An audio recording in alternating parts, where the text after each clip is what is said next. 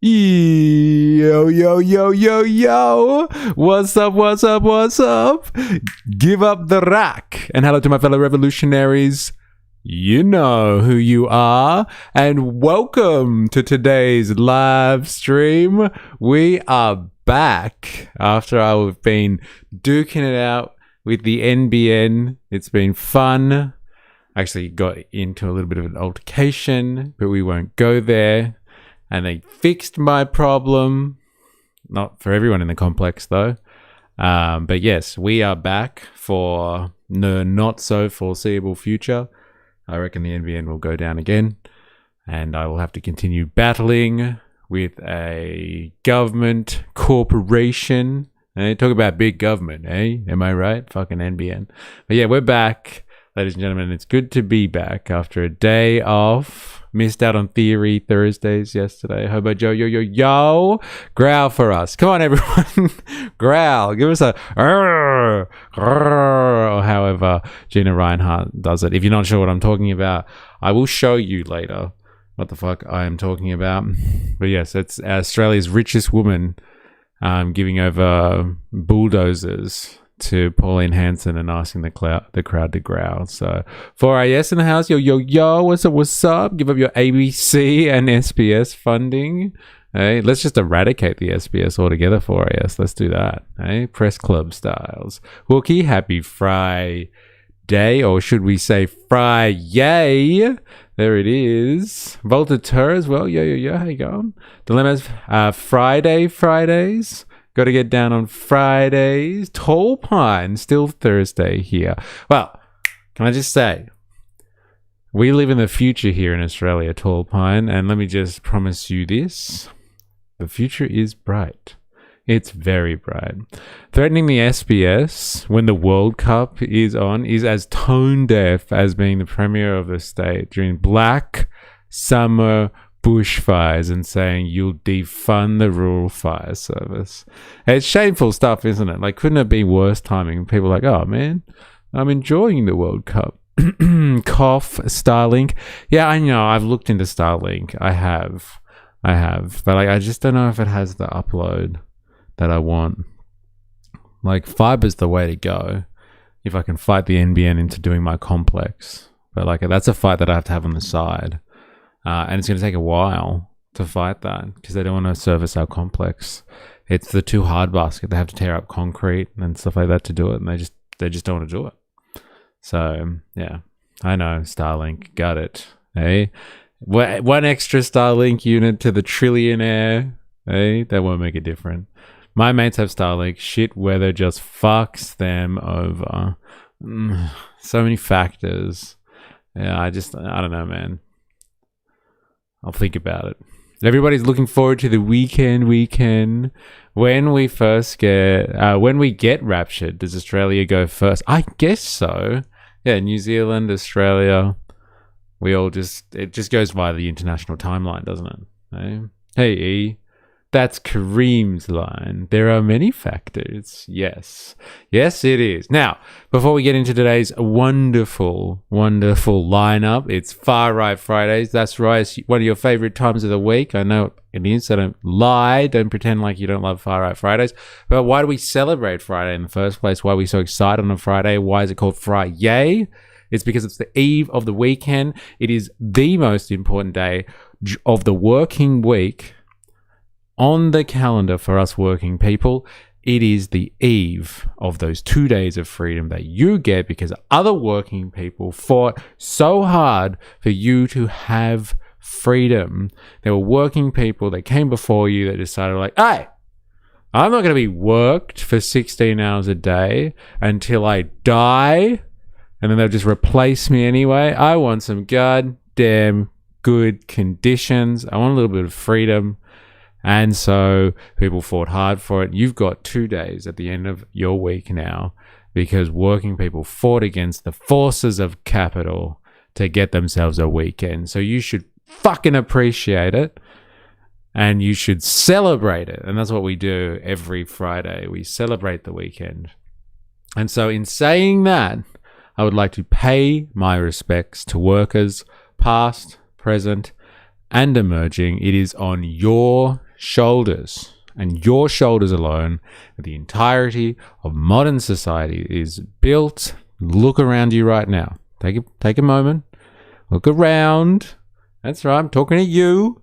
Look around. Everything you see around you was built, was made, was conceived of on the backs of work, labor, on the backs of labor. It is labor that is the most important element in society right now. It is what gives us all the value that we have around us. Think of it like that.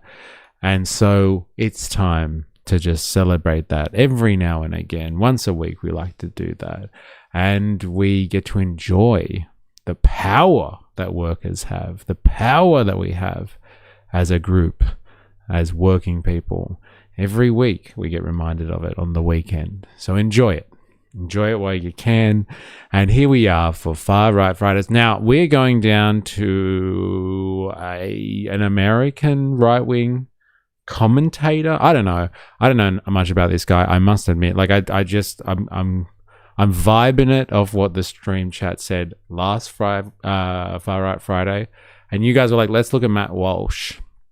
And so if you're on YouTube, you've probably seen the thumbnail. We're going to be looking at Matt Walsh.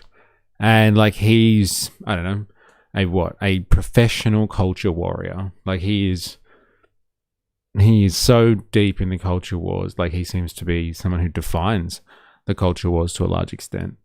He made movies. Yes. Government not helping seems about right. You know what's funny about that dilemma is, like, the NBN is actually a corporation. It's a governmental corporation. So yes, when the government tries to be a corporation, it doesn't help. But like, I know what you're saying. I hear. He sucks so much. So much it up. Well, like, look, fair enough. I don't know much about him, so I didn't even really. I'm going off the stream chat on this one. I watched a little bit of it, and like, some of it is hilarious. Like, honestly, like him talking about some, I don't know, DEI reality television show or something and whinging about that. Like, hilarious. We could all get behind a good whinge about the wokies. But like, apart from that, it just looks like the usual right-wing slop / drivel that's just like, quickly talk about trans people now, like that sort of thing, or like, talk about race now. And then like gets on the usual echo chamber talking points. So we're going to look at Matt Walsh, but like, there's just so many things to talk about today. I've got little clips from all over the place. We're going to look at some Pauline stuff. Queen Pauline, that's your queen, that's mine. She's Supreme Queen Pauline, our future president here in Australia. President, I say president, because she's going to rewrite the Constitution single-handedly with her mate. Blessing, that's Gina Reinhart, and revolutionize Australia. If you thought the revolution was going to be a workers' revolution, fuck you. It's not. It's going to be a billionaires' revolution brought to you by Supreme Queen Pauline. And so we're going to have a listen to her as well. Wookie suggested that we look at her Talkback Radio appearance, maybe 2GB, I'm not sure. We'll have a look at that. And like, there's some various other things to get across today. Next week, Tech Tone. Ravy. I don't know if I can watch Tectone on a stream. Like, honestly, like a streamer whinging or like just talking about like online, days of our lives kind of stuff. Like, it's, I don't know, man. Can't do it. Walsh just did a vid about the freshly released Grape Gang inquiry. Sounds like epi level stuff. Like, you think that this type of stuff that happens amongst the plebs is on the level of sophistication as the Epstein class? Interesting. I wonder if they're framing it like that on purpose, so you guys stopped thinking the Epstein stuff is so bad. Did you hear what Trump said? He said the Syrian leader, yes, former Al-Qaeda / ISIS, would handle Hezbollah better than Bibi. Basically says to me that Trump thinks ISIS would be more humane than the IDF. Crazy times. Yeah, look, it is incredible, isn't it? It's more like, look, Israel, in order for me to have my moment of peace with Iran, you just claw it back a little bit, and we'll get our friend in Syria just to keep doing what you're doing. But then we can say that at least it's not Israel doing it. So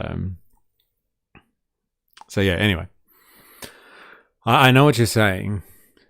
But like, yeah, imagine that Trump calling off the IDF and saying, let's just let the Islamic terrorists deal with this one, IDF. You've gone a little bit too hard in this whole situation. It's a crazy read, Tall Pine. It's a scary read, if you ask me.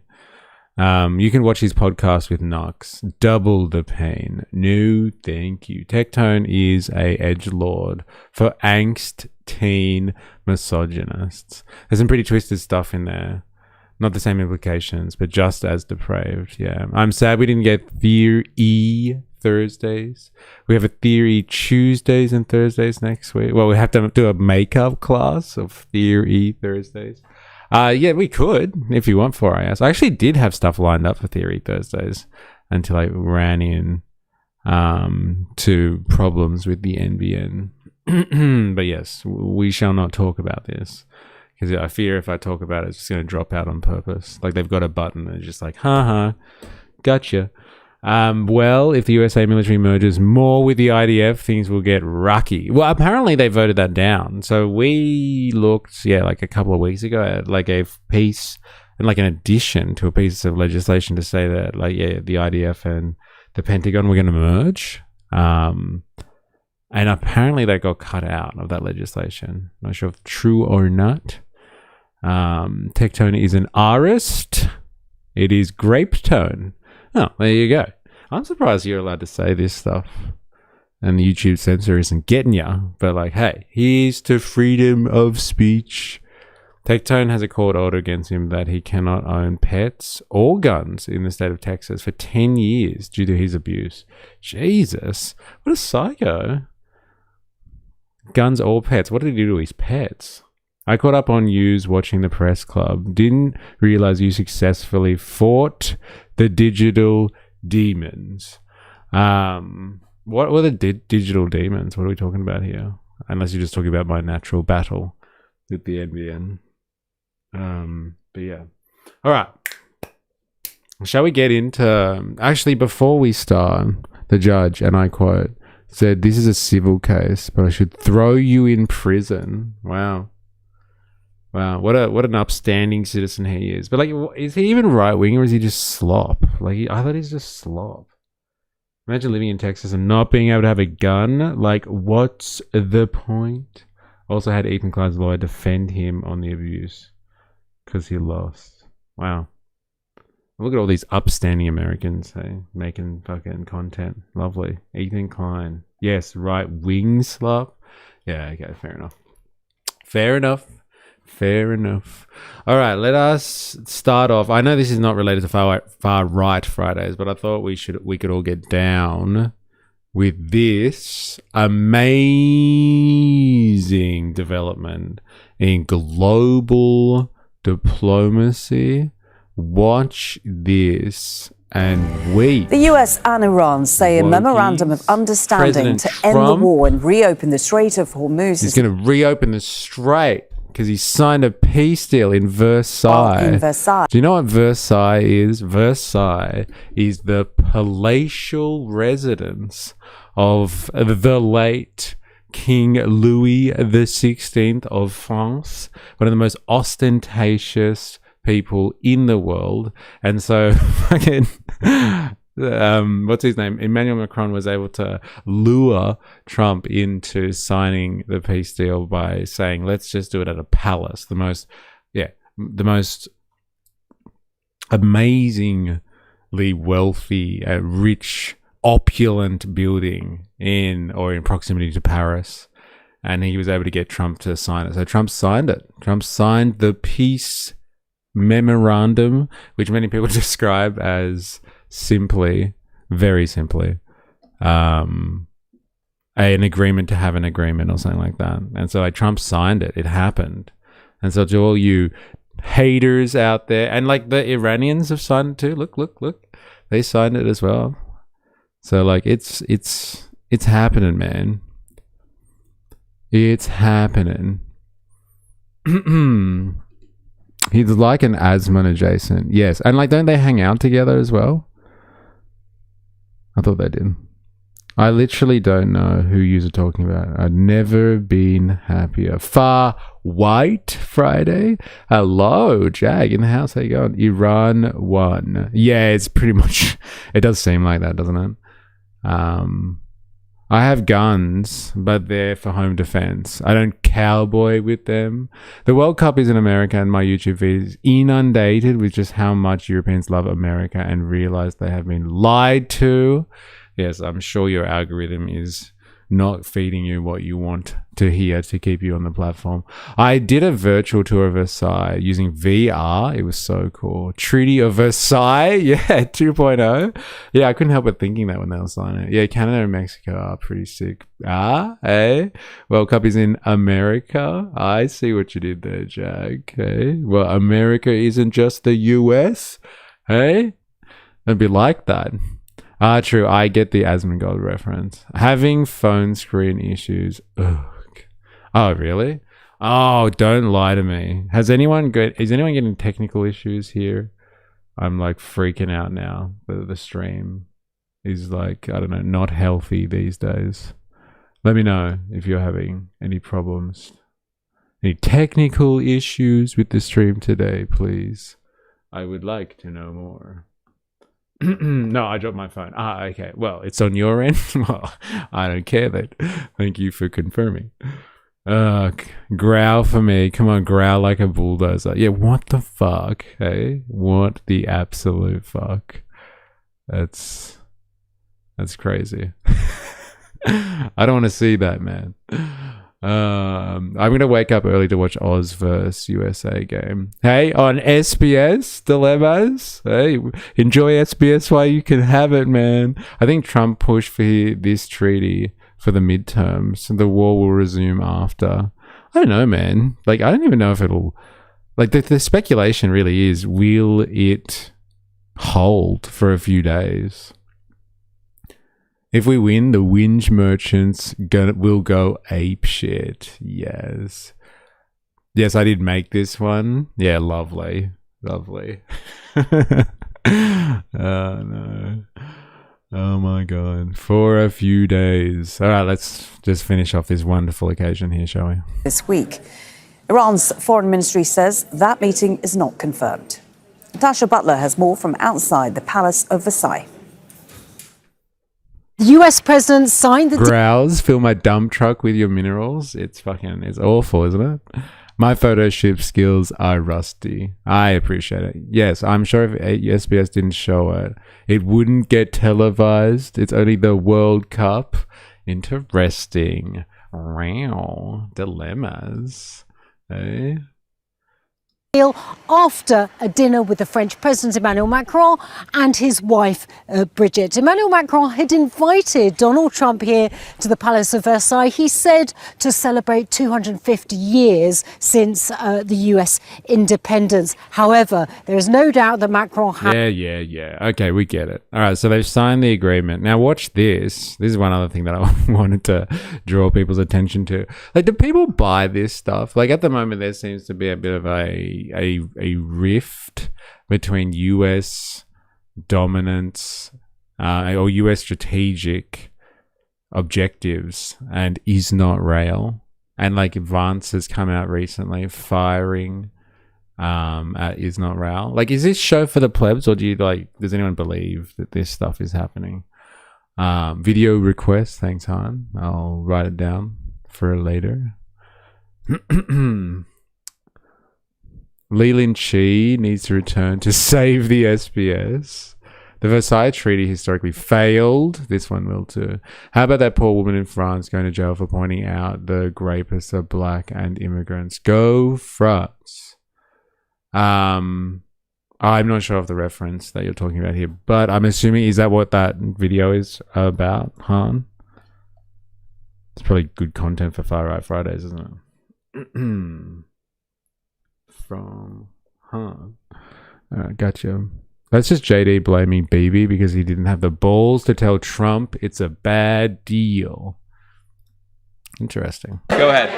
Thank you, sir. Jordan Conradson with the Gateway Pundit. I want to talk back to the Lebanon component of the deal. There's a report in Axios that Netanyahu's fuming over this. Israel doesn't feel bound to the MOU as it relates to Lebanon. If, as you mentioned, your frustration with Israel striking in Beirut, hitting apartment buildings, if that continues, could it torpedo the deal? And what would the U.S.'s response be to a broader war in Lebanon involving Israel and Hezbollah? Yeah, well, I don't want to get into hypotheticals that could torpedo the deal, because I think the president's expectation is that all of our friends... So good. I don't get into hypotheticals like Israel striking Lebanon. Like pure hypotheticals. Very unlikely that this will occur. Israelis, the Arabs in the region, we're going to work together and actually see this deal to completion. Yeah, this treaty is between the US and Iran, not Israel. But the Iranians have made it clear that it ties them, like as in they think there's two parties, them and the Lebanese, and for the US it's them and Israel. We watched Arachi say that the other day. I have theories as per usual. I just find it odd that there is a rift after Herzog visited Asia, and now there's talk about storing US military equipment here in the event of a war with China. Now, I saw the Axios report, that Netanyahu is fuming. That's not reflective of the conversations that I've had with him, but maybe he's saying something to somebody else that he's not saying to me. What I will say, and this does bother me, is that you've seen people within Bibi's cabinet who have come out and attacked the deal, and in some ways very personally attacked the President of the United States. And I guess my message to them would be twofold. Number one, Donald J. Trump is the only head of state in the entire world who is sympathetic to the nation of Israel at this moment in time. And he happens to be the head of state of the world's superpower. If I was in the cabinet of the Israeli government, I might not be attacking the only powerful ally that I have anywhere left in the entire world. Like, it's interesting rhetoric, though. It's just like, look, Israel, everyone hates you. Every nation state hates you around the world, except for us. Right? So don't bite the hand that feeds you. Eh? Pen Tester, welcome back, E. Thank you. Thank you very much. It's good to be back. I don't know how long it's going to last, so savor it. I think Israel will continue their wars regardless of what US says. Yes, I believe so too. But then, like, who does that give leverage to cut off the memorandum of understanding? Trump always makes deals involving others without their knowledge. Hey, Britain loves me too. Sorry, them too. Yeah. Fair enough. I'll take that, actually. And the second message I would give to some of those cabinet members, Bibi, to his credit, has not gone down this path, but to some of these cabinet members in Israel who are attacking the President of the United States, the other thing that I would say is that over the last 3 months, 2/3 of the defensive weapons that have protected your homeland have been built by American hands and paid for by American tax dollars. The problem for Israel is not Donald J. Trump. And anybody in Israel who thinks their biggest problem is the President of the United States needs to wake up and smell the reality of the situation that country is in. Thank you all.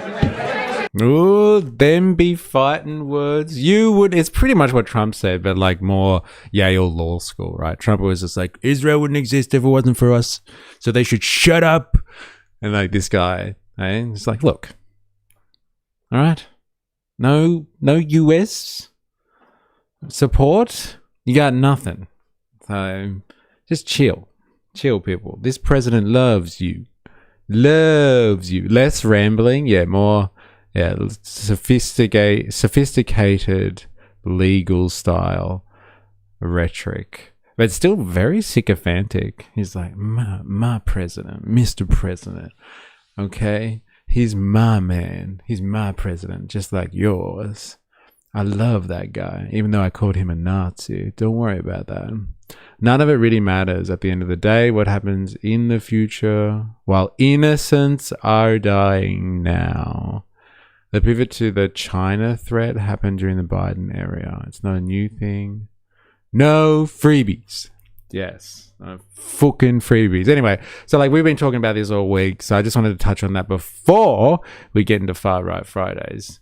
And so like, let's let go of all of this nonsense for now and just enjoy Some fucking far right Fridays, ladies and gentlemen. Now, where do you want to start? Should we just go straight into the deep end and watch Matt Walsh?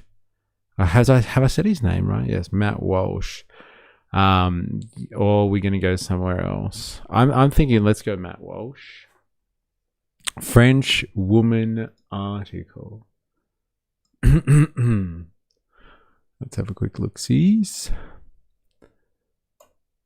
This is a pretty good primer for Far Right Fridays anyway. It's from the Daily Mail, of course. So good. AU edition. Thank God. Do you get the Australian edition too, Dion? That makes sense. All right, let's have a look here. Let's see. French hard right activist sexually assaulted by Tunisian is facing jail. What a world we live in, hey, hon. Outrageous. After claiming on TV that migrants are the main danger to women in France, a French hard right activist, is this her? She doesn't look that hard. Is she hard, Han, do you reckon? Is she hard right? Uh-oh, she's got a Make America Great Again hat on. I should wear mine during Far Right Fridays. I wonder if I should do that, actually. A French hard right activist is facing prison time for saying on live television that African, black and Arab migrant men are the main danger to women in France. And they do D'Escoufouan.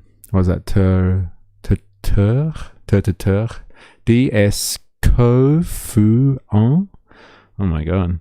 Let's just call her Anne. Who uses the pseudonym Thay D'Escoufouan on social media, was sued by a French anti-racism organization over remarks and is due to learn the court's decision on Thursday. The 26-year-old activist case received little attention in French media but gained international interest after Anne posted a 25-minute video on X about comments she made during a BFM TV broadcast discussing the rape of a French woman by a migrant. Hard. Han definitely is hard. Yeah. That's so good. Han, hey? Is that why you're interested in this story, Han? So good. In every which way you can imagine. I've addressed the previous statement on soccer coverage in the hot takes tab. It was too long for the stream. Feel free to have a look at it. Did we not talk about this though, me and you? Unless you said something else that I didn't read. Oh my god, you did. Oh wow, sorry.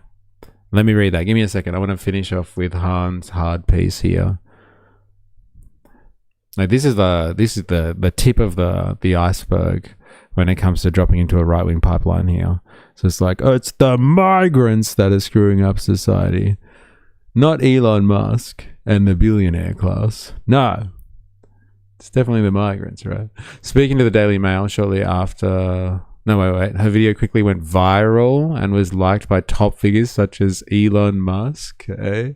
Speaking to the Daily Mail shortly before learning her fate, Anne insisted that the comments for which she has been prosecuted were rooted in her own experience. She claims that in late 2022, while returning home from the gym, a Tunisian migrant followed her into the apartment building, entered the flat behind her, locked the door, and kept her there for around 20 minutes. At first, she said the situation was very confusing. The man alleged to claim that he was being pursued by authorities and repeatedly told her, please don't call the police, I won't harm you, I just need a refuge for your home in like 10 minutes. As time passed, however, Anne said that she became increasingly frightened as the man began making comments about her body. She said she tried to remain calm, but he had taken her phone and she felt like she had no way of calling for help. He eventually appeared ready to leave, and she said he asked, can you give me a kiss? Hoping he would go, and said she agreed to kiss him on the cheek, but she alleges that he grabbed her wrist, forced her onto a footstool, and demanded that she perform a sexual act on him. Okay, and so what's the story here, Han? When the panelists tried to tell her that the problem was men, she replied, actually, the main danger for women in France is African immigrants and Arab immigrant men. Her remarks incited an on-screen uproar, leading producers to confront Anne off-camera. They reportedly shouted that she never would have been invited on the show had they known she would make such a statement. Things further spiraled when she received a letter saying that she had been summoned to a court to be tried on the charge of public insult against a person or a group of persons on account of their origin, ethnicity, race, or religion. DILCRA, a French anti-racist organization, was suing her for the comments that she had made on BFM TV.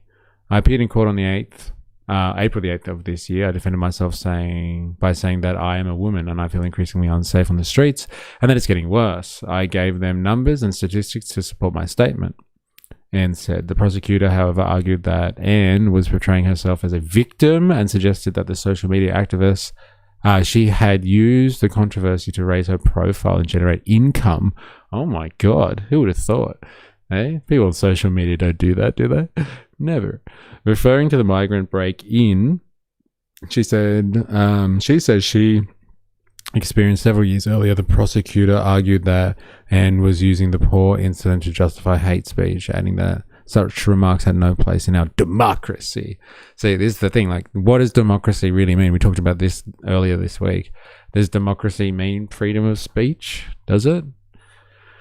Does democracy mean freedom? Generally, no, it doesn't. It's just a system where people are able to exercise political rights. It's got nothing to do with freedom or anything like that. The prosecution requested a custodial sentence, a move that Anne said left her shocked. France is not a free speech country, she said. Anti-white discourse is okay, but the second you say that migration isn't a blessing, you are intimidated. Anne argued that many French people are privately frustrated with immigration, but are reluctant to express those views publicly. The majority of the population is fed up with this, she said, adding that many voters are deterred from supporting right-wing parties because they feared being labelled racist or extremist. But, like, that's the thing. Like, you can vote and no one will fucking know. It's supposed to be private. Hey, what type of authoritarian dictatorship is France where you can't vote privately? You can vote for whoever you want. There's another one for you, Harn. Hey, there's your friend. And she's from the hard right. France is not... No, I read that. The majority of the population is fed up with this. The right wing is so demonized by the press and the media that they say they will be the return of fascism, she said. Hey, get used to it, bro. All right? The left wing is demonized. No, sorry, the far left is demonized just as much. They're violent. They're constantly called violent. So I don't, get over it. You want to have fringe beliefs, like being right wing and talking about, I don't know, controversial points. You're going to get fucking attacked by the media. Hey? Harden up. Hard right people out there. The story is she's facing jail for her comments. Yes. Got it. I realized my fingertips were too cold to register the screen keyboard. Damn. It's cold in Victoria today. It's cold in Sydney, actually. The story, I read that. Seems the story is victim being penalized. Got to protect the idea of multiculturalism. Same reason they banned Hassan and Schenk. Like what? Like what's your point there?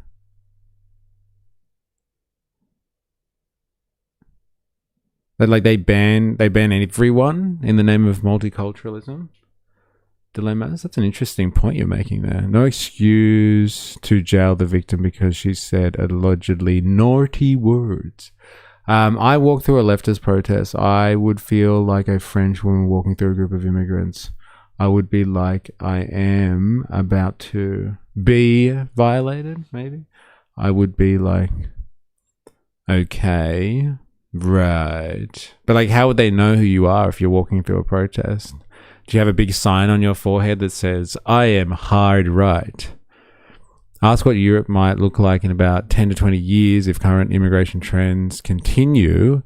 And said France, as we knew it, will be definitely gone in maybe 20 years. That's alarming, isn't it? She argued that women are increasingly avoiding certain areas of major cities because they don't feel safe. Like, honestly, like, look, let's just take the whole migrant thing out of the situation here. Like, at what point in like the last 200 years have there been areas where women have not had to avoid in major cities? Like, honestly, because they don't feel safe. Like, just generally, there's certain areas in major cities where people avoid because they don't feel safe. But no, it's definitely the migrants. It's got nothing to do with urban living and crowding people into certain areas that don't meet certain standards. No, it's definitely migrants. I've always felt safe in Paris. Like, if you just have to know a little bit about history to know. Like, come on. Speaking about parts of Lyon, where she used to live, she said that there were neighborhoods where women feel uncomfortable and intimidated and not allowed into certain bars. Women don't go there because they don't feel safe, she said, but many of them are afraid to say it because they don't want to be called racist. Where's the thing about the court, Han?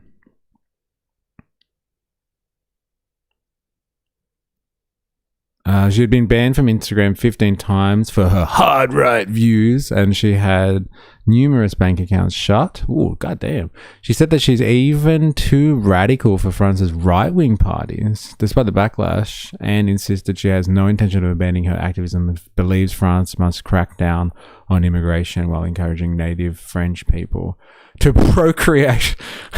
That's so good, man. Wow.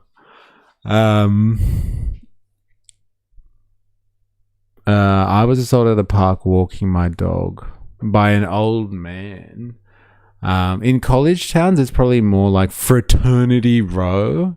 Hey, there we go. There's some questionable culture for you.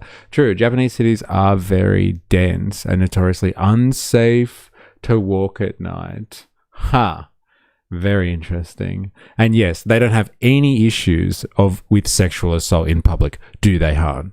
Hey, the Japanese are just absolutely angelic with regards to that. Like, come on, bro. Seriously. And like, tell me about the guns. How many guns do they have in Japan, Han, to make sure that they're safe to walk the street at night? Go on. I'll wait. Solar Bear. Hey, peeps. How you going? If you allow Shank to single out Izzy, it will give license to single out other minorities. Oh, okay. I'm not sure if I understand your logic, but I'm going to go with it anyway. There's some serious goalpost moving this morning. It's always goalpost moving, and it's like this is the wonder of the culture wars. Like, try and keep up with the culture wars. You know, I set you that challenge. Good luck. Banned for being right wing is really minimizing what she might have said. And group her with a bunch of people that can associate with that term. She also doesn't deserve jail for being a racist twat. Well, no, like, I haven't really seen what it is. Has anyone actually seen? Maybe I missed that part. Deliberately. Where's the jail? It just says it in the headline. It doesn't actually say what she's going to jail for. Is facing jail? What about the sentence? Let's go where it says sentence. Prosecution requested a custodial sentence. Like that's it? Like, it doesn't even talk about jail in here at all. It just says it in the headline. What's the jail time? I don't know, man. Han, did you actually read this article? Where does it say that she's actually facing jail? They just like got angry at her. They're like, we would never have let you on TV if you did this. Like, actually, maybe let's look at the word court. No, court's not there either. That's not right.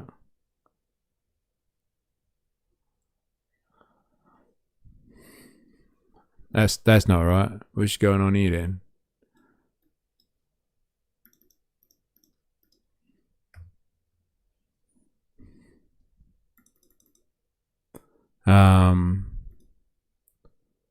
His summons to court. Yeah, we read that. Yeah. I appeared.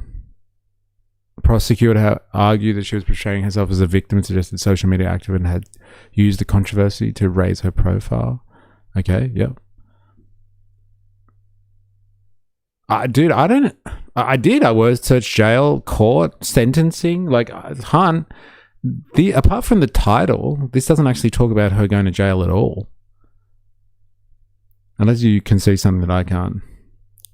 The Premier of Queensland ran on a ticket of being tough on crime. I'm assuming you mean there, not prime. He singled out areas like Logan being a particular problem. The problem always existed, just shifted focus to that area. It also helped that the area was in the electorate of a federal Labor minister. If any government was truly tough on crime, they would be addressing poverty, not persecution. It is ridiculous, but that's why they are doing it. Same with Novak. Same with his story. What's ridiculous? What did I miss? I'm not sure if I'm following you on this one, Dilemmas. I'm sorry. Yeah, local neighborhood park early in the morning with other families in the park. Old white guy asked to pat my dog, then got close enough to grope me. It's a problem. Might be dudes. Hey, it's so good. That's the original culture war. I've got something to say to the men in this audience. It's your fault that there's so much crime out there. So good. Word search jail. It's just the headline. It's literally just the headline. The only thing from the court is just like, you're just playing the victim so you can get more fans on Instagram. Like, that's pretty much it. That's all I can see, actually.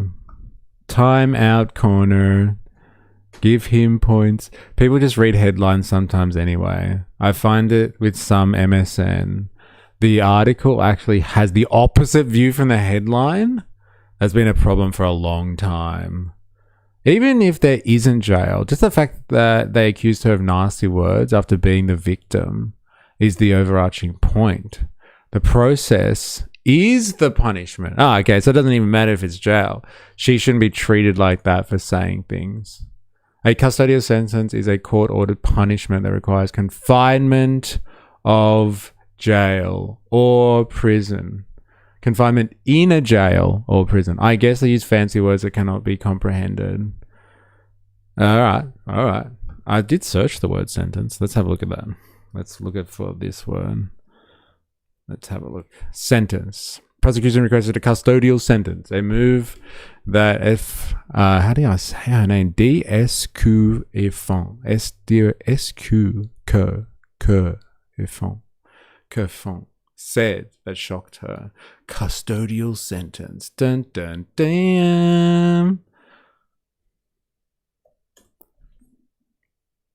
Custodial sentence is a judicial penalty where the convicted offender's liberty is suspended and they are placed under a mandatory custody in an institution such as a prison. While traditional imprisonment is a correctional facility, is the most common form. It also includes strict alternatives served in the community. Okay, so she could get community time. So imprisonment, full-time custody, intensive correction order, non-custodial for less crimes. Courts may be custody in favor of non-custodial measures such as conditional release order or a community correction order, which focuses on supervision, rehabilitation, and unpaid community work. So it's not that. Convicted offenders' liberty is suspended and they are placed under a mandatory custody of an institution such as a prison. Man, this is way too technical for me. Is it a prison or is it not?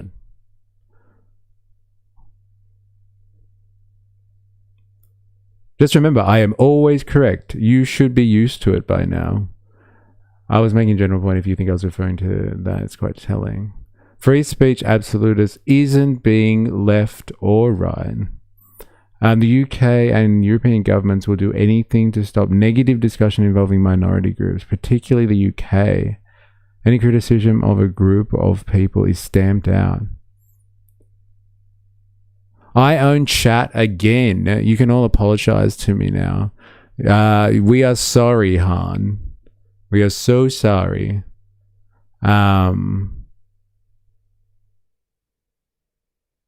But like, it's not the government though. Like, why is it the government? European governments will do anything to stop negative discussion. It seems like it's a company. Unless it's a public broadcaster. BFM TV, whatever they are. We wouldn't have had you on if we knew you were going to say bad things. Unless you're saying the courts are a reflection of governments. And so the court's not happy with what she said. The prosecution requested a custodial sentence. Oh, so that's what they mean by faces. Is facing jail because they want her thrown in jail. Or whatever a custodial sentence is.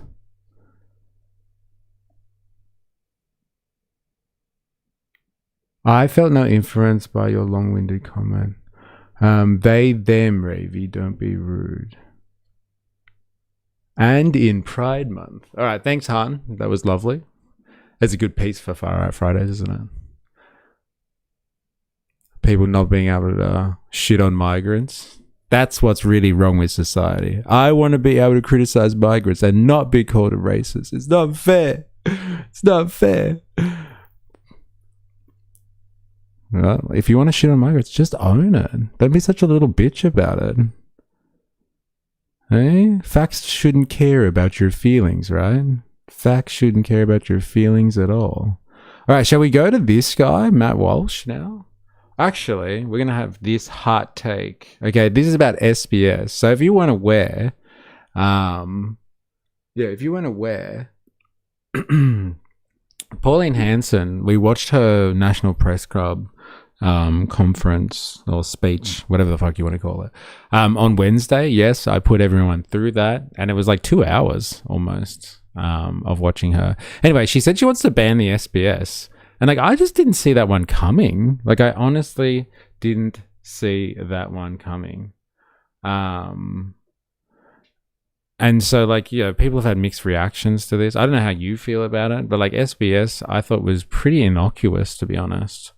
But like, from what I understand, the SBS is like 80% funded by the government, and gets like, oh, maybe less than that. Maybe it gets like 30% of its revenue from like advertising. But anyway, I think the long and the short of it is by Kerry Stokes or the Packers or the Murdoch media empire.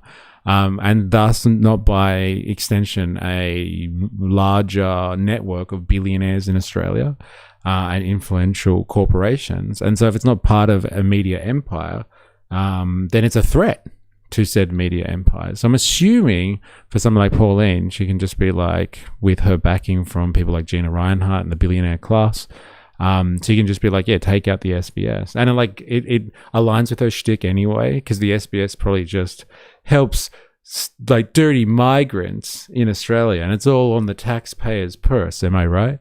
And so anyway, she wants to go after the SBS. And like, I just didn't see that one coming. I didn't see that one coming at all. She also wanted to ban languages other than English being spoken in our homes. That feels like overreach for a party that jerks off over free speech. That's hilarious. Yeah, it does. It does. Like, talk about an invasion of like people's freedoms. Like, is this communist Russia we're talking about here? Is this the Soviet Union where they're going to monitor you in your homes? Hey, you! Stop speaking whatever language that is. English only. And they're watching you at your dinner table. Lap Jeff in the house. Hello, internet friends. What have I missed? Oh, we just went all over the place. But like, 2 things you should be aware of. They've signed the memorandum of understanding. Like Trump and Iran, that is. And so like, peace is coming, baby. For all you haters out there that thought it wasn't going to happen, we're going to have like, we're going to have 24 hours where nothing happens at least. So take that, haters. And then the other thing, we just got a piece from Han about some 26-year-old hard right chick in France who's being vilified because she said some bad things about immigrants, like blacks and Arabs or something like that, are the reason why there's so much violence in France, like sexual violence, I guess, and like women don't feel safe. And then so an organization, an anti-racist organization, has charged her with, I don't know, hate speech, I guess, and is seeking for her to be thrown in jail. And so like people are using that as like, oh my God, she faces jail time because of what she said. It's like, well, the people that are trying to prosecute her want her to go to jail, it would seem. But like it like the way that the piece is framed is that like she's actually facing jail time for her actions. Which is misleading at best, but like whatever, if that's what they're prosecuting her on, that's what they're prosecuting her on. So we just watched that, and it's just a nice piece of your usual right-wing contention in modern society, which is, I want to be able to say whatever I want about migrants, and nobody's allowed to call me racist for that because it hurts my feelings. And so like, you know, in fairness, if you want to say stuff like that, then say it and don't be a little bitch about it and complain that your feelings are getting hurt being called a racist. So like that's where we're up to at the moment.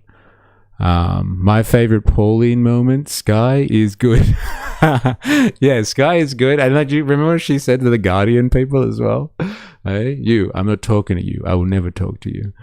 You don't actually engage with people with what you say. You always do this, fighting ghosts.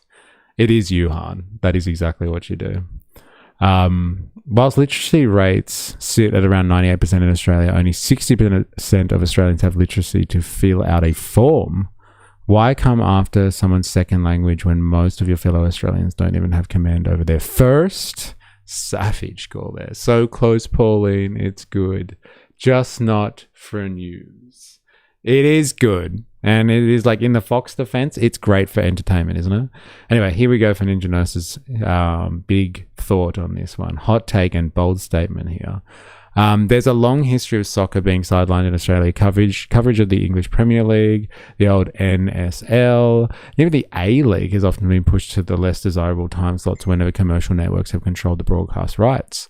Part of the issue is that many influential figures within Australian media have long-standing ties with AFL and NRL, creating little incentive to heavily promote a sport that could compete for audiences, sponsorships, and advertising revenue.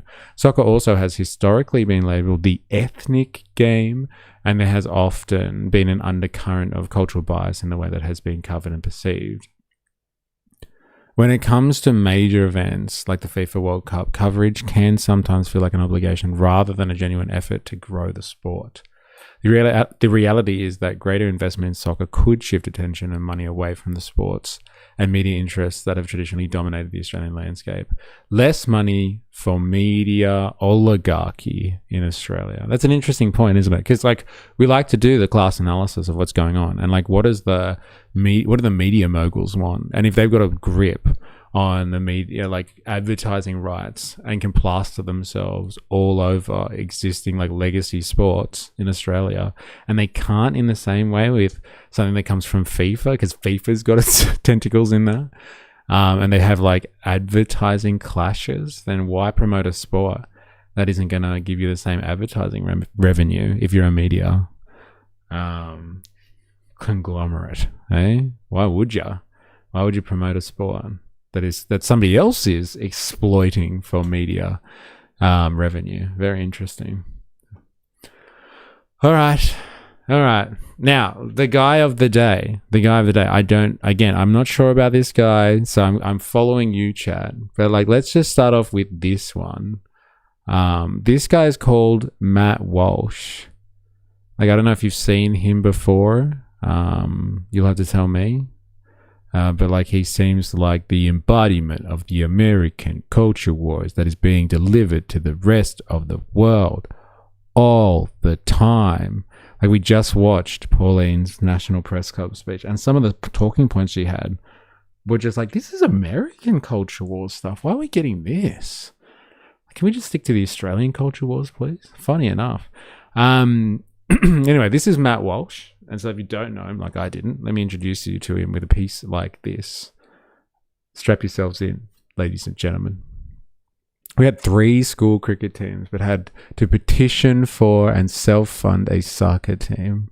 Eh? Now, there's your fucking oppression right there. Self-funding your own soccer team. I bet you it wouldn't be like that anymore. Soccer's pretty prolific nowadays. Matt Walsh calls himself a theocratic fascist. Like, honestly calls himself that? Is this Matt Walsh on the Rupert Lowe report? No, this is Matt Walsh talking to a tribe. All right, so this will set the tone for you. What's a theocratic fascist? Theocratic. There's too many fucking names for me to get down. Theocratic fascist. A theo-fascist describes a political ideology that merges authoritarianism, far-right nationalism with strict religious rule. Oh, interesting. I thought they were all a bit like that, right? It enforces religious dogma via a dictatorial state, eliminating individual liberties in the name of divine mandate. Interesting. Okay. Interesting. He uses it tongue-in-cheek, but essentially he's a white supremacist. But like ordained by God, white supremacist. Like that's so much better, isn't it? God told me to be a white supremacist. I didn't want to be, but God said it was the only way. And look at him talking to African tribes. Worst theo-fascist ever. All right, listen to this. Are you ready? Like, just strap yourselves in. We are going headfirst in to the culture wars, ladies and gentlemen. What if a man decides that his gender identity is woman? A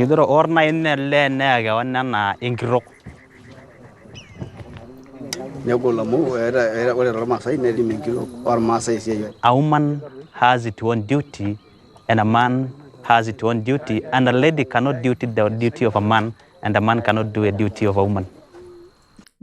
This is really interesting stuff, can I just say? Like this, if you're wondering what it's like socialism and communism and all that sort of stuff, or capitalism is even about, it's all about the division of labor. It's like who does what in society, who does the heavy lifting, and who gets to control the economic proceeds of all of that. For, I'm assuming, a tribe, like a tribal situation, he's described them as a tribe. But like the division of labor is quite simple. It's like the division of labor, like for a tribal economy, you decide who gets to do what based on whatever type of hierarchy you've set up. But it's usually divided primarily along the division of labor between men and women. Now, the thing about capitalism is, like, capitalism has progressively moved towards breaking down the division of labor between men and women because it doesn't want there to be a division of labor between men and women in the traditional sense, because it's men and women can all be laborers. Hey, even children can be laborers. It's just apparently at the moment, as a society, we've decided that we don't like child labor. So where we have protections against child labor, we impose them. Like, go to maldeveloped countries and you will find child labor fucking everywhere. But like, the division of labor between men and women needs to be broken down so they can be fed to the market, because like all people should have equal rights because they should be exploited for their labor. So like when people try to criticize, I don't know, progressives or like, I don't know, wokies for destroying the traditional, I don't know, boundaries between men and women or something like that. Or like, you know, blurring the lines between what is gender and not gender, or identity politics, which comes down to sexuality or something. So remember, the capitalist system and the capitalist classes, whether they do it consciously or not, I'm not going to blame them as individuals, is they don't want the traditional value structure. They've broken down traditional norms to get more people into the labor force. Remember that. You want to blame people for breaking down, if you're conservative and you want to blame someone for breaking down your traditional way of life, blame capitalism. And I'll give you the fucking rhetoric to do that. Just remember that. It's the traditional, it is the oldest form of division of labor. And that's what these guys are worried about. Yeah, we got shit to do. And like, men do things and women do things. And that's why we don't have, what is it? Gender identity politics? Is that what he called it? A woman has its own duty, and a man has its own duty, and a lady cannot do the duty of a man, and a man cannot do a duty of a woman. Duty. Duty. Capitalism, the Oprah of laborers. You get labor and you get labor. You can have a bit of slave labor. Can a man become a woman? Like, that's why this is so funny content, because like he knows he's asking people that are completely detached, completely removed from his little fucking world of culture wars. He's asking them absurd questions. It's just like, it's the Ho Chi Minh's defense. It's just like, but what about the context here? You, African tribe with zero context, let me ask you some crazy questions. And it is hilarious. Come a woman? No. No? No. What about a trans? So good. It's like going to the Amazon and asking a tribe about Marx. Yeah. What do you think about the Industrial Revolution and who should own the means of production? What? Owning the means of production? Yeah. See your tools there. Do you think some industrial capitalist should own those? No. I knew it. The Amazonians, they're all communists. I knew it. Gender? No. No? No. What about a transgender? Te? Transgender?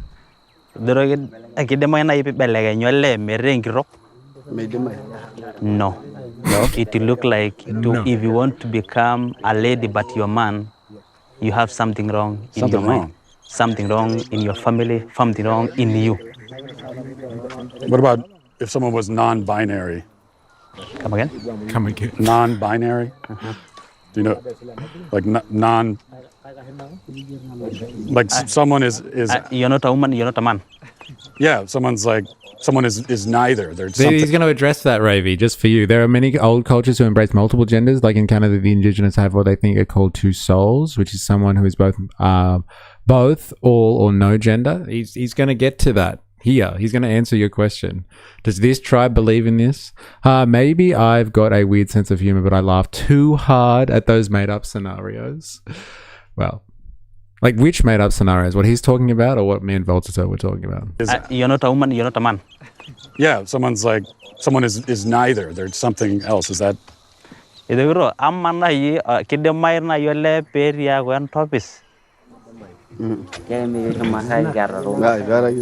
mine? Okay. He's saying... Well, look, it is funny. Go to the Amazon and asking them about Marx. That's such a good idea. I think I've got a new idea for my next live stream where I go out on the beat.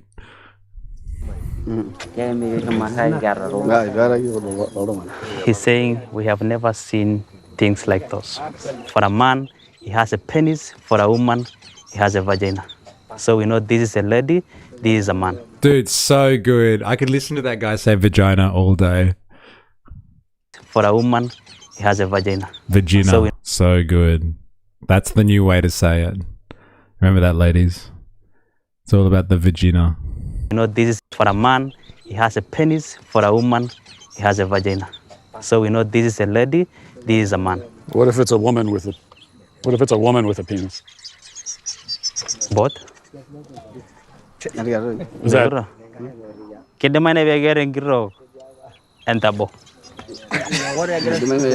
People are laughing. Is that a dumb question? Vagina Reinhardt. So good. Vagina. Oh, Gina. We knew it. Vagina Reinhardt. Both of you said it at the same time, Jack and Ravy. You guys spend too much time on this stream. Oh, man. G'day, gang. Hi to the sausage in the house. If frog poison will kill a man in 20 seconds. Have you heard of the proletariat? People are laughing. Is that a dumb? Is that a dumb question? Is it? Yeah, okay, bro. We get it. It's absurd. Okay, yes. Taking these questions to a tribe, we get it. It's funny. All right, we get it. Jesus. All right, well, this is the guy. This is the guy that you have asked that we investigate today on Far Right Fridays. So fucking strap yourselves in. It's going to be an interesting one. That's a thought strong enough to turn a man gay. Vagina Reinhardt. Oh, man. Yes, if you were accustomed to Miss Reinhardt, you would have the same thought train on that one. All right, that's it. Back to the par. All right, let's get another taste of like how absurd this guy is. But like, I think like he must find the most outrageous people and scenarios possible. I guess this is his stick, right? You guys would know it better than me, but I'm assuming this Matt Walsh guy finds the most outrageous motherfuckers out there. Like, do you remember when we first started the Right Wing Pipeline, and like Jerry Poppins put together a playlist of like the right wing commentators being like, watch this, and there was like some really outrageous, I don't know, lefty wokey social justice warrior with, I don't know, multicolored hair, and they were saying about how they don't identify as being human, and like saying really crazy stuff and being like, this is what the left is about, this is what the left want to do. Like, I'm assuming that's what this guy does, right? He just finds the most outrageous progressive wannabes, and then like who just push the bound of progressivism just so they can, I don't know, feel good about themselves, and then uses that as an anchor point about why the entire left project needs to be, I don't know, thrown in prison or something. Did you watch his take on the Australian incident? We're working up to it, bro. That's the thing on Bondi, right? We're working up. I'm trying to give some small pieces for people that, like me, don't understand who this guy is. And then we'll get to his like long form stuff. And like you have to sit here watching him for ages. Yeah, pretty much. It's pretty hard to make Matt look sane. Interesting. This woman is a lunatic. It's pretty hard to make him look sane. Oh my God, I don't like him, but this clip is fucking gold. Jag and I in solidarity. Like, obviously in unison. That was crazy how you both said that. Gina. Gina. Show us your vagina. Pauline, do you have a vagina that follows you around, gives you a private jet? Pretty much culture wars, slop. But like, this is the manifestation of the culture wars. Like before, you know, like 50 years ago, the culture wars were like what Han tries to put up with Black Thomas Sowell, where he's just like, and the problem with the providing state funding to people that are from low socioeconomic backgrounds is that they will become dependent on the system. And then like the left-wing person goes, that's outrageous. We should be able to support people that need assistance. Like that was the culture wars 50 years ago. And now it's this. It's not like, should we give assistance to poor people or should we let them die? It's stuff like this. It's just awful. At least they talked about economic culture wars before. The first Australians still have men's business and women's business. Some knowledge is strictly sex specific. Yeah, because, you know, back in the day, when you had an economy, which was, as the Marxists would say, is primitive communism, like the original division of labor is between man and woman. And so you can structure a society around divisions of labor. Slop on, slop on, slop. My daughter's 4 years old.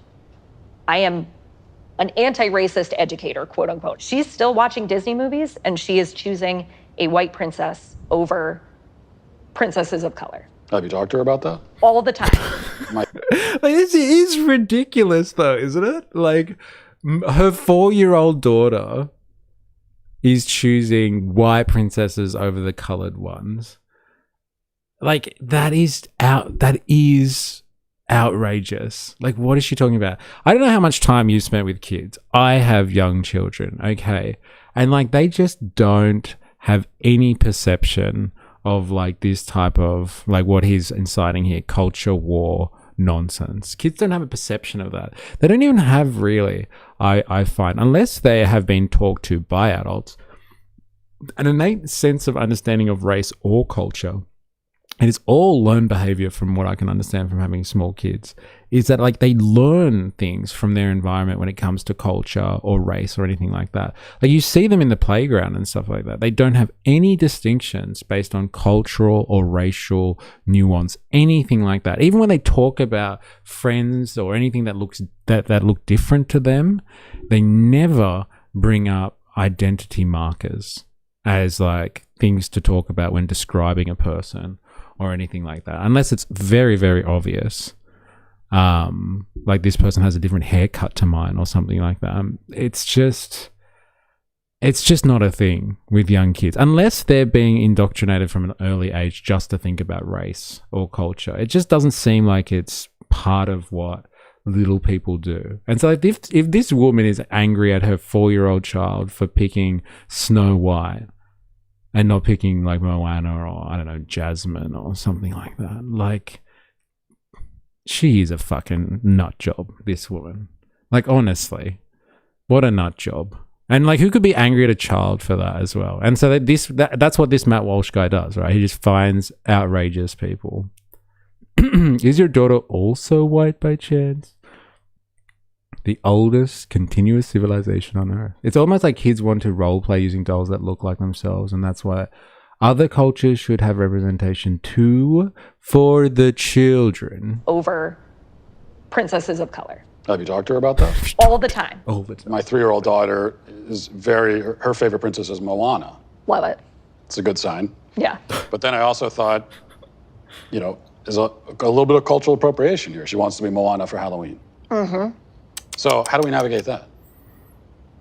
Do I go and buy the Pacific Islander? Like, it is ridiculous. Like, she should like Moana the best, but if she tries to, dress like her at Halloween, then, like, that's a step too far. And, like, that's cultural appropriation of the wrong type. Like, she's going to do, I don't know, Pacific Island face or something like that. It's outrageous. Like, fuck, man. This is why the culture wars are so dangerous as well. Because you can, like, it's just ridiculous. I thought he only had sons. Hey. Native attire for my white 3-year-old? I wouldn't. I wouldn't. But I guess what we might call the Moana problem here is what The Moana problem. on one hand there's cultural appropriation, on the other hand there's gravitating towards white characters. Right. So it's almost like no matter which way you go, you end up back in racism. We think every space belongs to us because we live in a white supremacist society. Is America an inherently racist country? I think the word inherent is challenging there. If we say Fundamentally, yes. America is racist to its bones. All of the so inherently. Yeah. They gonna say you racist. Am I racist? In theaters September 13th. Fuck, it's painful. You understand Matt Walsh is he's not smart or anything above average, but when you put him next to a leftist, he looks like a genius. Yeah, well, fair enough. If that's what you consider leftists to be, then yes, he looks like a genius, Han. But like in the same vein then you have to consider that like if you consider that to be leftism or anything to do with being lefty, then like you are thus your political end of the political spectrum is full of Nazis and you are a Nazi by association. We've had this discussion on the stream before because people don't want to be associated with Nazis because they don't think they have anything to do with that. Like this woman is just fucking ridiculous. She is. She's ridiculous. Like why would you preach to your 4-year-old that they should pick a non-white princess? Like it's just nuts.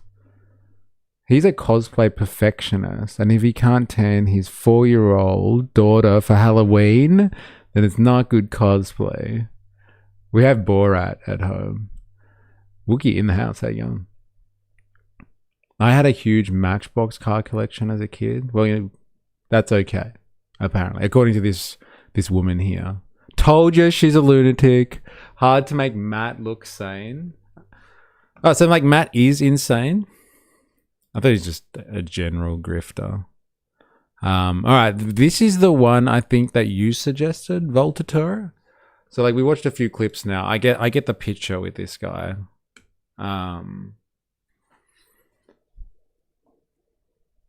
Anyone right of a leftist is a Nazi, according to leftists. Well, then that's you, Han. So get used to it, bro. If you think she's a lefty, then you're a fucking Nazi.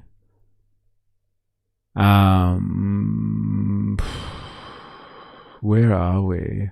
I think we did the Bondi one. It's the Bondi one. It's definitely the Bondi one. Yeah, is it this? Let's have a look. From PAC caring about homogeneity.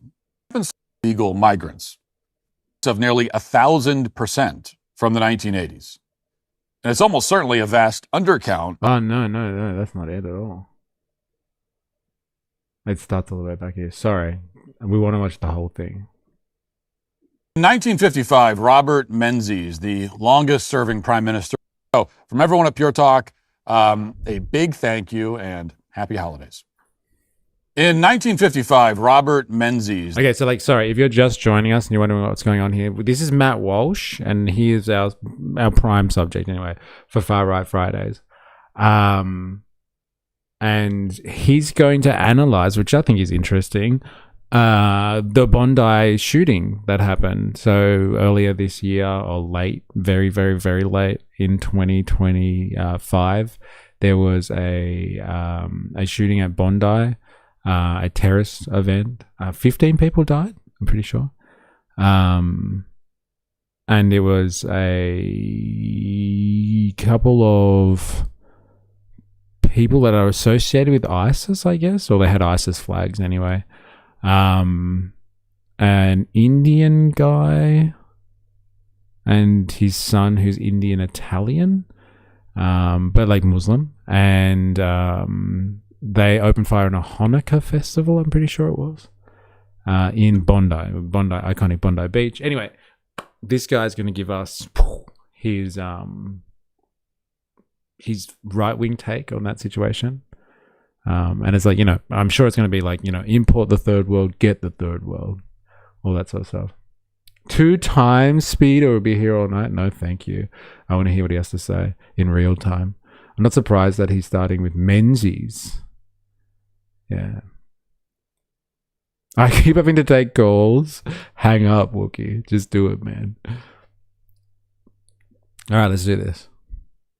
The longest-serving prime minister in the history of Australia sat for an interview with a radio station about the so-called White Australia policy. And this was a policy that, as the name implies, prohibited most people of non-European ancestry from entering Australia. The White Australia policy was not implemented with a law that explicitly banned any particular ethnicity. Australia's parliament couldn't have gotten away with that because the British government, which still held authority over Australia and which ruled over a vast empire of many different ethnicities, probably would have vetoed it. So instead, Australia's parliament implemented the White Australia policy beginning in 1901 with a dictation test that was administered to new arrivals to the country. The test looked something like this, which you can see. Immigration officers would demand that migrants write down one of these passages in their presence after it was read to them in a European language, not necessarily English. And if the migrant couldn't do it, they would not be allowed into the country. Because the immigration officer could arbitrarily pick a European language for the test, it was an extremely easy test to rig, which of course was the whole point. Even if a foreigner was capable of speaking good English, immigration officers could still give him a test in, French or Greek or something. There was a well-known case where the Australian government wanted to turn away a communist named Egon Kish. But because he was fluent in many different European languages, they decided to administer his dictation test in Scottish Gaelic. And as predicted, he failed. But for the most part, Did anyone know this? I can't believe I'm getting fucking schooled on Australian history from this guy. But if it's going to be anyone, it has to be someone with a fish hanging over the fireplace like that with a little fucking Christmas hat on, right? Am I right? If you want to get schooled by anyone, it's fucking Sailor Boy over here. Hey, he likes his nautical theme stuff, doesn't he? What's going on there? Hey, Mr. Sailor. Did anyone know this? This is how they screened people back in the day. They're like, we need to know if you're European enough. So let's just give you a random European language, and if you can't dictate it properly, you are out of here. So good. Aussies keeping the commies out. They used to be so based. Yeah, I know, right? Fucking, we've come a long way. God damn. That's how you get rid of commies. That's how you get rid of commies. Bring a bucket and a mop for this WAP. Sir, this is a White Australia policy, not wet ass pussy. Very interesting. I had no idea about this. I would take it with a grain. Ah, so what, you wouldn't believe... What, this guy would lie to you, Heidi? I don't think so. Look at that face. As if he would lie.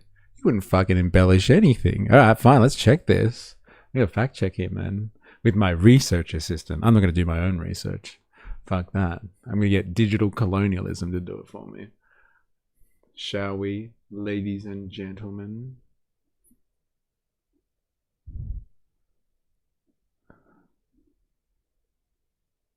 Is it true at the start of the 20th century, under the White Australia policy, Australian immigration agents or customs officials would check or test incoming immigrants on using a dictation exercise where they could read out a paragraph in any European language to test potential migrants, and if they couldn't write down what was dictated to them, they were sent packing.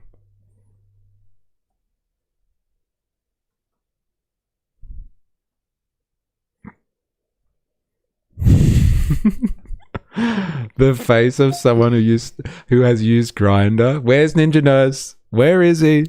Someone needs to make a call on this.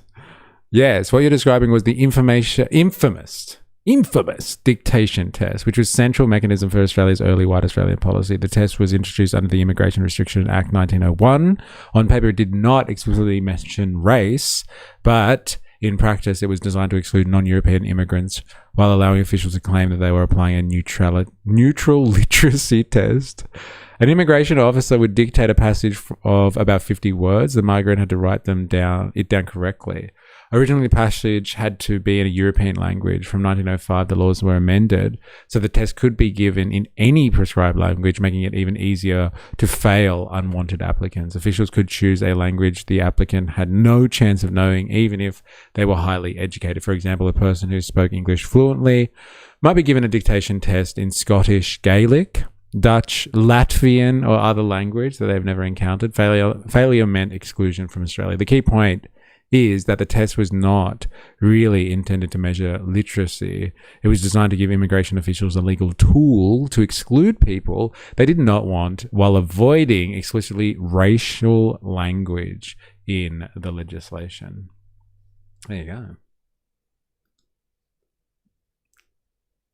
Dictation, then later a written test. Most Europeans speak 3 languages. Isn't that crazy? Yeah, so that means some definitely more than that, just to get that average right. My cat somehow just put the flag. Yeah, wow. I thought you were just being fancy. Long way from asking, was Australia based as fuck? Yeah, is that how you would describe that? Like, you bring that back, dilemmas, like immigration officials who can put arbitrary tests on people just to fucking flick them off if they don't like them. AI called him an anti-fascist instead of a commie. Ha ha ha ha ha ha ha. Wait, what? Called who a fascist? I must have missed something.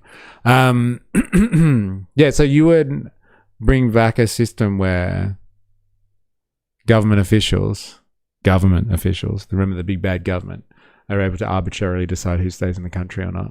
Interesting. Jesus, I mean, if the test was done properly, maybe it was straight up racism. These people aren't beating the wanting to their sister accusations, in my opinion. Egon Kish, the example Walsh used, was part of the AI answer. Oh, sorry.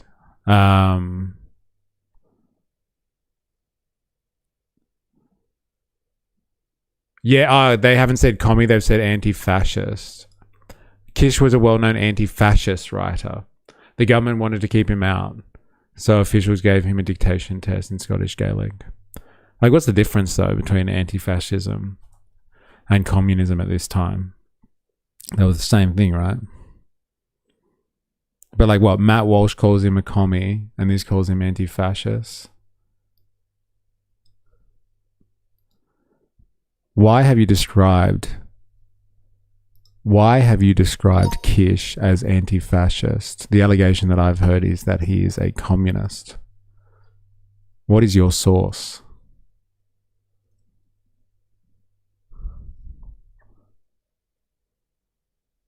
Egon Kish is widely described by historians as both a communist sympathizer, member of the communist movement, and an anti-fascist activist. The reason I described him as anti-fascist is that it was the immediate context of his 1934 visit to Australia. He came to attend a congress against war and fascism. Do you have anything to say about that one, Han? I wonder why Matt Walsh chose to use him as a commie and not an anti-fascist if he was coming for a congress against war and fascism. And was known internationally for opposing the rise of fascism in Europe, particularly Germany, after the Nazis took power. Any response to that one? Makes it sound like Australia's loved fascists. Yeah, I guess it does, doesn't it?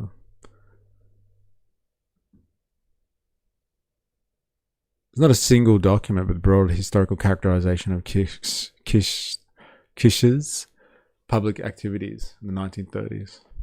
He's a Czech journalist and communist activist, also a prominent anti-fascist campaigner. We have different levels of testing now depending on the country of origin. I mean, I don't like the testing we do now either, but that's a whole other convo. I'll get my partner in for that one. We're like, hey, you, how the hell did you get in here? Can't even speak English properly, Frenchie. Policy was effective in the sense that it accomplished its goals. Australia remained a mostly white nation without apology. And when he was asked about the policy in 1955, the Prime Minister, Robert Menzies, forcefully defended it. Here's what he said at the time. Listen. Do you believe that the so-called white Australia policy will always be a stumbling block? I don't think it's such a stumbling block as people pretend. But that it's important for us, I haven't the slightest doubt. That we should maintain it the way it is? So long as we possibly can, we ought to aim at having a homogeneous population. I don't want to see reproduced in Australia the kind of problem they have in South Africa, or in America, or increasingly in Great Britain. I think it's been a very good policy, and it's been of great value to us. And most of the criticism of it that I've ever heard doesn't come from these Oriental countries. It comes from wandering Australians. For these views, of course, in the past, Sir Robert, you have been described. It comes from wandering Australians. That's so good. I wonder what he means by wandering Australians. I mean like Australians, like is that his way of being like, it's not even coming from fucking Orientals. Like Asians don't give a shit. They're not complaining about the white Australia policy. It's wandering. It's like woke Australians. So there's social justice warriors out there. Or does he mean like wandering Australians, like Australians that go overseas and they come back and they're like, wait a minute, why do we have a white Australian policy in the first place? What's going on? Say it, Frenchie. Say chowder. Chowder. That was the first question on her test. Could you imagine if it was? So the transients. Somebody used a word that has trans as a prefix. Watch out. It's coming. Here comes Trans Tifa to get you. As a racist. Have I? I have read this, yes. Well, if I were not described as a racist, I'd be the only public man who hasn't been. That's one of these jargons, isn't it? One of these mod words. You call a man a racist. Ha! Fuck it. That's one of these jargons, isn't it? I've been around jargon before. I know jargon. Ooh, 2,500 victims. What's this? I've got some more. Censored me saying happy pride to the Packers. How did we get censored for that? Seriously. Alright. I assumed tourism. Yeah, I wonder what wanderers means. Yeah. Every time I hear Menzies, I think of Menzies, and to be fair, I feel the same about the two. Painful, bloody mess. Mr. Abbott in the house. How you going? Hope you are well. Don't forget, trains were also a thing back then. My dad spoke no English when they arrived. his teacher would keep him and his bro after school every day. I assume tourism, like walkabout. All right, let's do this. So this was in the 1950s, and they were already tired of being called racist. So it's quite a piece of footage. It's so good. Like it's always good on Far Right Fridays to watch these people get like so upset and snowflakey about being called racist. Like, again, fucking own it. Eh? The facts don't care about your feelings, right? If you have the evidence behind you, just say what you want. Sticks and stones, love. You don't like being called a racist? That's all right. Stick to your principles. You'll win through in the end. And you'll put all those fucking wokies to bed. The Matt Walsh one is the latest one. Thought it was going to be on that today. Rupert Lowe's R-Gang inquiry. Okay. Well, we can get to that. I guess after we do the Bondi one, let's do that. All those sex flotillas spreading their seed. The Dole test is how racism and general culture wars rub off on kids' attitudes. The Dole test. What's interesting is that even as he defended the white Australia policy, Menzies effectively gutted it. Just a couple of years after this interview, the dictation test was abolished while Menzies was still in power. It was replaced with a system that, in theory, would still allow for the arbitrary exclusion of potential migrants, but in practice, it didn't work out that way. Increasingly, non-Europeans were encouraged to migrate to Australia, particularly if they were so-called high-skilled immigrants. Where have you heard that before? There were strategic reasons for the change. The Cold War was underway, and Australia didn't want to alienate Asian countries in particular or push them into the orbit of the Soviets. There was also a fear of brain drain. So the government of Australia began to compromise on its hardline anti-immigrant stance. They insisted that, in general, they'd preserve Australia's identity, even as they opened the floodgates. Well, that didn't last long. By the end of the 20th century, Australia was rapidly becoming unrecognizable. In 1981, there were roughly 75,000 Muslims in Australia. In 1986, that number had increased to 109,000. Over the next 5 years, that number grew even further to 147,000. By 96, there was a similar jump up to 200,000. The pace continued to the point that by 2011, there were 479,000 Muslims in the country. And now, as of the most recent census, more than 815,000 live in Australia. That's an increase of nearly 1,000% from the 1980s. Okay. That's something that we should probably ask about, I guess. Like, is it relevant? Like what he's saying? Like, oh my God, it's increased. I have heard that since 1980, Australia's Muslim population has increased by almost 1,000%. Can you verify this? And alternatively, additionally, show how much Australia's population overall has increased since 1980 as a percentage?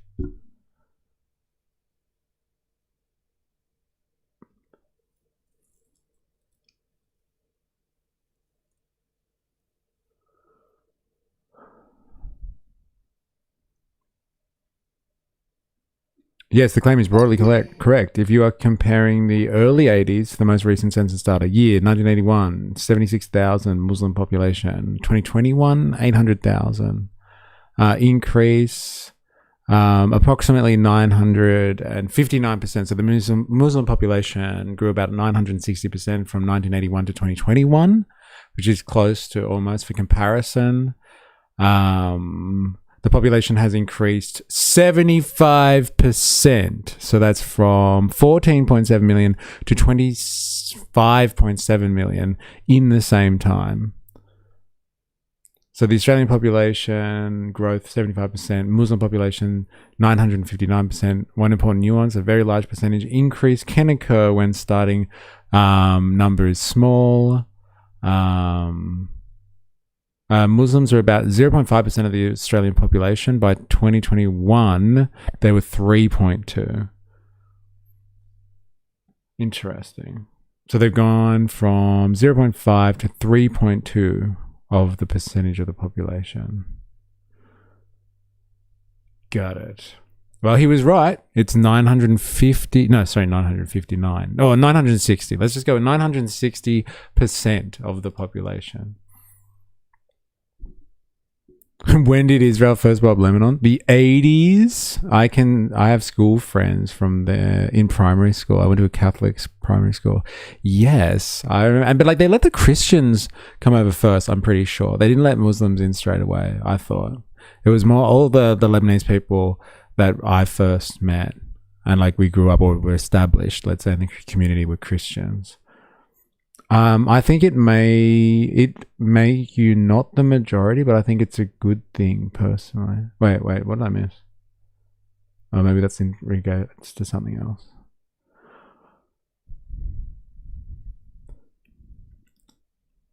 And it's almost certainly a vast undercount of the true figure of Muslims in Australia, since that data is now several years old and it relies on self-reported numbers from mostly legal migrants.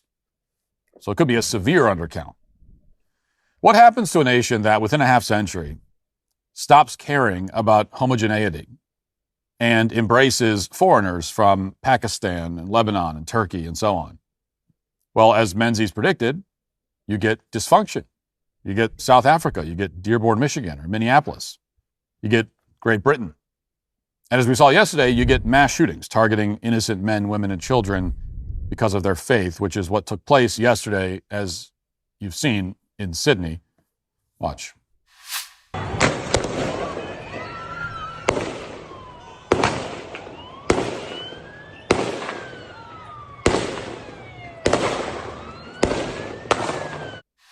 Now, you've probably seen the videos all over social media. That goes on for several more minutes from what you saw there, with no police in sight.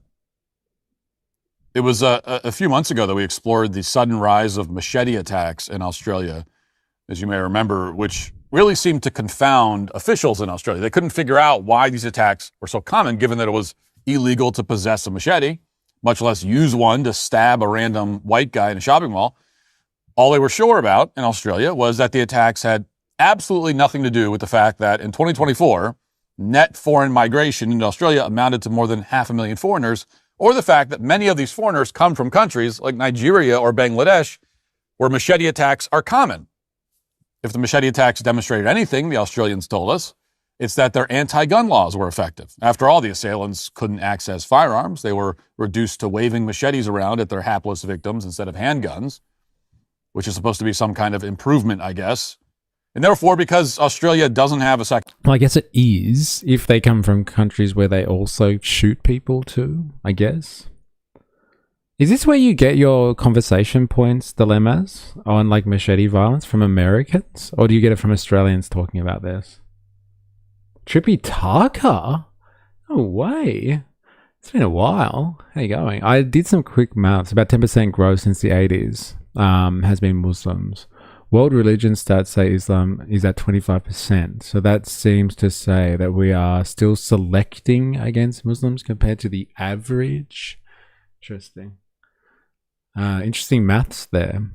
I think the important thing is like looking at the stats is that like Australia has increased its general population by 75, like over half. Actually, a factor of 75%. And so like in the time that Australia's population has gone up by 75%, has doubled, and then some, gone up by 3/4. Like the position of Muslims in the population went from 0.5 to 3%. Like it's still a very low number of people. I don't watch Walsh. Too churchy for me. Oh, okay. So like you're getting this from, I must be Australian commentators then. It's funny, he picks up on all of this stuff. Why is he so concerned about Australia for?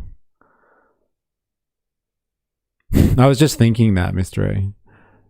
Well, like, you know, fair enough. Like, if we're importing people that come from countries that have machete violence, and so that's an indication that there's machete violence. But, like, are they also people that come from countries that have gun violence? So then them not having gun violence guns is a win then? Like, I'm not sure what his argument is there. Like, I can see he's trying to make a point about, letting people have guns. But, like, does it work? He's oversimplifying, but the core point is he's making, this time I kind of disagree with, our response to the machete violence was shockingly bad. Ooh, does he believe the bees go to heaven? The bees and the cows, they all go to heaven. Because we're being targeted apparently for supporting Palestine, I heard. Right. Which is supposed to be some kind of improvement, I guess. And therefore, because Australia doesn't have a Second Amendment, lives were supposedly being saved. But first of all, whenever Australians or anyone else tries to make this argument, in every single case, they'll ignore who is committing gun crime in the U.S. and where the gun crime is happening. Because the overwhelming majority of gun violence is committed by racial minorities in the hood, mostly black people. And that's a statistical fact. In other words, the very same Australians who will tell you that a white... And what? Did America import its black population? Hey? Are they immigrants? I'd love to hear them argue that. Wouldn't it be great? It'd be like, all the blacks here were just migrants anyway. Hey, we should go back to a time where we didn't bring all those black people over here as slaves. Hey, well, it's a long time ago. Hey, if you really want to go back that far, let's see how far your anti-immigration policy goes. Hundreds of years in the hood.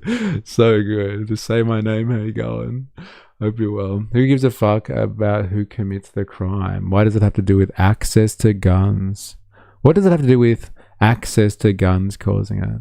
It's still access that's the problem. I don't know. This seems to be a big conversation point for like American right-wing people. Like, they really get upset about Australia. Don't bring up Australia. Stop bringing up Australia. Da hood. Australia policy was hardly racist and that no country should ever implement anything remotely like it ever again. We'll also turn around and fault the United States for crimes that are overwhelmingly committed by non-whites. They're trying to have it both ways. They want America to become a non-white country as quickly as possible, even though, as we've seen, the inevitable result of that kind of policy in every case is more violence. It's true here, it's true in Canada, the UK, and it's true in Australia, as we saw on Sunday. Australia's gun laws did not, in fact, prevent mass murdering Islamists from gunning down Jews on Sunday. The shooters, a father and son named Sajid and Naveed Akram, who's confirmed as a Pakistani national, in case you couldn't tell from the Australian-sounding name, legally possessed 6 firearms, including bolt-action rifles and what appears to be pump-action shotguns. But the gun laws did prevent the victims from defending themselves in any meaningful way. At one point, a bystander charged in and managed to disarm the shooter, as you've probably seen this incredible footage. But it appeared that he didn't know how to work the bolt-action rifle, or maybe he didn't try to shoot, or he didn't want to shoot. Maybe he was worried about the fact that he's in Australia, and if he kills an actual terrorist, that he's going to go to prison. So, for whatever the reason, he didn't shoot the guy, and so the jihadist simply retreated and grabbed another firearm and kept shooting. Watch. Do you reckon he'll bring up the fact that the guy that disarmed him was Muslim as well? Now the guy that had the gun is the jihadist, and the person who disarmed him is just an upstanding citizen. I'm sure he'll bring it up. Their Second Amendment has a point. In military simulations, the US military still gets stopped in Appalachia with all the hillbillies with guns, so I get it. There is an argument to make for arming against the government. Don't bring up a country that took away guns and then had far less gun violence. I think there is an argument to make for arming against the government. Absolutely. Definitely. But, are we still is it still like 1776? That's the real question. Do people basically own and control their own arms? Or do they get it through a consumer market in a hyper consumer world fueled by advanced industrial capitalism? The answer is the latter. They're not walking around with muskets anymore that they own and control. I just don't think it's the same. Wow, good Christian values, Matt. What language? Jihadists. With that language, no wonder your NBN is crashing. Modern simulations still have the hillbillies holding them out, even without armies, weirdly. Him, the gentleman who raced into the scene to disarm one of the gunmen. We're just learning some details about him because he has been shot. Now, we are confident in saying that that is him. One of his relatives has just spoken to one of our reporters. We've got an interview coming in. We understand that this gentleman's name is Ahmed Al-Ahmed. He's a 43-year-old married father of two. And he raced in to help. We understand apparently owns a fruit shop in Sutherland. No experience with guns. He was just walking past. We are told that he has 2 bullets in his arm, but they think he's going to be okay. Now, a couple of things about that. I mean, you heard the guy's name, and so the leftists on social media in particular who are he's going to say it. He's going to say it. Yeah, we heard his name. Whatever. Believers that diversity is our strength are saying that, well, a Muslim saved lives. And I don't think we actually know this guy's Muslim. I mean, it's based on the name. It's a pretty seems like a safe assumption, although we don't know it for a fact. Now, the problem with saying that is that, so what, we need to import Muslims so they can stop other Muslims from shooting and killing innocent civilians? Is that the argument? It's a little bit of a tortured argument. And then the other reality, I know how to fix Australia's immigration issues and to calm down any grievances that people might have with Muslims coming into the country. They have to be let in twos, like Noah's Ark, and then they can cancel each other out. So if one gets violent, then you have another one that can cancel them out, like a phasing kind of situation. So that's it. We don't have to do anything else about the Australian culture wars at the moment. It's just that we only allow Muslims to migrate to Australia in twos. The buddy system. Yeah, so they cancel each other and they just disappear. Oh man, this is all a big red herring. Yeah, well, it's Far Right Fridays, bro. We're only just scratching the surface. Is that, as we said, I mean, it takes a lot of courage to go and tackle a guy who's got a gun. I mean, that's incredible courage, no question about it. But then the terrorists just left. But if he had his own gun, he could have just killed him instead of tackling him and disarming him. Should have just shot him. Then we had bullets flying everywhere, more collateral damage. And picked up another gun and started shooting. So that raises a lot of questions, a lot of points. And one of them is that if this man or any other victim had been allowed to legally own handguns in Australia, then this shooting would have been over very quickly. It wouldn't have gone on for 20 minutes. I mean, imagine if the Good Samaritan there had been able to sneak up from behind him, and rather than having to wrestle a gun, get into a fight for his life with his bare hands, if he just had his own handgun. Of course, then you also need laws that would allow people to kill terrorists without then, going to prison for the rest of their lives. But that's the thing. There were 1,000 people on the beach nearby. One of them, if anyone was allowed to own handguns, would have shot these terrorists or at least forced them to retreat. And that's not an academic or theoretical point. A few years ago, a mass shooter walked into a church in Texas armed with a shotgun, and 6 seconds after he opened fire, he was shot and killed by armed parishioners. They all swarmed him with their handguns, preventing a mass casualty event. Watch. Video captures the moment a gunman wearing a dark hoodie emerges from a back pew, drawing his gun and firing inside this Texas church during Sunday morning service. The gunshots sparking panic in the pews. Worshippers seen ducking for cover. One man covering his wife with his own body. 6 seconds into the shooting, 2 members of the church security team returned fire, hitting the gunman, dropping him to the ground. 911 calls came shortly before 11 a.m. Active threat. 1900 South Las Vegas Trail. Inside the church, at least 5 other parishioners pulled out handguns and carefully approached the fallen gunman. One man kicks away his gun and picks it up. It was a sad thing that he had to come into the congregation and hurt people, and it's a sad thing that we had to hurt him. Now, you usually don't hear much about stories like this, even though they happen actually pretty frequently. Why bring that up? It's like, okay, you're trying to make a point about like why guns are going to protect you, and it's like, yeah, but it happens all the time that people unleash the fury at church and somebody else just shoots them. Like, this is fucking sweet. This is what you want in society, people to have guns, use them so other people can demonstrate why you need guns for protection in the first place. It happens all the time.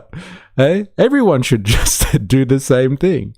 Hey, just let society devolve into like a fucking shootout at church. Come on. You won't regret it.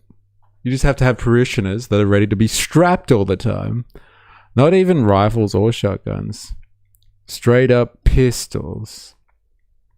The cop was only able to perform this shot because he was a recreational pistol shooter.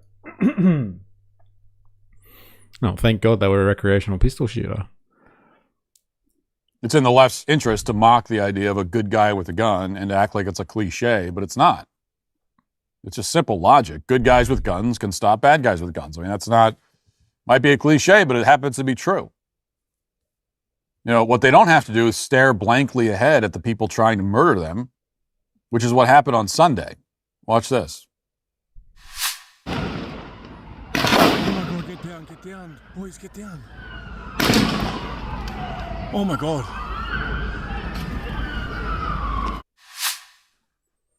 Now, unfortunately, it was not just the bystanders who froze when the shooting started. Again, this attack went on for a long time, more than 15 minutes by some estimates.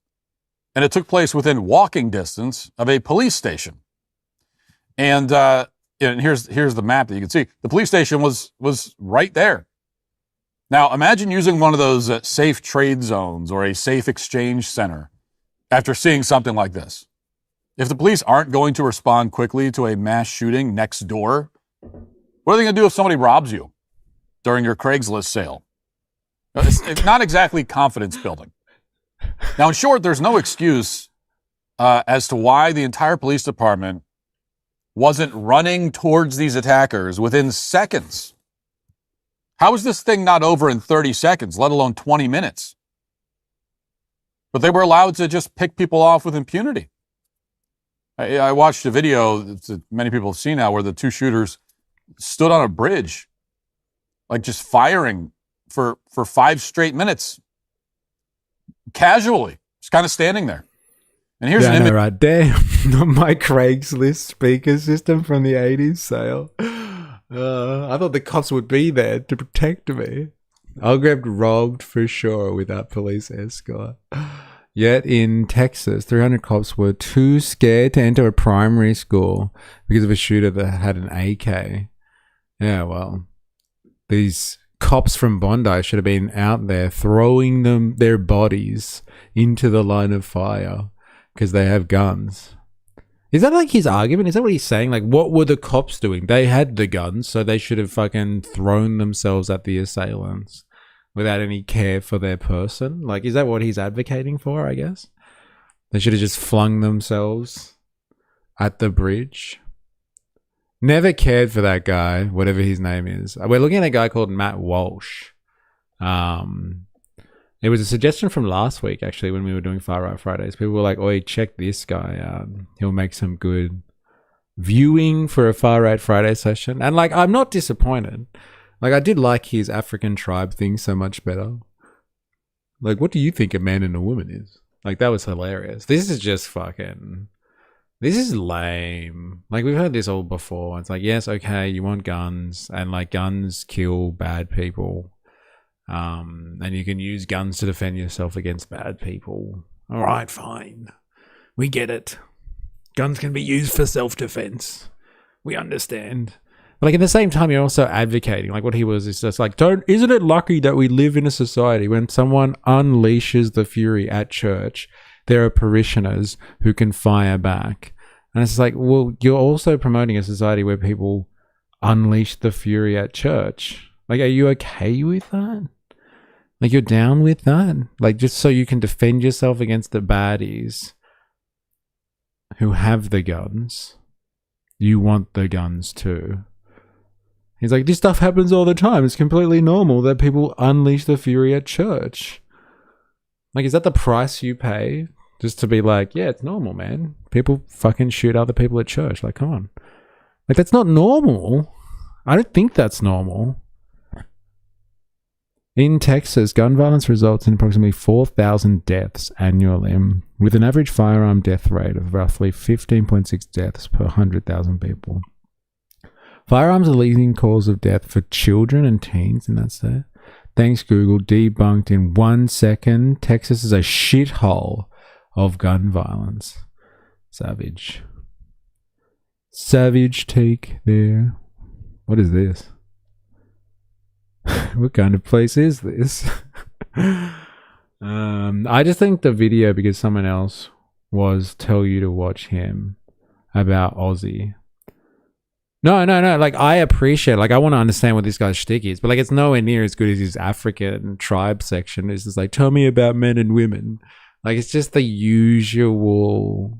Like, he's not creative, is he? Like, he's just right-wing slop talking points. It's just culture war stuff. They want to take your guns away. Did you know that people save themselves in church with guns? Church and guns? All right. Fuck yeah. Hey, it's Pipeline Day. The teeth grinding is gonna happen. It's like ASIO let the guy keep his guns, and they were more worried about some Chinese students. Bit sus. BB threatened us no long after Bondi happened. He did say it was going to happen. No one would ever have to worry about their child getting, killed, I'll say, at school. BB threatened us before Bondi happened. A month before. Yeah, in writing, too. I was like, all right, blood's on your hands. We tried to warn you. Of what one of the police officers was doing during that time, if you're wondering where they all were, well, she was hiding behind a vehicle. In a tactical sense, of course. This is a very tactical maneuver. Is he police you shaming? Is that what's happening here? Like, she should have just, run in there and killed this guy? No holds barred, baby. You've got a gun. Finish him. Behind a vehicle. In a tactical sense, of course. This is a very tactical maneuver, you see. To just cower behind a vehicle while the bad guy continues to slaughter innocent civilians. What is your point? Like, I thought your point was, like, if someone had a gun, they would have taken this person out. Now, you got someone with a gun and training, and they're like, fuck that. I'm going to risk my life for this. Like, is that what he's arguing here? Against his own thesis? I think he is. And here's an image of what one of the police officers was doing during that time, if you're wondering where they all were. Well, she was hiding behind a vehicle. In a tactical sense, of course. This is a very tactical maneuver, you see. To just cower behind a vehicle while the bad guy continues to slaughter innocent civilians at will. And indeed, according to one witness, police officers, some of whom appeared to be women, simply did nothing. Is he? I actually thought of that dilemma as, like, I can't tell if you're being sarcastic just to G people up, or you're actually saying that's what he's saying. He is saying a woman isn't capable of handling the situation. He's like, look at this woman hiding behind a car, eh? Don't think too much about his logic. Might cause migraines. Okay. Fine. I had the same criticism of officers that day. Pathetic. I don't have that same criticism for them. Like, is their job really to put their fucking lives on the line? I know that's what everybody thinks. Like, that's what the police are there for. Like, they're going to die for you. I don't think so, man. I don't think... Like, I don't want to die for my job. I don't think most police officers join the force because they are ideologically police officers more than they need a job to provide for the cost of living like everybody else in society. Nah, that's what he says. Ah, really? Okay. Interesting. They put their lives on the line. Seems only, but fair. It's the same vein as the Secret Service lady at Butler, etc. They drove past twice before they even stopped. Yeah. Where are the hate laws for women? Well, this guy might see some jail time, custodial sentencing, if there were. While the attack was unfolding, listen. Can you tell me what happened? Yeah, they protect capital and social order for the bourgeoisie. That's it. Like, they're so much better and organized when it comes to civil unrest situations, right? Just lining up with fucking shields and like tear gas canisters and water cannons. Hey, they'll put their body on the line in that situation. But this, fuck that. We protect private property. There was two shooters, one on the bridge, one under the bridge. Just start to shoot for 20 minutes. They shoot, change magazine and just shoot. Simple as that. 20 minutes with 4 policemen there. Nobody give fire back. Nothing. Like they are froze. Like for it looked like 20 minutes. Like and they shoot. The guy change magazine. I look at him all the time.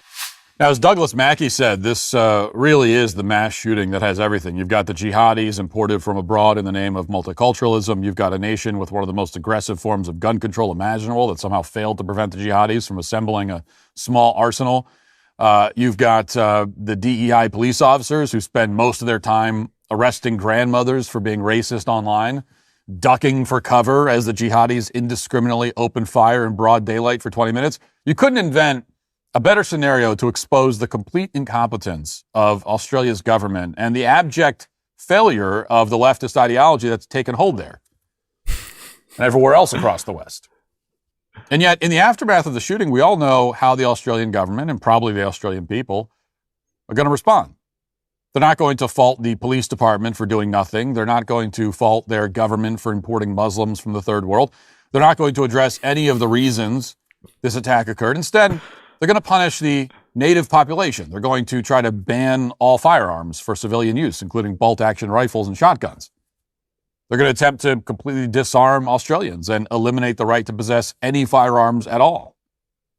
They're going to say that while they made tremendous strides in reducing gun violence by banning most rifles and handguns, well, now they have to go all the way and ban every other firearm as well. And Exhibit A in their argument will be this footage.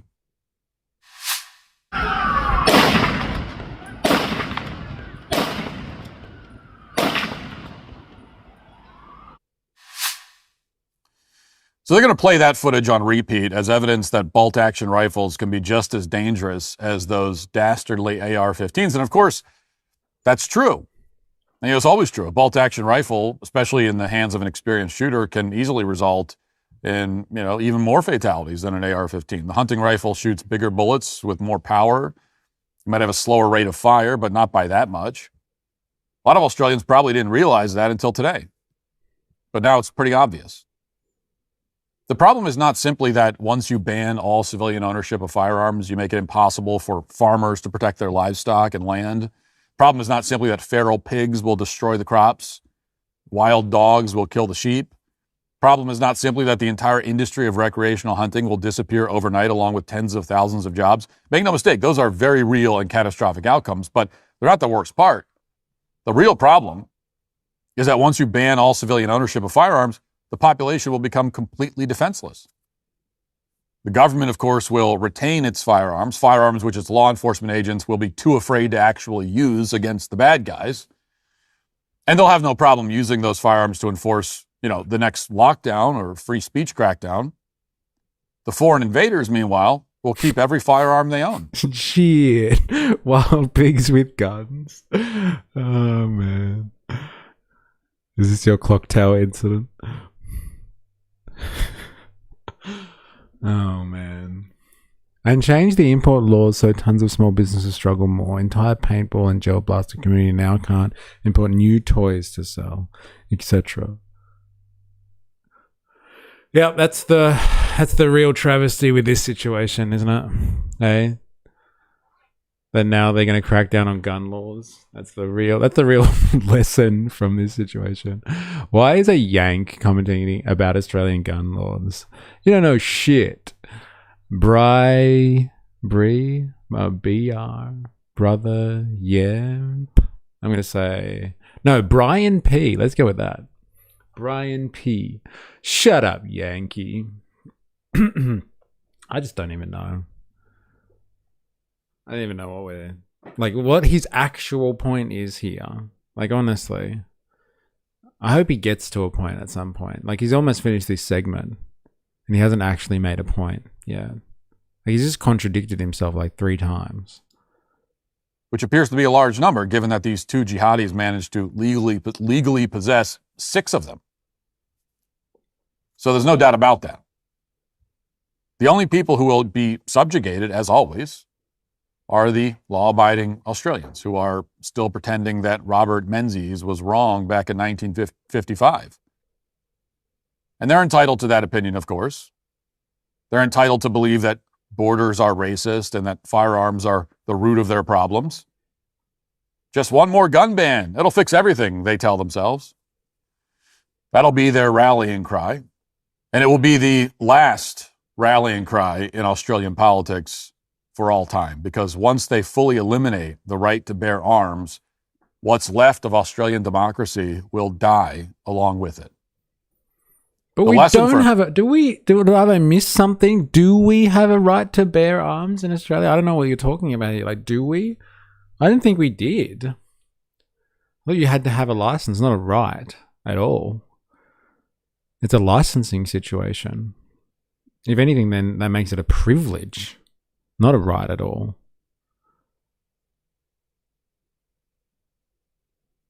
Americans, once again, is to prevent the slippery slope from taking hold in the first place. Once Australia committed to gun confiscation, there was no going back. So-called assault rifle bans and restrictions on handguns are just the beginning. The NRA, as beleaguered as the organization may be, is right about this. Turns out that when someone is determined to kill lots of people, they're going to kill lots of people, whether they use U-Hauls, as in the attack in France in 2016, or bolt-action rifles, as here, or University of Texas, or the Bath school disaster in Michigan, handguns, as in Virginia Tech or the Charleston Church, pump shotguns, as in the Navy Yard shooting, et cetera, et cetera, et cetera. Australia has made the fatal mistake of allowing foreign terrorists into their country while preventing the populace from... So, let me just square this circle here. Okay, so basically he's just saying, look, if there are people out there that are bad people that are just going to just want to kill a lot of people, they'll do it. They'll use a truck, a U-Haul, they'll use guns, they'll use whatever means necessary to kill people. You just have bad people out there, so don't blame guns. And this is coming from the guy who's just like, look, Muslim migrants are the problem. You shouldn't be importing Muslim migrants. It's just the whole Muslim migrant situation. Isn't it like, if your logic applies to protecting guns, because there are just bad people out there that use guns wrong because they just want to kill a lot of people, isn't that the same logic that you should be using when it comes to immigration? Look, there are just bad people out there in all cultures. There are some bad apples out there. So, you got to be careful who you let in on an individual basis, not ban an entire culture and, blame everybody for the actions of evil individuals that just want to do a lot of damage. There are bad people out there, and bad people do bad things with guns and trucks and knives and all this sort of stuff. So don't blame everyone for the actions of a few individuals. But at the same time, let's just make sure we ban the entire Muslim population of Australia and get rid of them, remigrate them, or just classify an entire group of people based on the actions of individuals. Let's just stop them from coming into a country, potentially. Go back to the White Australia policy or something like that. Is that what he's arguing here? If something goes down, it's always brown, says rats are adorable. I wonder if you're being sarcastic or not. That is the $1 trillion question. in a country that has no record of government oppressing the people, other than Dictator Dan, of course. There it is, yes. Its Christian values reign supreme. Self-defense is a God-given right. It's a religious argument for him, not a law one. He's just comparing so he can say, see, you should have gun rights. But like, you know what I mean? Like, his logic is here. It's like, look, if people are going to kill people, lots of people, they're going to do that despite having guns or not, because that's what the individual wants to do. They're bad people, right? But then at the same time, he argues for just like all migration from a particular culture or religion is bad. They're just bad people. Like all of them. It's not got to do with the individual at all. In that circumstance, it's the whole culture. Just throw them out. There's not a good one within the mix at all. So like, you know, do we ban all migration for Muslims? Or do we ban all guns? No, we don't ban all guns because there's bad people. Then no, we don't ban all Muslim migration because there's bad people in there. Make sure you do something about the individuals. It's a religious argument for him. No, I read that. That's Walsh in a nutshell. When in doubt, refer to Bible. Fake Christian. Thou shalt not kill. Unless the person has used a gun in the first instance to terrorize a church or a congregation. How many Americans shoot themselves in the dick a year for mishandling their guns? I don't know. But it's an interesting question. Defending itself. And they've done this on the theory that rules are sufficient in and of themselves to establish order, but that's not true. Rules are not enough. You also need to ensure that your country is full of people who are willing to follow those rules. And in that very important respect, Australia has clearly failed. And Sunday was a very important reminder of what will happen in this country not zero. if we repeat their mistake. Now let's get to our 5 headlines. Interesting. All right. Well, we've had his take on Australia. We should have more guns. We should have more guns. I have friends, that blew a hole in his femur playing around with his gun in his truck when he was drunk. Fuck. That's crazy. Hey, drinking and machinery. Gotta be careful. That's why we do need gun licenses and laws. But it has to be reasonable and make sense. America is the Wild West after all.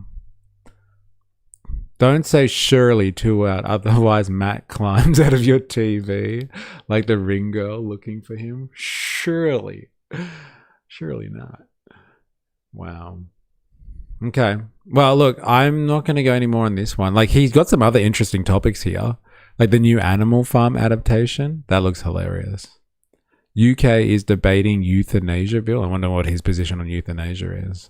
I guess if he's Christian or Christian nationalist, it has to be anti-euthanasia, right? Because only God has the right to take life. White woman laments the fact that she's white. Oh God, he'd love that, wouldn't he?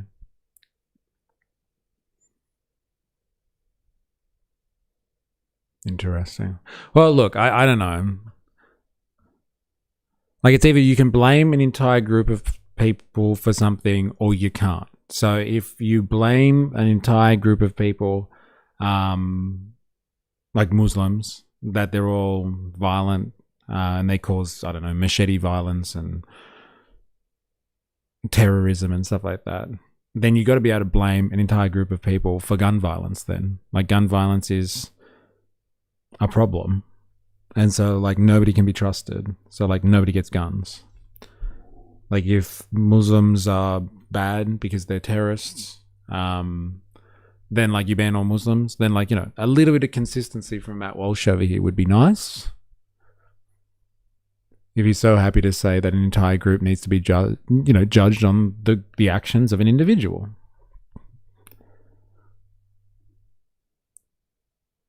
Like, if he loves American values so much, like, you know, that's the Western logic system right there. We judge the actions of the individual by the religious logic of a man has a right to defend his home. We should all have our own nukes to rival the US. Yeah, like if you really want to fight against the tyrannical US government, you need an arsenal of nuclear warheads, right? That's the top weapon right now, right? If you need an AR-15, I need a nuke. Are these rules really universal, or can it just be within the galaxy? Yes, within the solar system, I would even put it down to Mr. Abbott. Let's go with that. They don't have storage laws. There's no safes, no lockup, no loaded. They don't like to get blamed for their actions. Oh, for the actions of other white people. Yeah. Yeah, they don't like that, do they? I don't like being lumped and stereotyped. Excuse me, I'm an individual. Well, don't do that to other people then. No, fuck you. I'll do what I want. All right. I haven't seen the other galaxy's gun laws to juxtapose them. That's pretty funny. All right. All right. Let's go. There's another one. I think someone put in a newer piece of his. 2,500 victims. Is this going to be another tough watch? I guess we'll find out. Matt Walsh is at it again. This time more recent. So what's this? What's he on a rampage on about this time? Rupert Lowe just released a 219-page report documenting the systematic abuse of 250,000 young white girls by Muslim grooming gangs in Britain. The government didn't just look the other way, they helped. But like, hasn't this already been exposed, all of this stuff? Or like this is just more details on that? 250,000 of the reported cases. The real number must be enormous. Enormous. Feminists have been really quiet since this dropped. Have they? Are feminists usually quiet, or they're quiet on this topic? We are not angry enough. This is a crime against humanity. Damn. I posted the report there too. Oh, really? Where is it?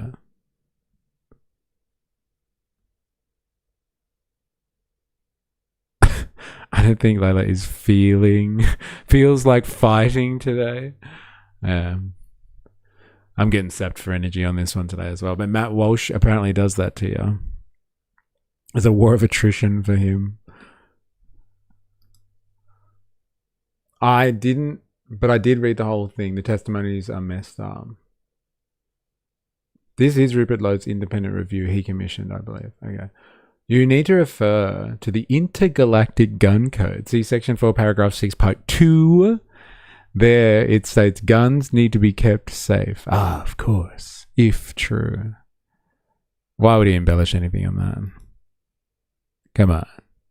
All right, let's have a listen, shall we? On Tuesday, a member of parliament in the UK named Rupert Lowe released a 219-page report documenting the government's complicity in the systematic rape of an estimated 250,000. Oh my God. Is he going to say the word rape like thousands of times?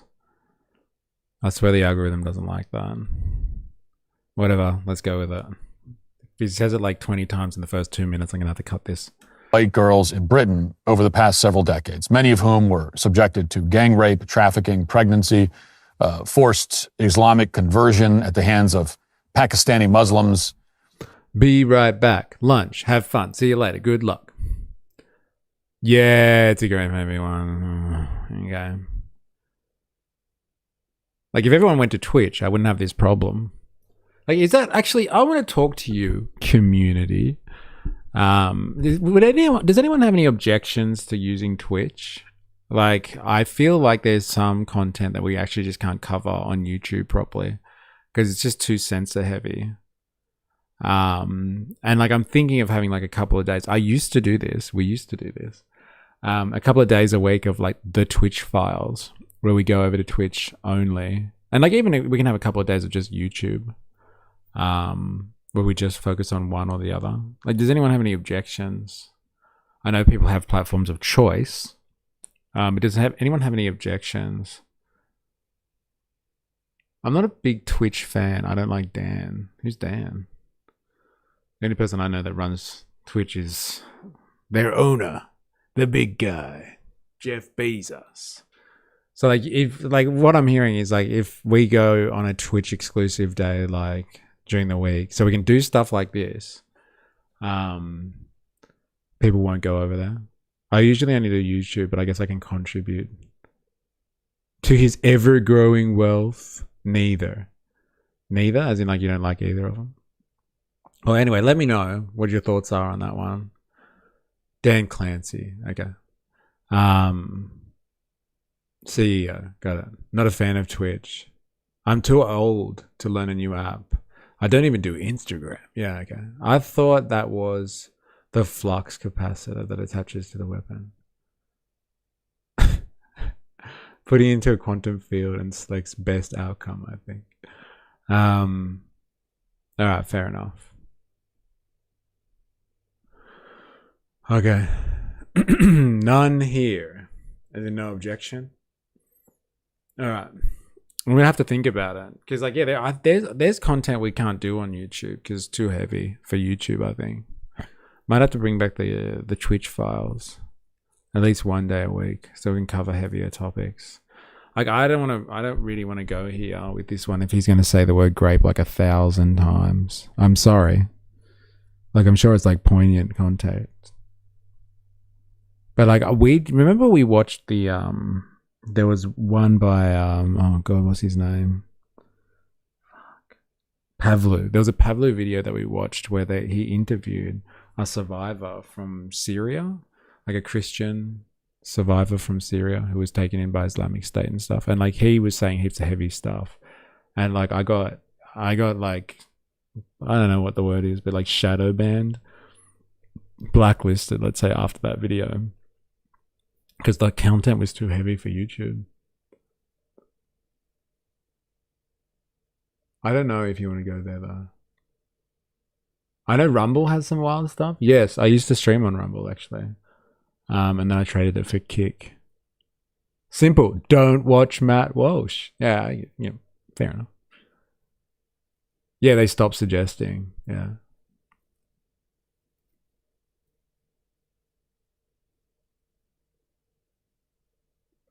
Yeah, interesting. All right. I'm not going there with this one.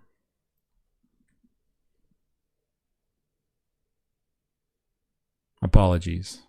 All right, I think that's enough, Matt Walsh, then. I think this one was what somebody suggested, the DEI show. Unless there is like original. What was Matt Walsh like when he first started?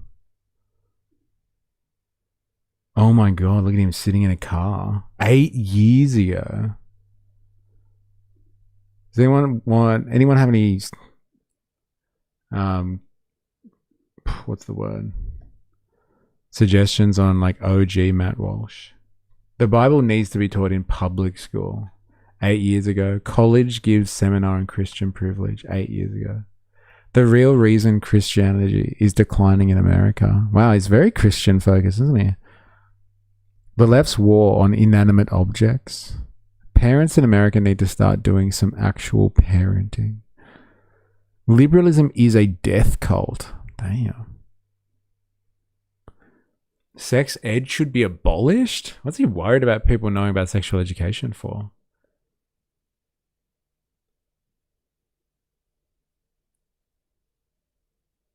The trailer for I Am Racist is a good short one. We have watched clips from that already, haven't we?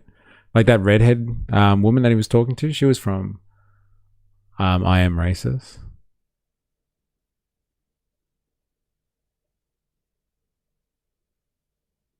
The true horror of socialized medicine. Oh, that'll be good.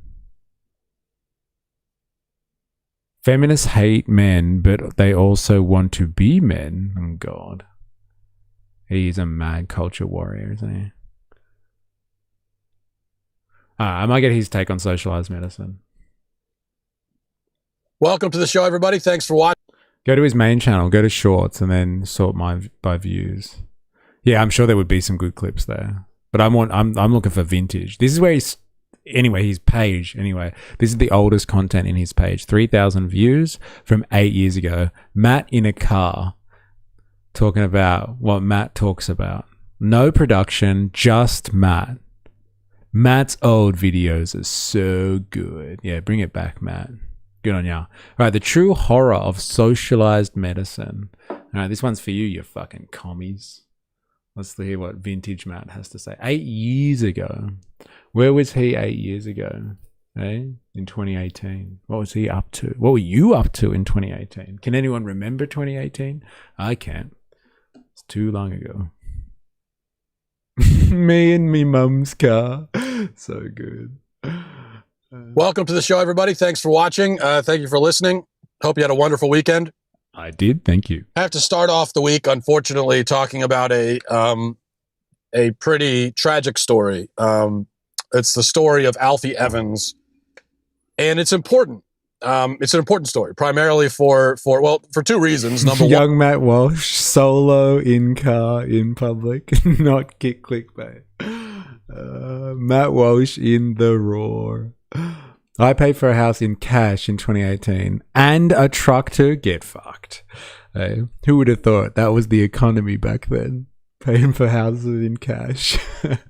one, because a little boy's life is at stake. Number two, secondarily, it also gives us a glimpse into our future. We in the United States, we can always look over to Europe to kind of see where we're headed, to see what it's like looking into a crystal ball, basically.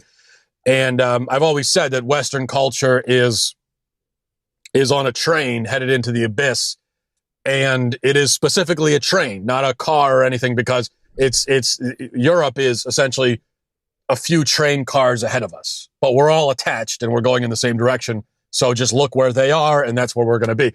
The only way to avoid no mystery, the truck is also the house. I still see he has a love of ugly polo shirts. Just finished trimming the hedges with his t-shirt tucked in and wearing new Balance sneakers. What is this case that he's talking about? A death panel in the US has sentenced a young girl to death. This is what happens when you have socialized medicine and a godless government. This is our future. So I'm assuming this is a euthanasia talk, I guess. it is for us to detach our train car from theirs and then go off in a different direction, which obviously is not how it would actually work with a real train. So the analogy breaks down there, but you get what I'm saying. The point is, we have not detached ourselves, and so we are going in the same direction. So if you want to know what our dystopian future looks like, just look at Europe. And you can look there, especially with the case of Alfie Evans, who is another sick child who's been sentenced to death by a UK death panel. First, you had the prominent case of Charlie Gard last year, and now we have Alfie Evans in what is becoming a annual or biannual tradition. The fuck is Alfie Evans? Sorry, I need context. What is the Alfie Evans case in the UK? Seems to be from 2018, and I believe it has something to do with euthanasia.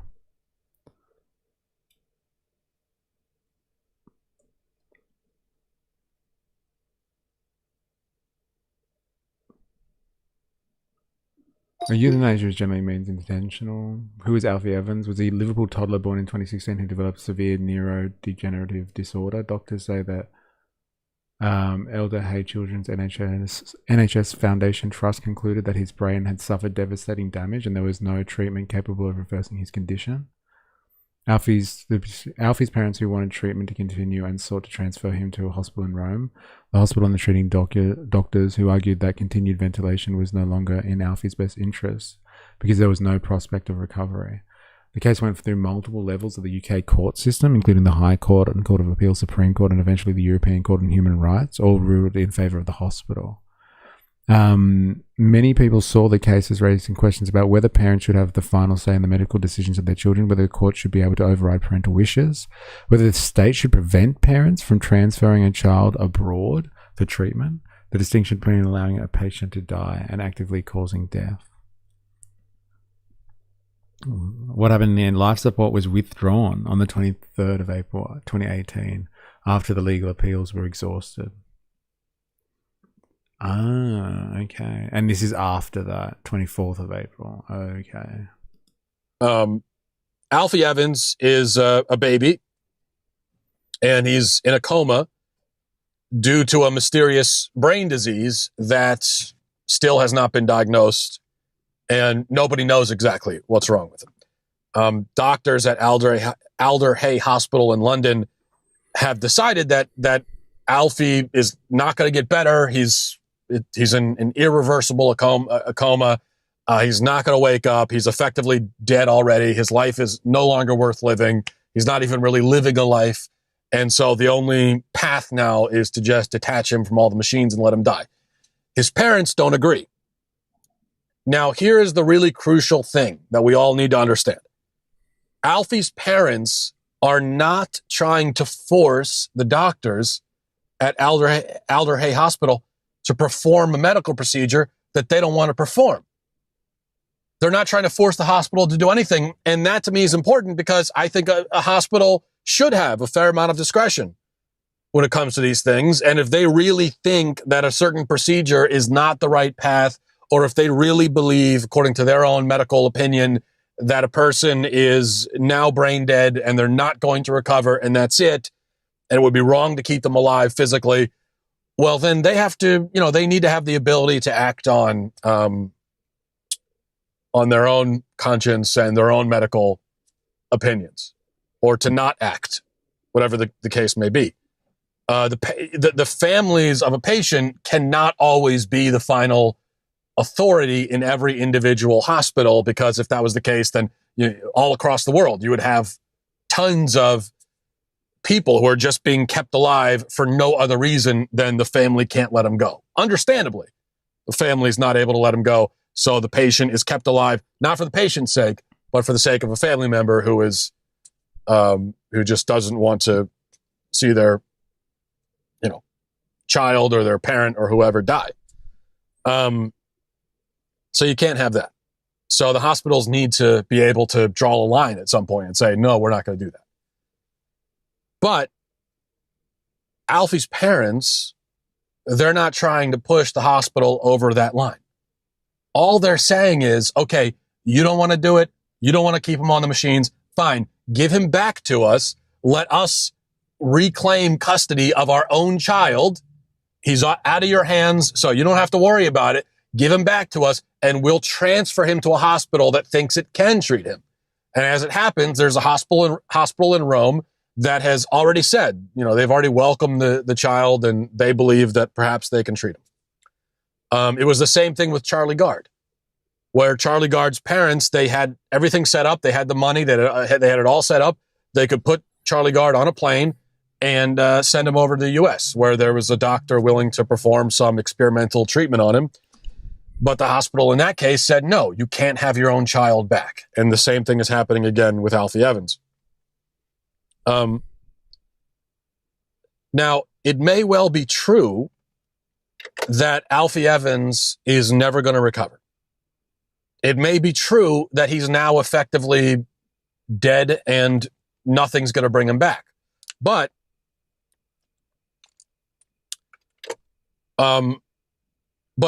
first of all, I don't see how the hospital can argue that on one hand he's brain dead and on the other hand he's suffering. And it seems like they're arguing both things, that he's suffering and it's not fair. We got to essentially put him out of his misery, but also he's brain dead. Well, if he's brain dead, then he's probably not suffering. So it seems like you got to choose one or the other.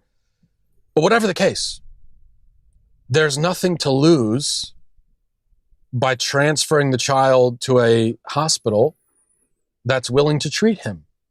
So, is the I don't know, is the argument here that if we didn't have socialism in the medical system like they do in the UK with the NHS, then if they lived in a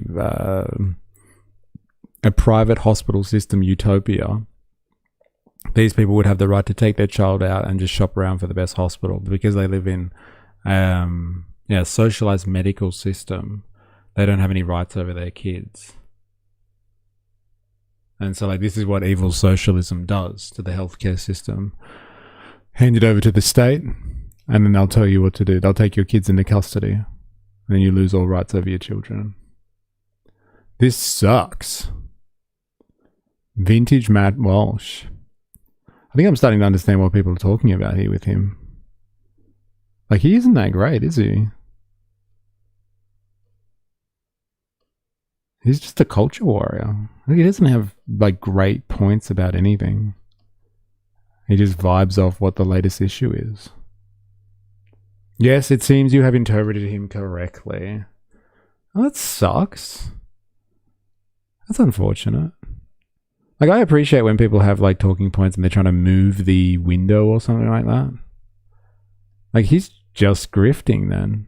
He's like, oh, what are people talking about today on Twitter? I'll talk about that too. And, like, you can just get good views off that. Something that I have thought about myself. I just can't grift that hard. There are a lot of grifters out there, yeah, I guess. Yeah, it's so easy to make content where you just talk about whatever's fashionable at the time and just put like a tiny spin on it. What type of tattoo is that, do you reckon? Hey, can you see that tattoo there? What's going on there? Jesus is not a socialist. Oh, this will be good. Give me one more chance. Jesus is not a socialist. That's hilarious. So the debate that everyone's having now, the thing everyone's discussing is it's a great debate. It's a very intellectually stimulating debate. It's over the issue of whether or not Jesus is a socialist. The person who runs the Democratic Socialists of America made this claim recently in an interview, and then former. It's so true though. Like, you know, Jesus wouldn't make it today. He is too much of a socialist. There's a lot of people who double down when they're proven wrong. Too many people double down. Yeah, well, by today's standards, feeding the poor, taking money off the rich. Like, Jesus is basically fucking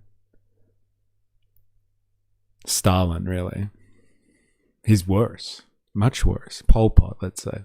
Comedian Stephen Colbert said the same thing on his show a couple days ago. He said that Jesus God voted is for love. What a hippie. a socialist, and he cited as proof the fact that Jesus didn't charge a copay before healing blind people. So that obviously indicates that he was a socialist. So, all right. Let's. Yeah, that was the one on his arm. Yeah, what's that? You have been marked with the brand of sacrifice, the lives of those who bear the brand from the last drop of blood, the moment. What is this? Oh, it's a game, is it? Interesting. Berserk. Tackle this question. Was Jesus a socialist? And here's my argument. No. You nitwits. No. He was not a socialist. That's it. That's the end of the show. No, that's it. End of the show. Thank God he said it out loud. At least we got to the point with that one. What is Berserk?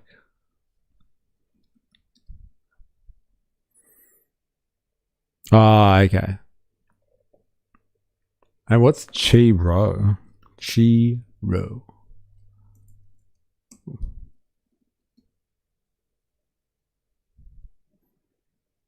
Oldest Christian symbols. Ah, okay. There's a monogram for the overlapping letters of the Greek word for Christ.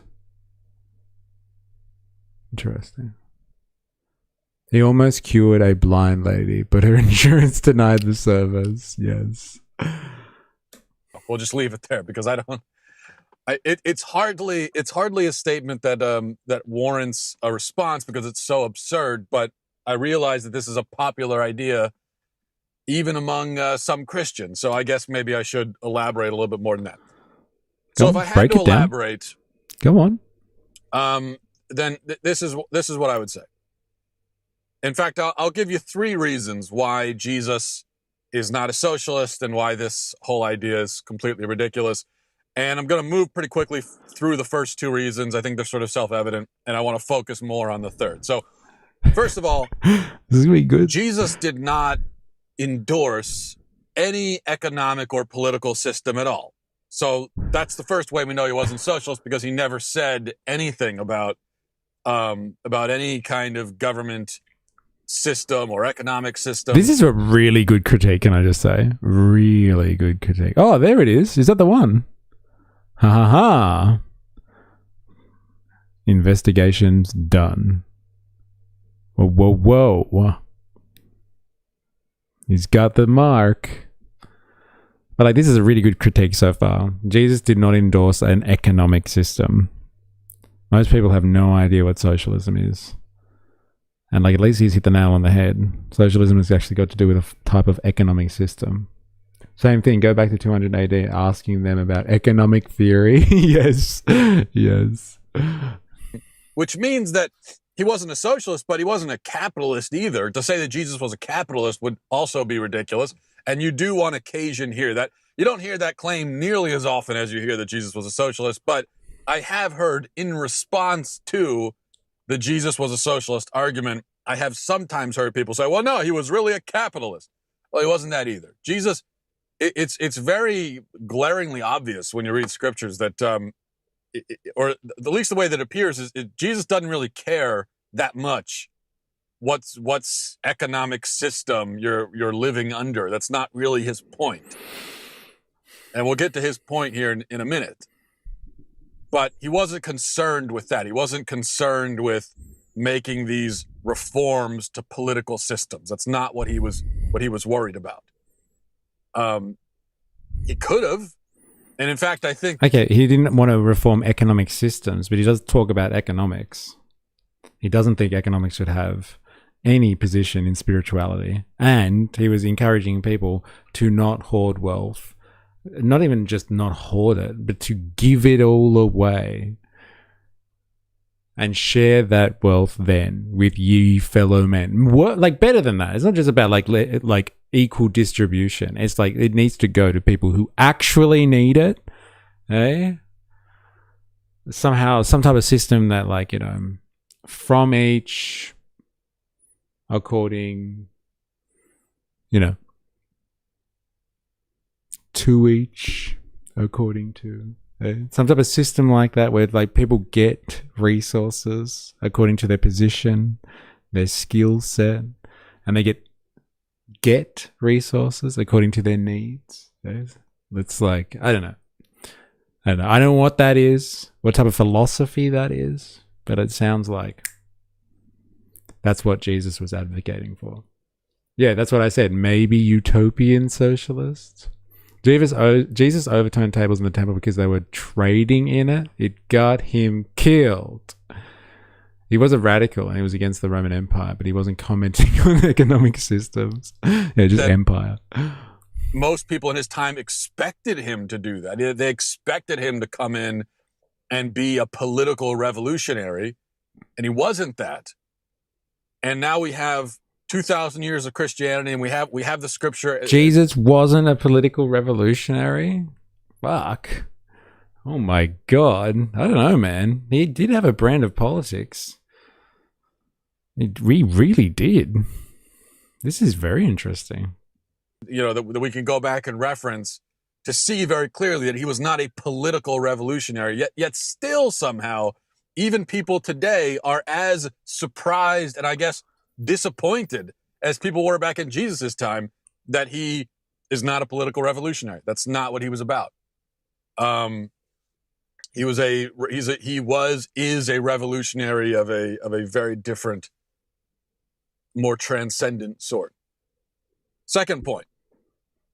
Socialism and communism. He advocated for an alternative society from what they had at the moment, one based on what, love for thy neighbor, compassion.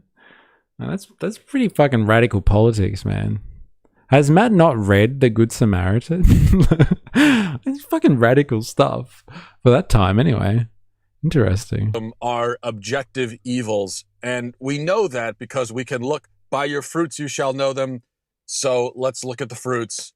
of this particular fig tree, and we'll find that we've got over 100 million people since the beginning of the 20th century who have been killed. Well over 100 million people who have been killed by communism and socialism, and then many, many millions more that have been left starving, destitute, imprisoned, enslaved, even still today, if you look over in places like Venezuela. So that's the effect that communism and socialism have. They are a blight on the earth, and it's really impossible to ignore that fact when you just look at very recent world history. Third point, this is what I really want to focus on. You could almost put the other two aside, even though those 2 points alone should be enough. He dissed the Jewish religious establishment and told them not to lord themselves over other people. I don't know, it sounds pretty fucking radical to me, and political. Like, I can take it, like, if he's saying, like, his big point is that, like, Jesus wasn't a socialist because socialists want to bring on a new economy. And he wasn't advocating for a new form of economy. But, like, was he political and radical? God damn, he was radical as fuck.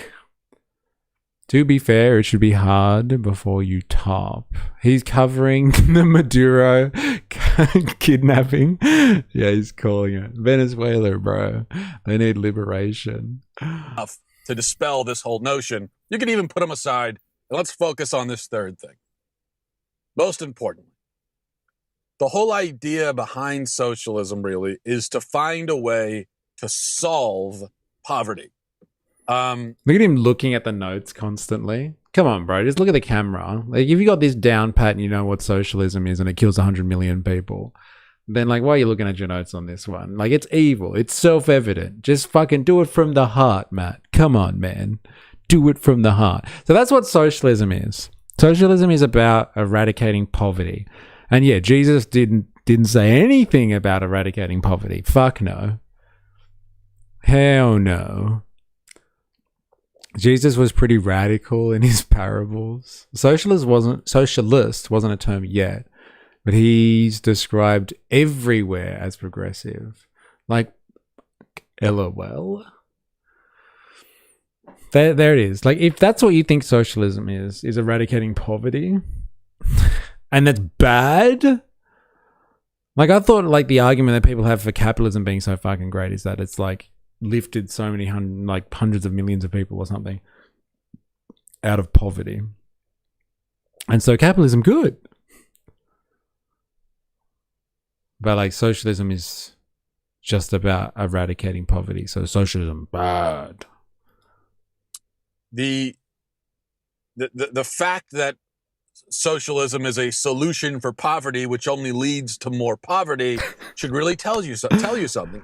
And it tells us not only that socialism is a horrible system in and of itself, it tells us that poverty is not a social disease that the government can cure. And so anytime the government sets out to cure it, to get rid of it, and to instate some kind of utopian society where poverty doesn't exist, anytime the government tries to do that, it has disastrous results. Is Han actually Matt? Yeah, I'm seeing a lot of crossover here, but I don't think Han's with us anymore. Not like he's passed on or anything.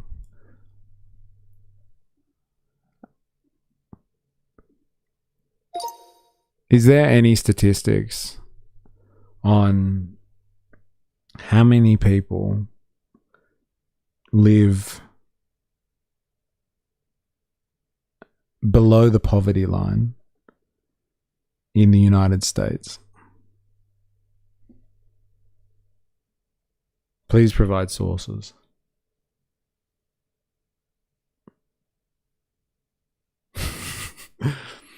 R.I.P. Han. Yeah, mate, it's like the way I said it wasn't great, was it? He's not with us anymore. Okay, here it is. Gone but not forgotten. They're like other fallen members. Cheese Swiss. And the guy, can't remember his name though, that I told to go away until he cared about class war stuff. 2024, 35.9 million people in poverty in the US. Okay, so socialism looks to end poverty but creates poverty. But capitalism just creates poverty and it's acceptable, right? His name was Ron. His name was Ron. Yeah, can you look? I get it. That's why we have a stream historian. Okay, thank you. It sucks. Han got banned by God. Ron. Yes, Ron. Thank you. Thank you. Wait, did you ban Han? LOL? No. God did, apparently, according to 4AS. Big Ron loved Jeff. Oh, man. It cannot happen. And that's not the way that Jesus was. Utopian society where poverty doesn't exist. Anytime the government tries to do that, it has disastrous results because it cannot happen. And that's not the way that Jesus wanted us to look at it. Jesus does not want us to address poverty through bureaucracy. That's not the primary way that he wants us to address it, which isn't to say that government should have no role whatsoever in helping the poor. That's not the point. It's simply to say that the responsibility of helping the less fortunate falls primarily on the individual, not primarily on the state. I think that it's clear that that's the practically speaking, that's the best way of going about it. But also from a spiritual perspective, from a religious, from a Christian perspective, that is obviously what Jesus believed as well. So we've kind of been through these verses. Wait. So like his argument is that like utopia, like socialism is some utopia where you eradicate poverty. And that's not what Jesus was about at all. Because the only way socialism can do it is through big government. And like Jesus would have done it by as an individual walking around performing miracles. And so like poverty can only be eradicated through a system where government doesn't get in. If you have some man that walks around and is capable of performing a fucking miracle, is that like what he's arguing here? He has nowhere else to go. He's already been banned from every other stream. Yeah, even when people pop up and they see Jack, they fucking eject themselves from the stream as well. But he's harmless. I have 3 arms. I said harmless. This Christian reboot of the Muppets sucks. Gonzo gone rogue. No, Gonzo is my favorite one. This argument is not great, isn't it? Right? But like when socialists try to solve poverty, it's through the government, and Jesus wouldn't have wanted that. So like that's why we have poverty now in America, is because we're just waiting for some miracle worker to eradicate it for us. And socialism is the fucking evil utopia, not a system that creates millions and millions of people that are living below the poverty line in the anticipation or the hope that a miracle worker will come to life and start helping out the poor. Is that what I'm hearing here? Like, is that the fucking argument? If Jesus were alive today, he would be driving a junker truck, working construction. Oh, man. I guess we should just let him finish, maybe. He'll tell us. Maybe he won't. Before and discussing other topics, but let's go through them again because obviously they're very relevant to this topic too. So here's a few verses I think we should look at. Instances in Scripture where Jesus is talking about the poor and what we're supposed to do about the poor. It's obviously a topic he talked quite a bit. He talked about quite a bit. So if he really wanted us to instate some particular economic system in order to help poor people, he had plenty of opportunity to mention it, and he never did. But this is what he said instead.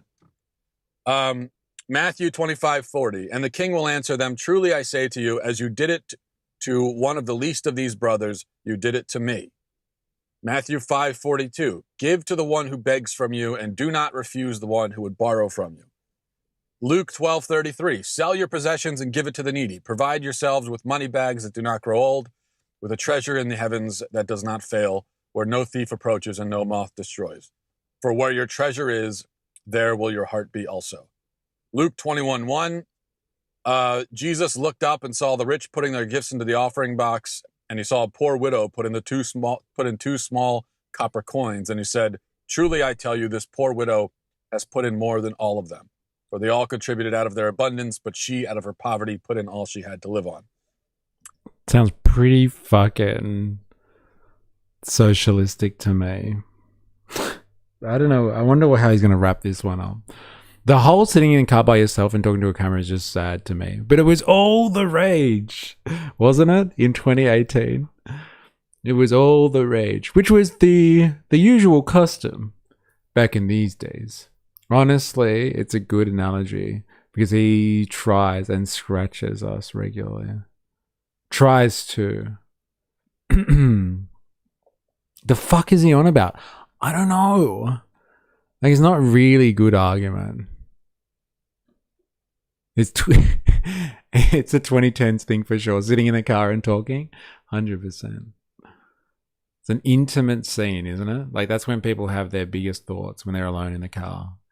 If they could do it in the shower, they would, but it's just not appropriate.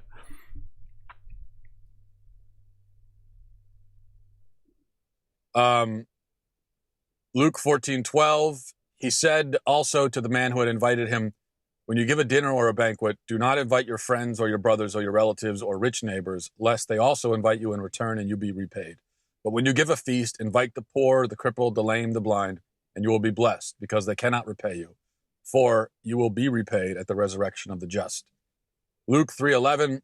And he answered them, "Whoever has 2 tunics is to share with him who has none, and whoever has food is to do likewise." So just a few examples, 5 or 6 examples there. Fucking what a commie. Jesus sounds like a commie. Why is he reading these out?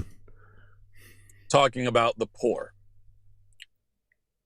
Notice that the words government, state, law, policy, tax, least of all socialism, do not appear in any of these verses. The word socialism wasn't in there.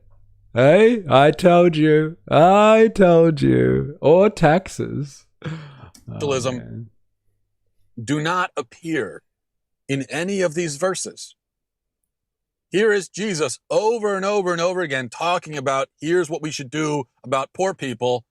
He never says anything about passing That's the thing. law. He's not. That is wrong. Like, if this guy had any integrity, he would be just a little bit more honest. Found a picture of Han. Hey. Savage. That one's for you, 4IS. I know you appreciate that one. Oh my god. Like, that's not what those verses were saying. They weren't like this is how you treat the poor. Those verses were actually more about how you should act with your resources.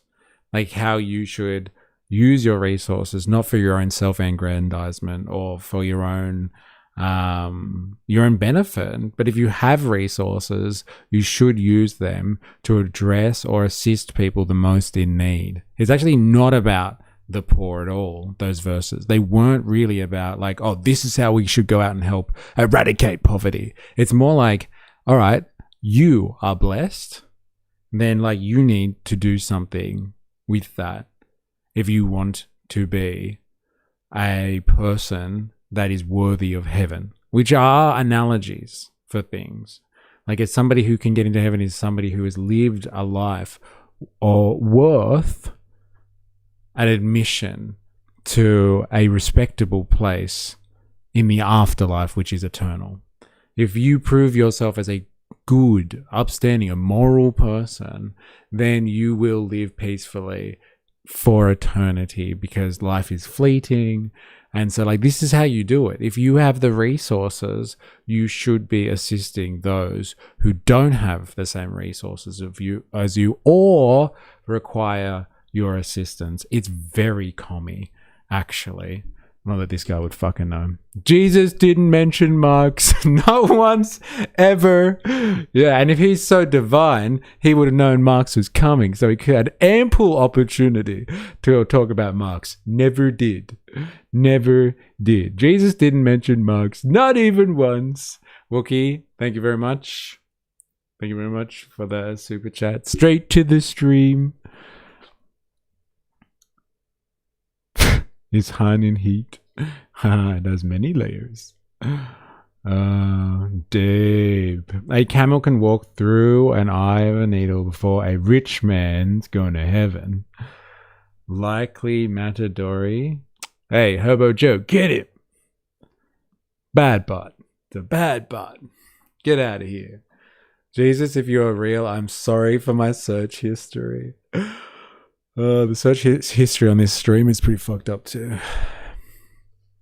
Apologies. Bad bot. There we go. Got him.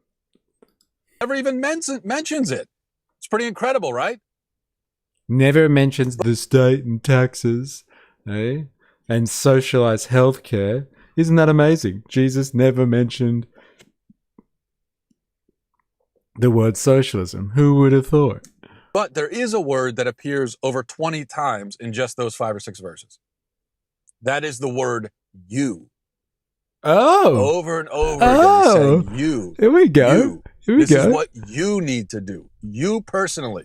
This is what you personally as an individual should be doing. Jesus is not interested in establishing systems by which the poverty problem can be impersonally solved. He's interested in you going by your own free will with your own money and taking all of that and using it to help your neighbor. He wants you to take your money and give it to the needy in your community. That's what he wants. And I don't think, and this is, I'm not putting words in Jesus' mouth. I'm not even really interpreting those passages. That's what he's saying very directly. This is what you need to do. And I don't think that obligation is fulfilled. I don't think it even begins to be fulfilled by paying your taxes. Now, he also tells us to pay our taxes, but I don't think he was so close to actually taking the lesson there. He was so close. Like, if he done his research and he didn't start from a false premise, which is like, oh, socialism is eradicating poverty. That's not what socialism is. It's got nothing to do with that. Socialism has got to do with working people owning the means of production, working people ruling the economy. So it's got nothing to do with eradicating poverty. That is seemingly a result of working people when they run the show. But like, that's a discussion for another time. But like, what is in the Communist Manifesto? What is the line of like dirty communists and socialists? It is from each according to their abilities. Talking about you. If you have the resources, then do it. From each according to their abilities. And to each according to their needs. That's exactly what he's talking about. If you have the resources, help people in your community. So if you have the ability, help someone. And if somebody has the need, then they should take it. That is exactly what he's describing Jesus is talking about. So like, he hasn't really done anything but like argued from a false premise. I believe people call that a straw man form of argumentation, but I am no debate bro. But he's just been like, this is what socialism is, which is not. And then he's attacked that and then said like, this is what Jesus really said. And like, that's in perfect alignment with like a motto that is supposed to define the essence of communism. Like, the real argument about socialism and communism is like, how do you get to that statement, which is from each according to their abilities and to each according to their needs? Like, how do you get to that point? It's not like, let's eradicate poverty in the name of socialism. Like, that's not it. That's not the system. Is more like, how do you set up a society where people have resources or have certain skills that can be put back in to society, and a system where that same society is able to provide for people that have some type of need. Like, that's it. That's exactly what he has described Jesus as advocating for. But like, he's set up this idea, oh, this is what socialism is about? Is it? Is that what socialism is? Eradication of poverty? I thought Elon Musk could eradicate poverty with his trillions. He even said he was going to do it, right? Elon Musk said something like, if all it takes is like $200 billion or something to eradicate poverty, I'll do it. But like if I just give my money away, like that's not how it works, eh? That's not how it works. That's a straw man argument, yes. You're fighting a straw man rather than actual theory. It's a disappointing rule that I have yet to resonate with. Damn, my response got censored. Abbott but agree. Still though, Roman's got a Roman. Like he's so close to understanding like the true meaning there. Like so close. He's like, no, it's about you. Just do what you feel like and give back to your community. No, it's so close. It's really about like you. Do you have the ability? Not like do you have extra money and give it to your community or something like that? Are you good with do you make good choices with your money? So make a lot of money and then you can be a better person because you can give more to your community. It's actually a fucking race now. If you can be richer, the richer you get, the more you can give back. And that justifies wealth accumulation. It's not like that. It doesn't make you a better person. Like he quoted the old woman that gives like 2 coins and she has fuck all else. But she gives 2 coins and Jesus says she's given more than some fucking rich person who gives like 1,000 gold pieces but like has plenty more to spare and maintain their empire. It's got to do with what you can contribute. And if you choose to contribute based on what you can contribute, and that helps create a system where people are able to take from that system based on what they actually need. Very interesting.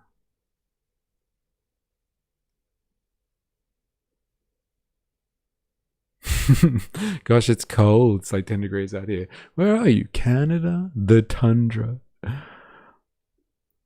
I'll admit it's not perfect fit, but that was Engel's whole point. There has been anti-imperialists and radicals throughout, and they question the system they faced, but not in the scientific socialist way Marx and Engels did. Yeah, but like they tried to just make scientific that endeavor, which he's talking about and attributing to Jesus, which is literally the endeavor of socialism or communism. Literally. I thought you'd do a show today, Mr. E. Bandsaw Bandit in the house. How you going? Hope you are well. Good timing. But we're going to have a quick break. I'm done with Matt Walsh. He's tiring. I'm sorry. He's fucking sapped up all my energy. We can come back with something like hopefully way more entertaining than this guy. Because like, damn. Like he's so close, but so far away. I understand why he's very influential in the right-wing pipeline, I guess. Like, why wouldn't he be? He is one of the ultimate culture warriors out there. All right. We're going to have a quick break. If you're watching this and you haven't already, if you're on YouTube, make sure you hit the like button, activate the like button, and we'll be back shortly with some more.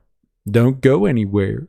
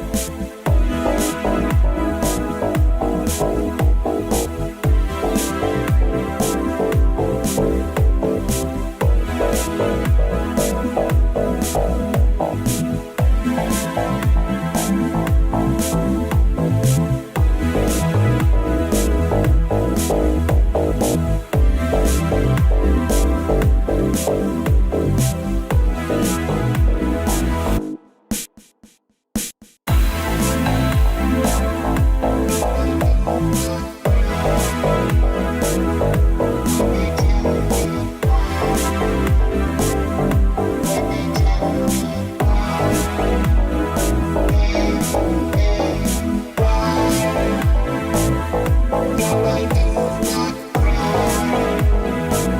when they tell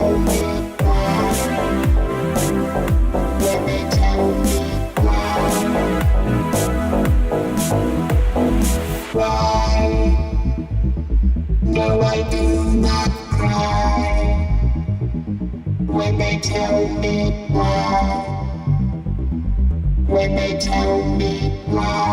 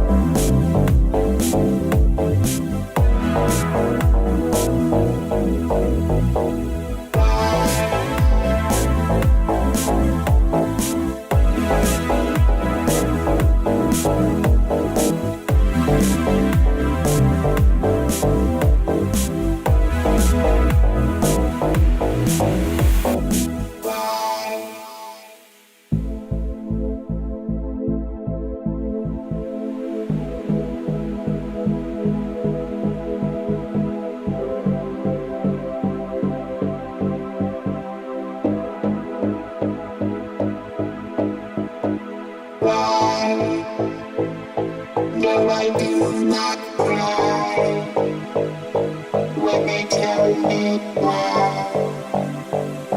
When they tell me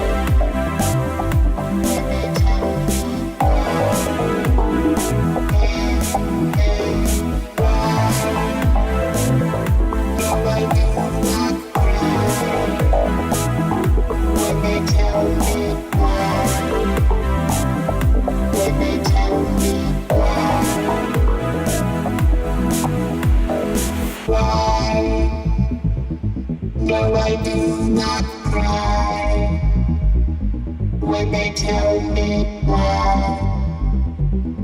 When they tell me why.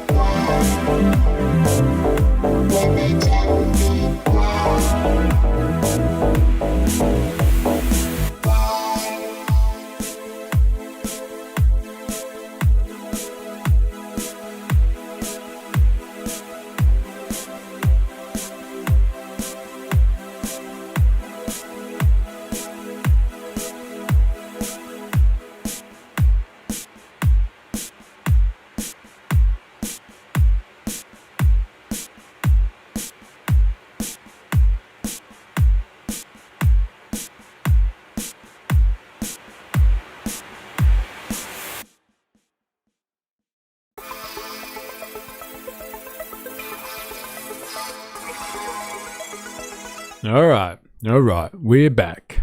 We is back.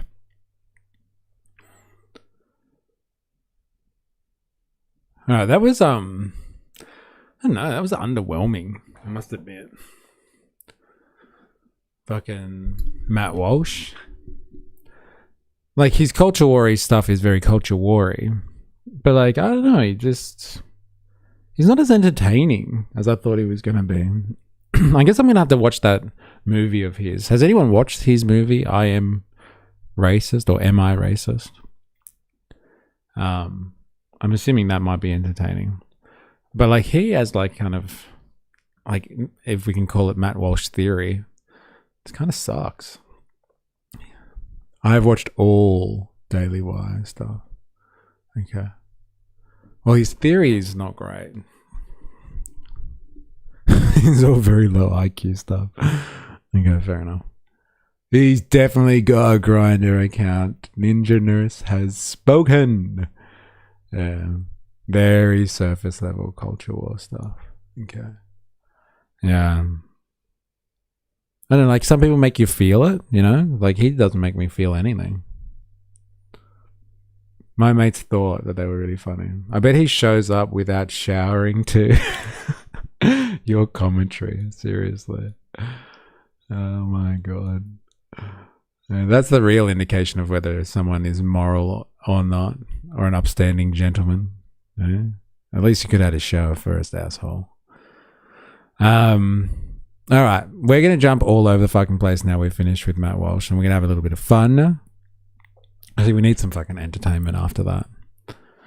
Let's have a look at this. We're going to go into the Australian culture wars, but before we do that, let's just watch this clip that I found and thought was hilarious, just for a bit of entertainment value, shall we? This one's titled 2026 being 2026 for 4 minutes and 48 seconds. So let's see if you think this is accurate. If you're watching, pay attention. I guess if you're lurking, I'm sorry. It's very visual, this one. But like the audio still is funny as. So here's one for you. If others got this diagnosis, they would be apt to go home and retire. What was the diagnosis? It was, I think it was a terminal diagnosis. He would be dead by June. Okay, that wasn't public, but yeah, okay, that's it was grim. That's what I was going to say. I don't think with a heart problem, by the way. Do you remember them talking? They were talking about some other Republican guy who was sick, and like Trump was like, he's working all the time, even despite the fact that he's sick, and like Trump's just continually putting his foot in it. So good, Trump, man. This is when Trump's at his best, unscripted. If others got this diagnosis, they would be apt to go home and retire. What was the diagnosis? It was, I think it was a terminal diagnosis. He would be dead by June. Okay, that wasn't public, but yeah, okay, that's it was grim. That's what I was going to say. I don't think with a heart problem, by the way. This was a heart problem. So maximum lethality, not tepid legality. Violent effect, not politically correct. We're going to raise up. And if you look, come to think of it, well, I got to look at this myself. Biden wonder. Wow. What a view. Territory, and I don't think it gets much more hostile than Iran.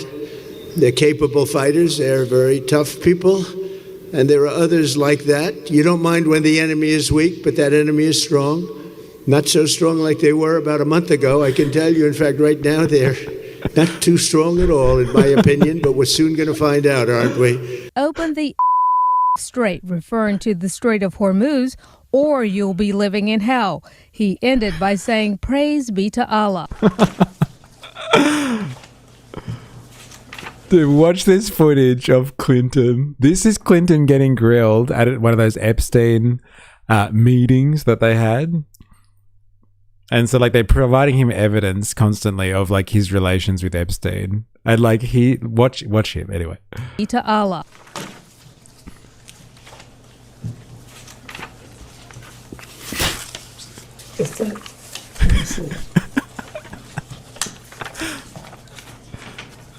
That's his lawyer. He's just trying to take the evidence off him. And he's like, no, give it back, give it back.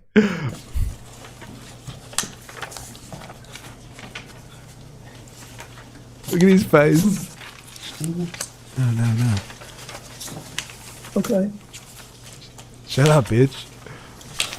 I remember that. I remember that. And I said, I'm not scared of a germ. You know, I used to snort cocaine off of toilet seats. Nothing bad can happen. It can only good happen. And we look forward to it. But I just want to say we have a great military. We're the greatest military, the most powerful military any place in the world. You saw what happened with Venezuela. Have you had sexual relations with Corey Lewandowski?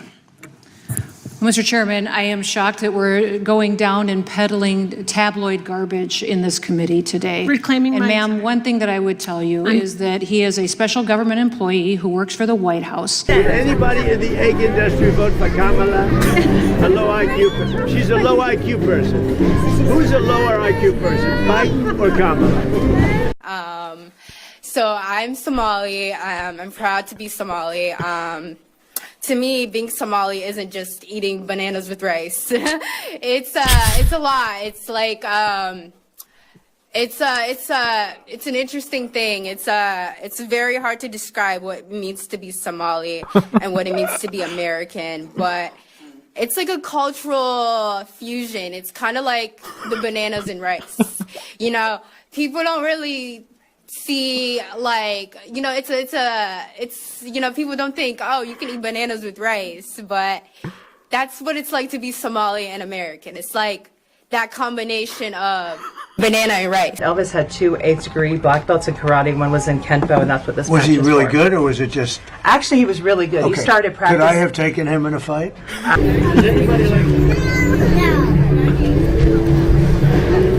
Tonight, President Trump is defending his social media post of this AI-generated image that depicts him as Jesus Christ. I did post it, and I thought it was me as a doctor. Rigged election, you know, he knows about rigged elections better than anybody. Imagine pointing to another world leader and just be like, he knows about rigged elections better than anyone else. Hey, what, elections don't work so well in Turkey? Hey? Rigged election, you know, he knows about rigged elections better than anybody.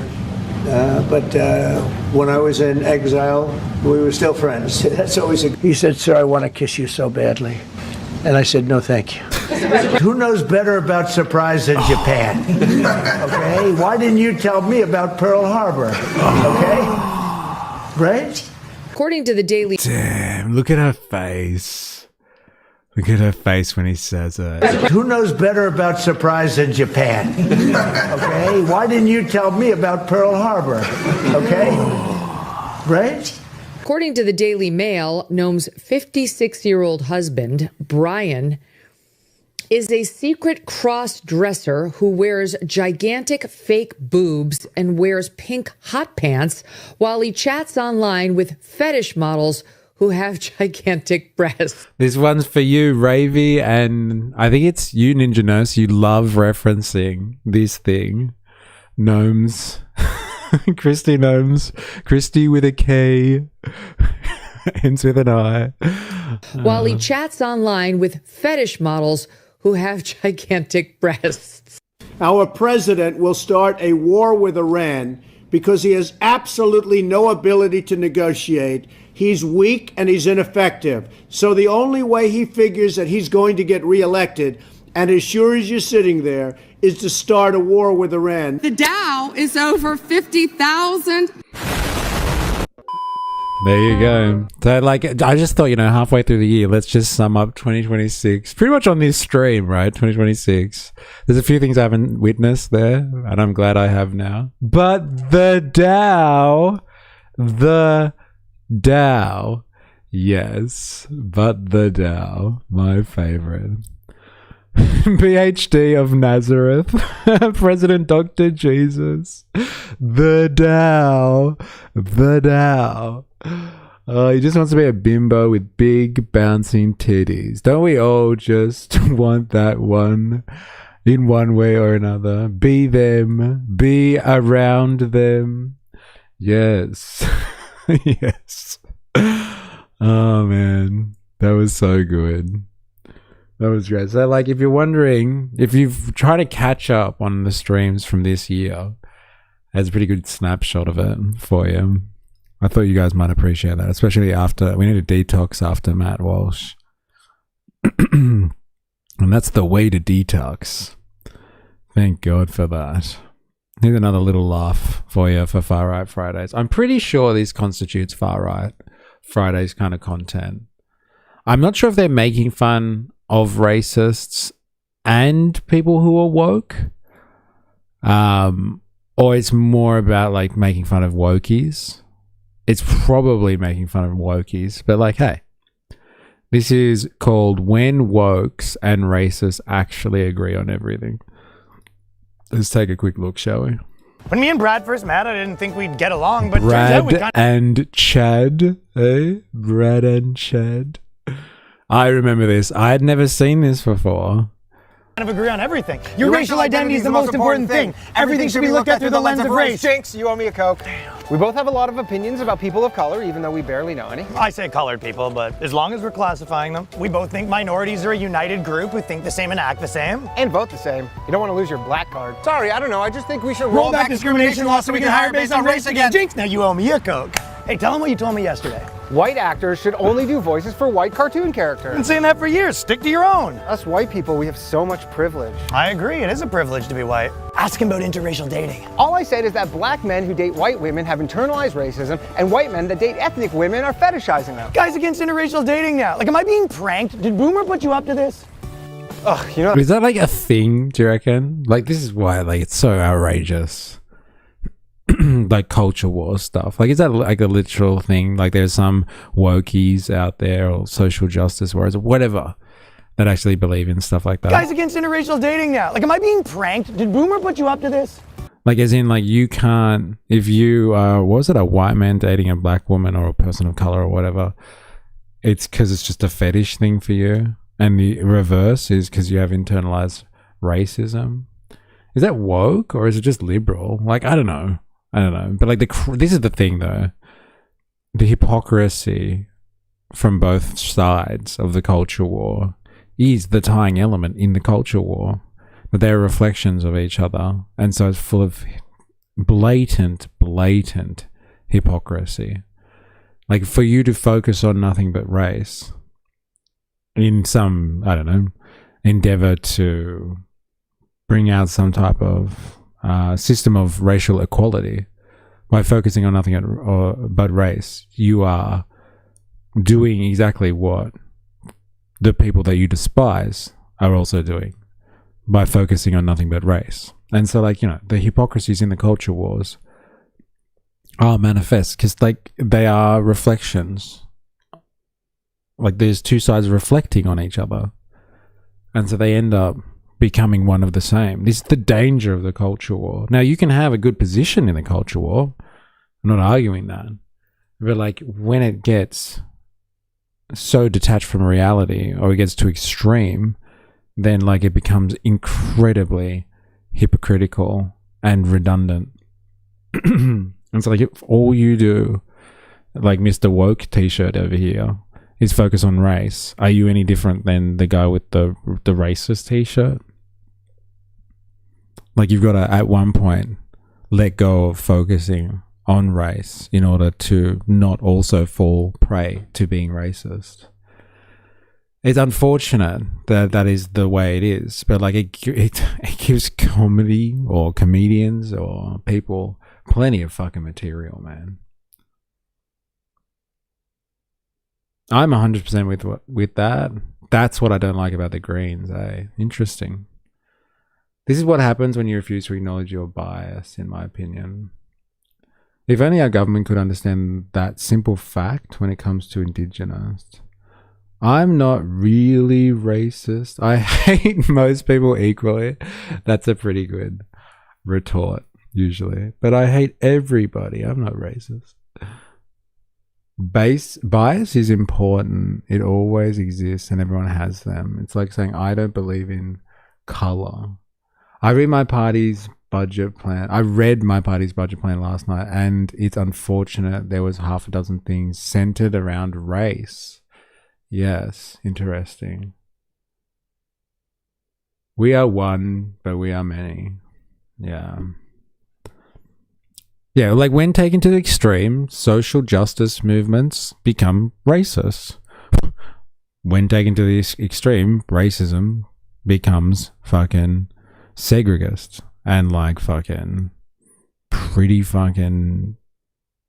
evil. But like, hey, are we so different, you and I? The justification is because minorities are overrepresented in health stats. So they want to target those areas. They also want to improve health funding overall, but specific stuff towards race just makes me shake my head. Yeah, because it is it's a rabbit hole. Like, where do you stop? Like, do you know what I mean? That's the problem. It is never ending because it's completely ideological. Completely ideological. Like, the idea of race is arguably ideological. What is a race? Like, honestly. Because I can see people pointing to that and calling it out as racial. Yeah, I'm the same. It's very, very like, you know, slip and you fall over. Like, it's knife's edge stuff here. I don't remember it ever being this racist here before recent times. Well, we do import the American culture wars now. The general Americanization of society, or Western society at large at least. I ain't no fucking banana. Aren't you? Hey, 60%. 60% banana. Monocultural. Well, it is racial. It's just for different reasons. When two people think they are very fast, they race. That's hilarious. Equity and justice over hatred. I like to believe I'm moral, consistent. Can be debatable. So I want to see more policies focus on specific illness overall. I don't know about you, but I currently have 60% of a banana in me. Yeah. God, I hope we're talking about genetics here. Hey. Ugh, you know that taco place is white owned? White people should be making white foods like Kraft macaroni and cheese, no seasoning, not even salt. It's like he's a mind reader. I mean, I've been pushing for segregation forever, and my man does what? I created an improv comedy show exclusively for ethnic people. Guy segregates comedy on my birthday. White people need to stop wearing dreadlocks and they need to stop appropriating black people's music. Shaved heads and country music, the way God intended. You know all white people are racist. I'm listening. Even if you have a black wife or a black friend group, you're still really racist. You know, we just kicked a guy out of the organization for having a black girlfriend, but if you can promise me he's still really racist, we'll consider letting him back in. Black people should only shop at black businesses. I guess the only thing we really disagree about is I think white people are the root of all evil. But what did I tell you, though? If we can narrow that down to a certain group of tiny-hatted white people, I think we can come to an understanding. Technically, I don't consider Jewish people white. Neither do I. Very good. Very clever. Very clever. Raygun proves you don't have to be fast to join a race. Toast with mayo was my favorite. Was a favorite of mine as a kid. LOL. I wonder if Ninja Nurse was there to hear that thing about salt. Seasoning and salt. My God. Yeah. Very clever stuff. All right. Isn't it? Very clever. Very clever. Whether it's race, sex, gender, political leaning, religion, and the rest, it's a brilliant tactic to keep us separated and controlled. Yes. Yeah, like if once they overemphasize it and they push it, like doubling down on stuff to divide people, yes, it is a tactic. Are we putting bananas in each other? What is this? A Republican conference? Are we going to crash Grindr? Somebody said your thing about white people and their culinary skills. What was the thing he said? Where was he? Yeah, here it is. Being pranked? Did Boomer put you up to this? Ugh, you know that taco place is white owned? White people should be making white foods like Kraft macaroni and cheese, no seasoning, not even salt. It's like he's no seasoning, not even salt. Savage. Savage. That one's for you, Ninja Nose. Did somebody say banana boy? Eh? Thomas Sowell conference? Yes. We're putting bananas in each other. Oh man. Poor Thomas Sowell. Our in-house banana boy. The seasoning is the cheese. Come on. All right. I wanted to have a look at this one, actually. This one came from actually, let's do this. Me and Hobo Joe were talking about this earlier today, and like, you know, it's all One Nation at the moment, so let's just run with One Nation.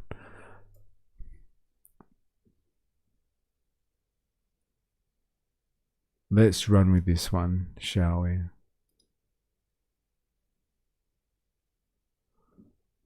Gina Reinhart, they're covering White tacos, ground beef, lettuce, cheese, regular tacos, mint, cilantro, and salsa. That's the difference. off on a number of issues that have been dominating discussion at that summit. Let's bring in our political correspondent. Growling Gina, yeah. Okay, so like, remember we heard someone talk about Vagina this morning? How's your Vagina going? This is a conference that happened, I believe, yesterday. There was a conference in northern Queensland, I think, and Vagina Reinhart gifted Pauline Hanson a bulldozer. Now you're probably thinking, what the fuck is that about? Is it a mining reference? Actually, it's not. If you know anything about Javier Milei in Argentina, he's the neoliberal. Oh no, what does he call himself? A capitalist, anarcho-capitalist. He's he believes in basically a neoliberal agenda, which is just like cutting all government services, like basically everything that is not like absolutely bare necessity government service stuff. And he did that. He got into power and cut everything. But like his famous thing was about cutting government services. So like if I get into power, and he had the chainsaw. And like he'd bring the chainsaw to like meetings and public rallies and stuff, and he'd get his chainsaw out and threaten to cut public services. And then like he gifted a chainsaw to Elon Musk. Well, like I'm pretty sure Vagina Reinhart has figured out that like the chainsaw might be a bit too on the nose for Australian politics, so she wants to give Pauline Hanson a bulldozer. So she can bulldoze the government, basically get rid of government regulations and taxes and destroy basically the Australian governmental system. So she's not regulated to any way, shape or form, so she can run rampant and do whatever she wants to do as a billionaire. A toy bulldozer, just to clarify. As in, yes, she got a toy bulldozer.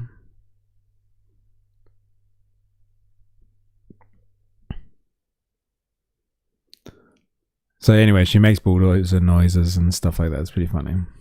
She should have gotten her little kid motorized one to ride around in. That would have been funny. Just when I thought it couldn't get more culture worry. Well, how often do you, Pauline and Avi, hook up, I wonder? Avi has those googly love eyes for her. Yes, he does, doesn't he? He's probably trying to get in on that Vagina money. Cameron Redden, he joins us live from Canberra. Cam, a little earlier in the day. Musk's red tape and government. This is what I'm going to summit. Hanson, should she be a gift of a bulldozer? You might remember Elon Musk was given a big chainsaw to try and cut government tape and bureaucracies over in America. We need more than one of these things. We actually need a beautiful, big, fat, where is it? It's coming. A beautiful, big, we fat. need an orange bulldozer. Let's hear the noise. Grrr. Brrr. What noise does a bulldozer make, everybody? Come on. Grrr. There it is. What noise does it make? Let's hear the noise. Grrr.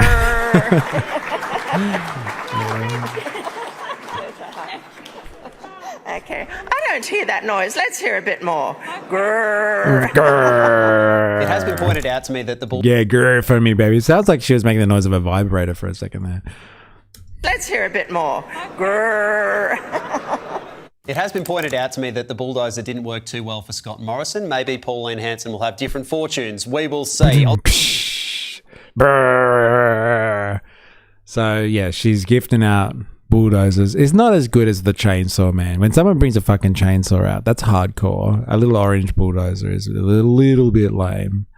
But like, this is for, I think, Wookie. This was your suggestion. She did say it was big and fat. Yeah. Hey, Gina loves a big, fat bulldozer that goes. Yeah. Vagina loves a good grrr. Hey, Gina goes grrr. Gina goes grrr.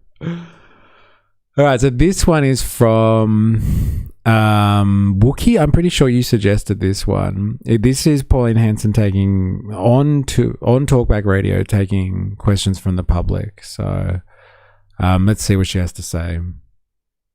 I'm so glad I made that meme for this morning. Yes, it makes it more.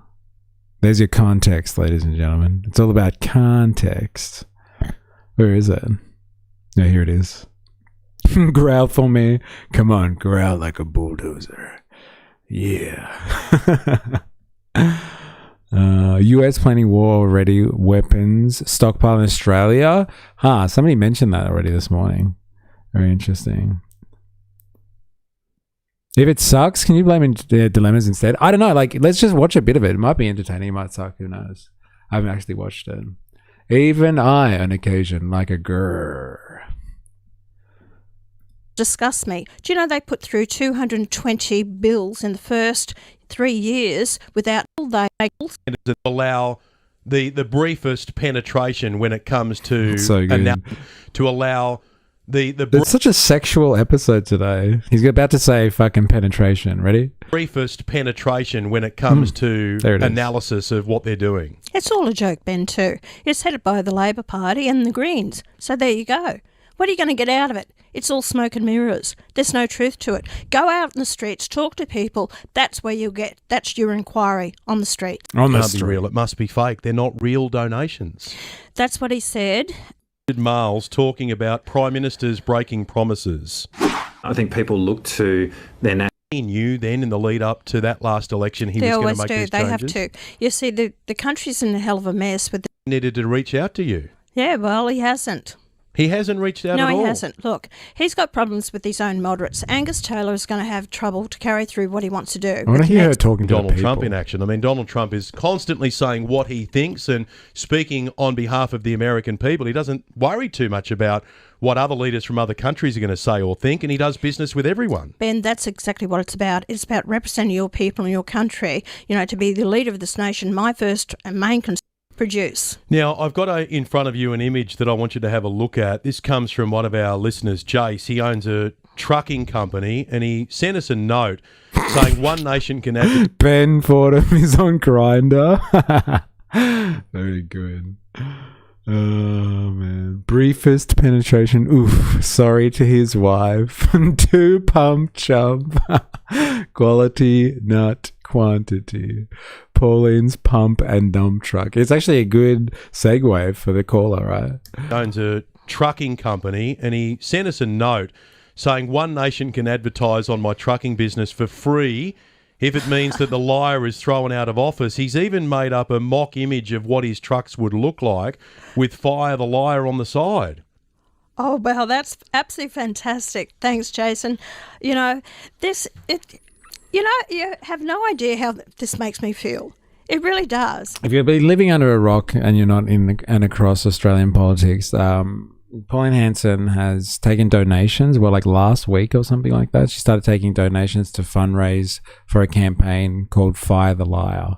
And she's calling Anthony Albanese, Prime Minister of Australia, a liar because he's backtracked on negative gearing and capital gains. He said that he wouldn't change rules to that, and so she started a campaign, and she got $4 million worth of funding, and the media is losing their shit about her raising all of this money, and Albo called her out and was just questionable sources for the money, and so she's getting hit up with a very, very softball interview by 2GB.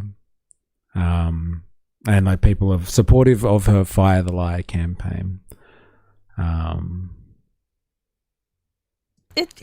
You have no idea how this makes me feel. It really does. It's that people have woken up. That people now want change. They're sick and tired of being dictated to, controlled, run down. COVID told us that. You are nothing out there. You're going to do what we tell you. You're going to, sit back and cop it. Well, people aren't going to cop it anymore. And this proves that it's a grassroots campaign, because you've got people like Jason saying, I'm happy to donate the side of my trucks to put up the One Nation posters. You might have other truckies who might be contacting you today saying, we'll do the same thing. This is not something that is coordinated from above. These are ordinary Aussies making up their mind that they're fed up and they want to do something. I'm getting it all around the country. Talk about the farming sector, school teachers, you name it, nurses, everyone that are just, want to change their life. People are crying out they want someone who cares about them and cares about their future. And I'm going to tell people, it's not going to be easy to get it back on track in this country, but I want to open up for prosperity. I want to give our kids a future. Let me take another call. This is Natalie talking. Yeah. Fuck yeah. She's going to look after the future. Mamupa's in the house. How you going? Hope you are well. Pauline Hanson. Hi, Natalie. Hi, how you going? Pleasure to talk back home or offer them... All those evil migrants in the health services. What happens to them? Yeah, and they've been shadowboxing, acting like ALP, asking donations to fight the rights of One Nation, which they ask for donations regularly as a rank and file member of the ALP. I've gotten hundreds of emails about fighting the LNP over the years. They aren't special. Yeah, but it doesn't sound as good though, does it for us? Hey? Come on. It's a great line. Ain't it that all pollies use? The people have woken up. Yeah, it is actually a good line as well. And like they're just like constantly talking about change. It's very revolutionary language. It's almost like, people are feeling that the system is not working in their favor anymore. And like certain people are out there to capitalize on that. Wouldn't it be hilarious if Pauline did a heel turn and once she got power, froze out Gina? Vagina? Like the vagina? Like, wouldn't that be like hilarious? Yeah, it would be hilarious. Are you suggesting that like might actually happen?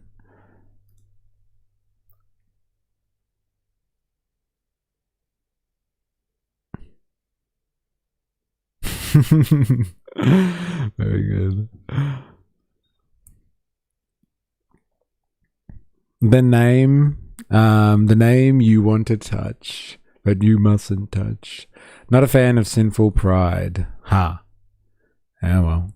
You gotta enjoy it while you're in the limelight, right? She loves to bring the nurses into this. No, it's the question though. It's the question of somebody calling in to Talkback Radio. Does she know how many of us are on visas? Let's see what she says. This one's for you, Ninja Nurse. This one's for you, baby. Will you send them back home or offer them a chance to stay if they're non-Australian citizens? No, we need that professional people in Australia. We're lacking doctors, and I hear it all the time from rural and regional Australia. So no, we need those professional people. Absolutely. I'm not cutting off immigration altogether. 130,000 a year, about that number. You look at it every year, every couple of years, and see how it's working. But you can't keep going. The mass migration, which is 1,375 a day. On average, we've been bringing into Australia one day, it was 1,800. We can't keep going down that track. You're not talking about rounding up law-abiding people and sending them off overseas. You're talking about limiting the numbers of people who come in from 2026 onwards because we've had too many. Yeah, but these are permanent. Let her talk, bro. Come on. You're not talking about rounding people up and throwing them into concentration camps in dehumanizing conditions. No, we're not talking about that at all, are we, Pauline? Come on. Come on. She's all for those special visas. Eh? You going to pay them the same, though? No. No. Doesn't work like that. We need migration to fill in the gaps of our economy. It's not the usual line you hear from the anti-mass immigration crowd. Not usually. Eh? What if these skilled professionals are Muslim? What are you going to do then? Riddle me this. Do we let them in, or are they more likely to not integrate with society because they're Muslim? But what if they're doctor and Muslim? What do you do then? Do you get them to denounce their faith, but then still keep practicing medicine? I guess as long as they denounce their faith, that's the main thing, right? Abolish mat leave. Nursing is a female-dominated workforce. How are they going to feel about that? Yes, I heard about that. I can't believe that she would go after maternity leave like that. Like, she has daughters. I was really surprised at that. We should look into the far-right anti-Semitic comic. Foreskin Men. What? That's not a real thing, is it? That's crazy. 1375 a day equals 500,000 a year. Australia's net overseas migration was 300,000 in 2025. This figure marks an 8.9 increase from the previous year, with roughly 73% of the country's total population growth, which hit 1.5% annually, driven by the international arrivals. Like, what's your point? As in, like, the maths doesn't maths? Or it maths more? I'm serious, yes. His buddy is Vulva Girl. Interesting. Vulva Girl. Like, how do you racialize or make anti-Semitic a vulva?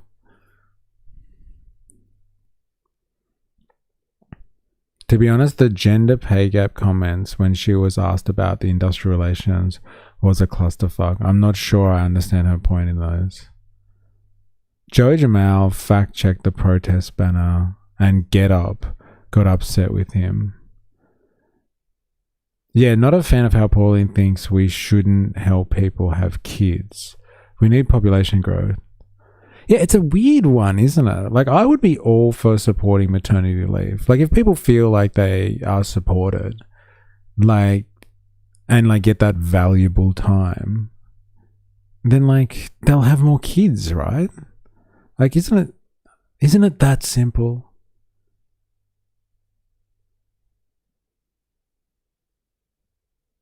Anti-circumcision. He's foreskin man. Yeah, but like, how does a vulva become anti-Semitic? Like, everybody's got a vulva.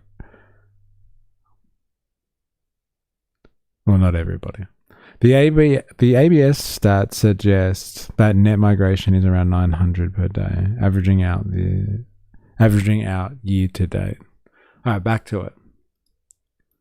Residents. That's got nothing to do with your palm workers, and those are the ones that are on. Any numbers of people who come in Correct. From 2026 onwards because we've had too many. Yeah, but these are permanent residents. That's got nothing to do with your palm workers, and those are the ones that are on visa work holders that are applying to work for Why should the government pay for maternity leave?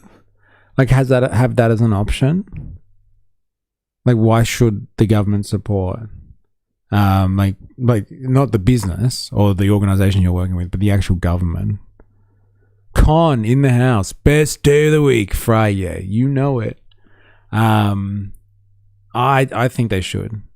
Like, if you actually are worried about, I don't know, the end of civilization or Western civilization or demographic collapse, people not having enough kids, then yes, the government should be able to provide support.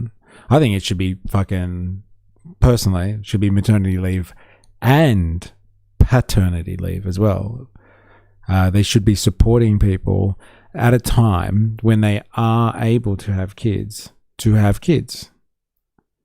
Like, I'm fine with that. Like, the way that society or like the economy works now, capitalism works now in countries like ours, is that like the child rearing years are where people spend the most time establishing themselves in the economy and building wealth. And a lot of people want to have kids when they've set themselves up to a certain extent and built wealth.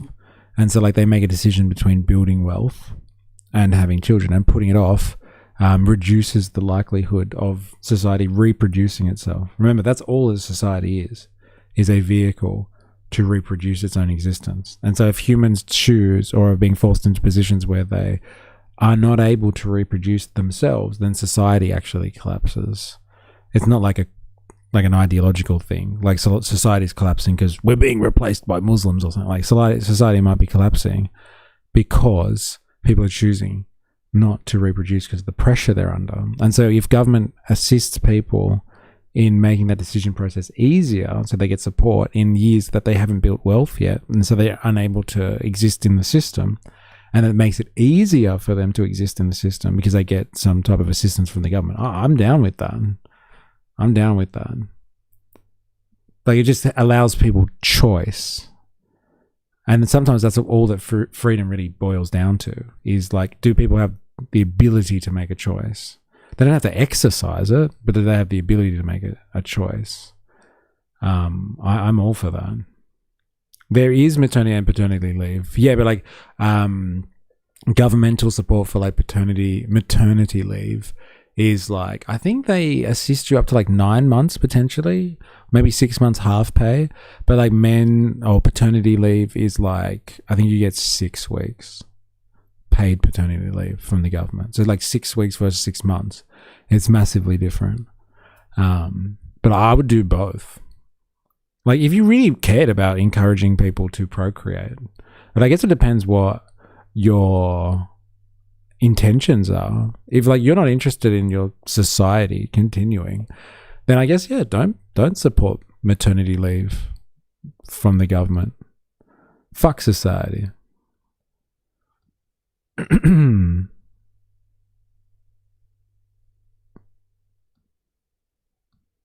What did I miss? If you want workers, make workers. Yeah, make it easier for more workers.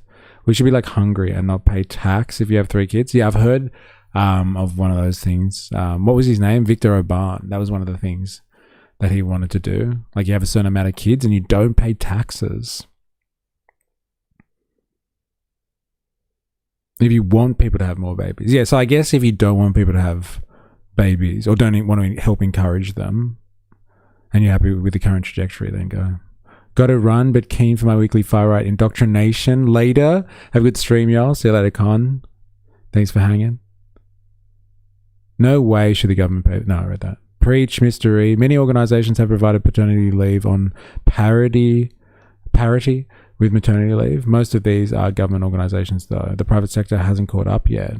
This is very discriminatory towards same-sex couples, particularly male. I didn't realize that, actually. I guess if paternity leave only applies for so long, then yeah, you wouldn't get much time. I mean, just because you don't want to have kids doesn't mean it's not good for society. I should not pay for your choice. That's interesting. Right. If you want to encourage people to have children, build a better fucking community. Yeah, but like, you can't just build a better community, in my opinion. Like, the community is based on the economics of it all. And like, community right now is at an all-time low, individualism at an all-time high. So you're not going to have a better community, I don't think, in the current scenario. You can share the 26 between the partners as much as you like. 26. Social contract. Bandsaw. I can't have kids and support it. Won't somebody think of the economy, though? That's why we have kids. That's fundamentally what I'm talking about, Labjev. Like, if you want society to continue, which is like effectively, if you want your economy to keep going, like, you're going to have to encourage people to have kids, or you have to import the labor from somewhere else. Like, it's an age-old question. Like, you know, from like, civilizations have been dealing with this for a long time. That was a part of the reason why we had slave society in the ancient world, is because, like, when they had labor requirements, they go and take slaves because they need human labor.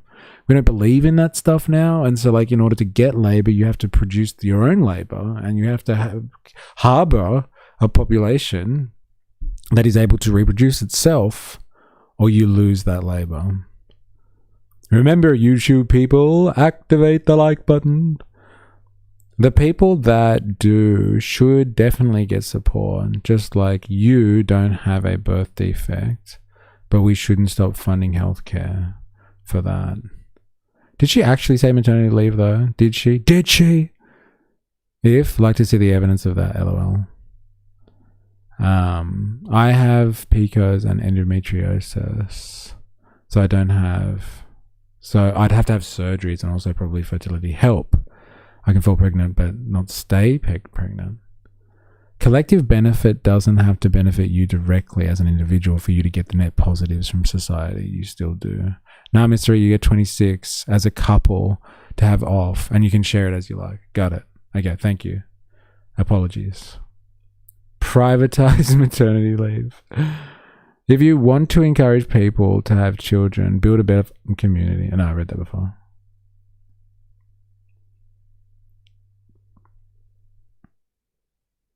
When Bill Gates says we shouldn't have kids, we should have more kids. Well, you don't trust him? Why not? Doesn't he fill you with some sense of security? Create the conditions for communities to strengthen, like creating the conditions that decrease the chance for someone to commit violent crime. Maybe don't encourage individualism. Pay to fuck. That's going to work. Look, if we weren't in a situation of demographic collapse, then your summation there is fair. Like, what, we're paying people to fuck? Like, come on. Yeah, I get it. But that's not the conditions.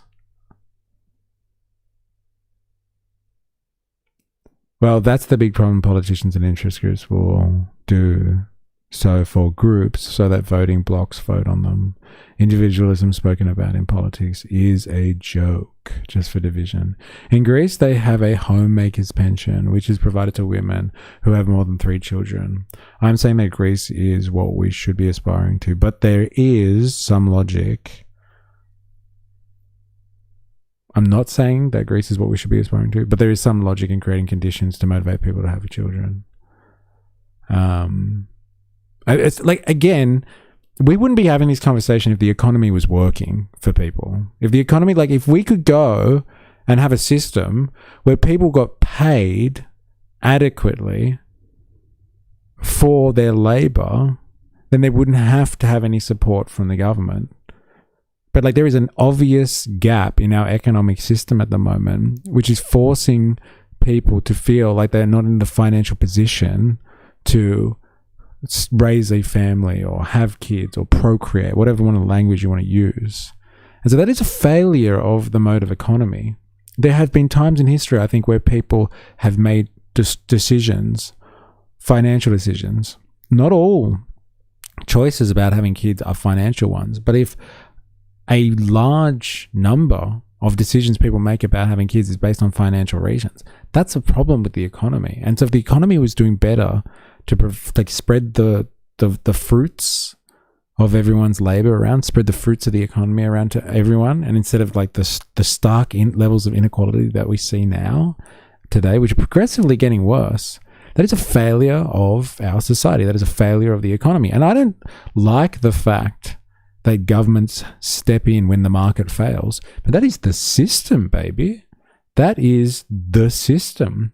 The government is constantly, that's the reason why a government exists in a market society, is the government cleans up everything that the market fails on or chooses not to deliver on. That's it. That's just the long and the short of it. And we have standards in this country. We have standards in terms of quality of life. And so if the market is not able to deliver appropriately, then government services are provided.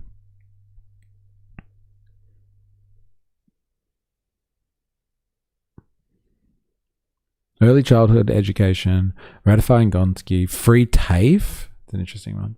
Even though I don't believe I don't have children, I'm happy to pay my taxes to create a competent and potentially extraordinary workforce. Yeah. It does make a difference. Germany has awesome maternity leave because they want mums to stay home with their kids. Feminism destroyed community. Can you really nail it down to that? Modern feminism, especially. All of the problems related to community is it's the feminists. The world would be better off with less humans. Dirty, lefty, commie. I grew up in the 90s. Single income homes were not uncommon. Look around now, and single income homes are now the exception, not the rule. So much the exception. Honestly, I don't know really. I don't one.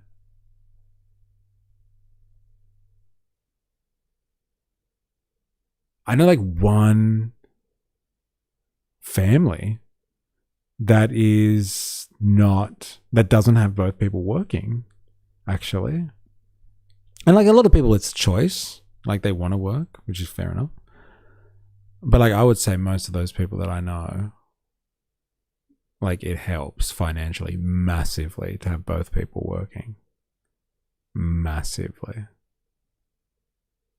Yeah, fuck. I like not one. That's crazy.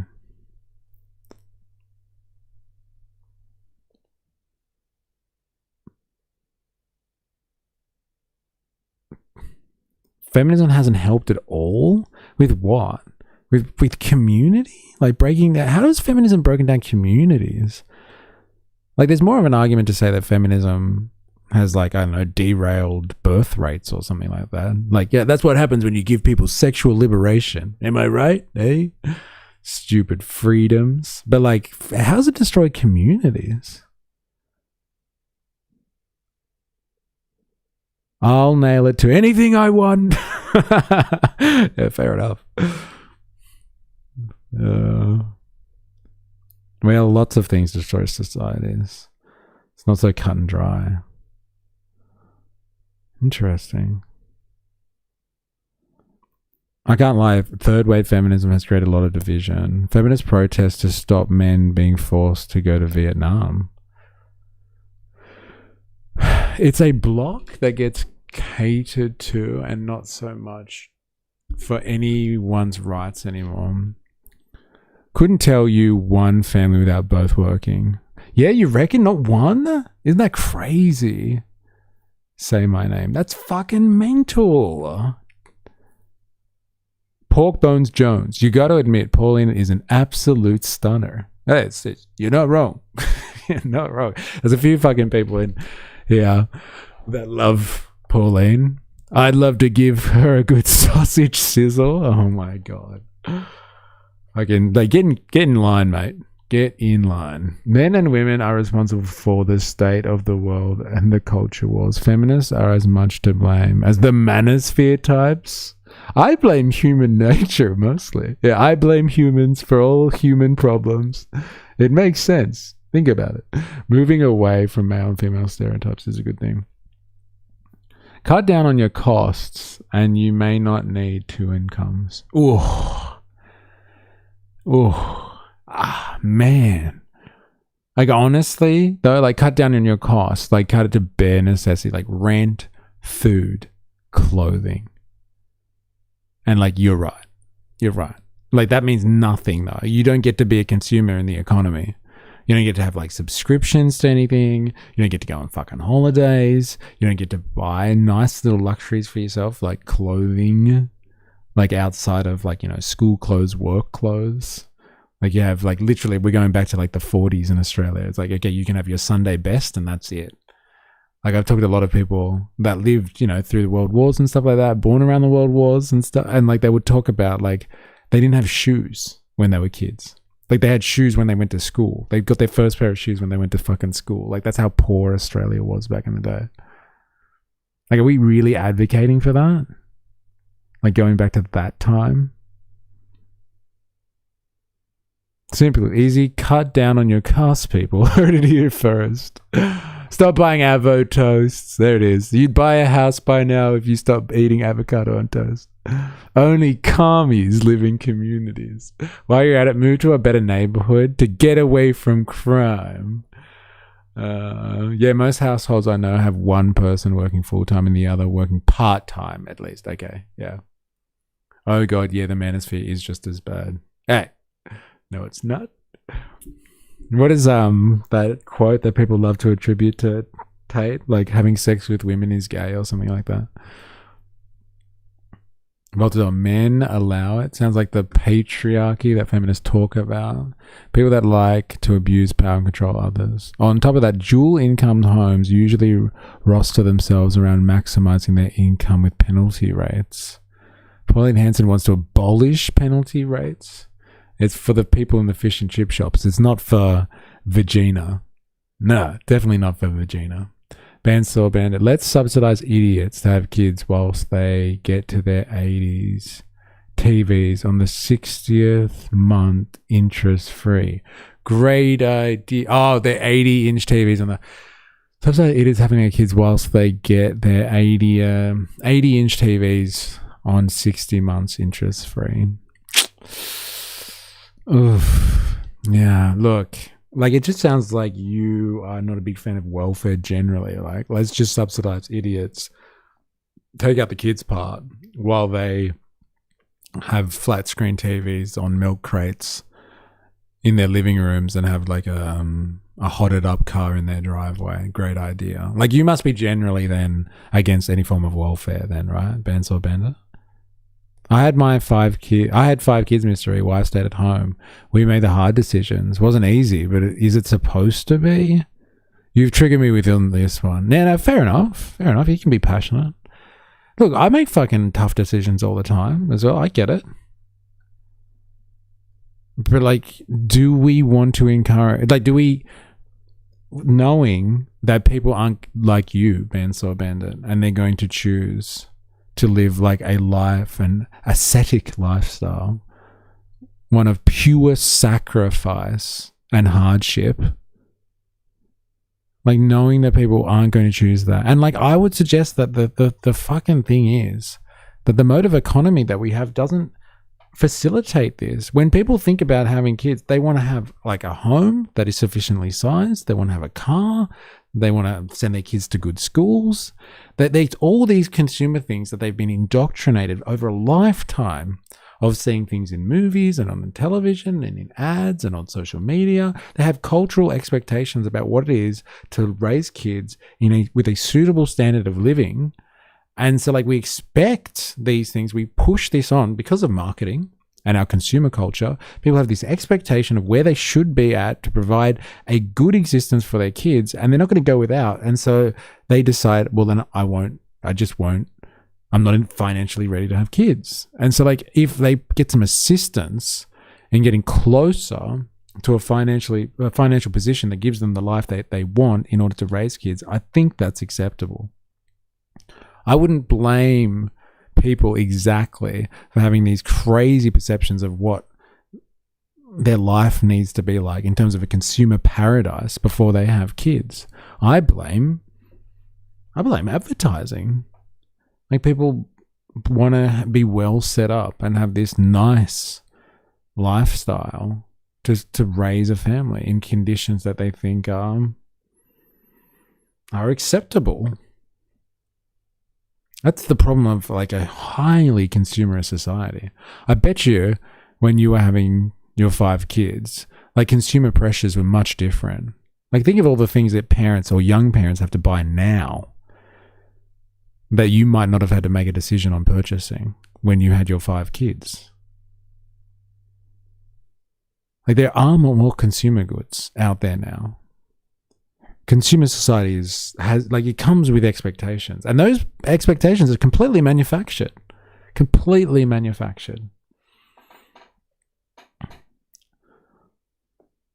Jet B in the house. How you going? It's crazy. My brother got one of the Tony Abbott scholarships to a Catholic uni, and he watched Suits his entire life and thinks being a corporate liar will give him a white picket fence at 18. We shopped at op shops all the time, Mystery. Yeah, I get it. I understand what you're saying. But, like, my question, had one car? Yep, I do the same thing. But most people will not trade for that existence. They'll just be like, fuck it, I'm not having kids then. And so, like, you still get the demographic collapse. That is the situation. Supposedly, I don't make the graphs. I just read them, okay? But, like, people aren't going to trade having kids for being an op shopper and having, like, one fucking car. Like, people expect a certain level of consumption these days. And that is not, I think what I'm saying, largely, that's not their fault. They have been conditioned through years of advertising and consumer culture to expect that. I ain't saying I'm special, but you are. You are special. You're talking about living a life of sacrifice. Consumption sacrifice. That is rare. We chose our path. It can be done. Of course it can be done. I get it. I understand. But most people won't choose that path. They won't. They won't choose the path that you're describing. They're not going to fucking live that ascetic lifestyle. They won't do it.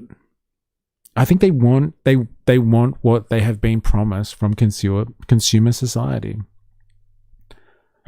which is like a certain standard when it comes to being in a family or having a family, raising a family, all that sort of stuff.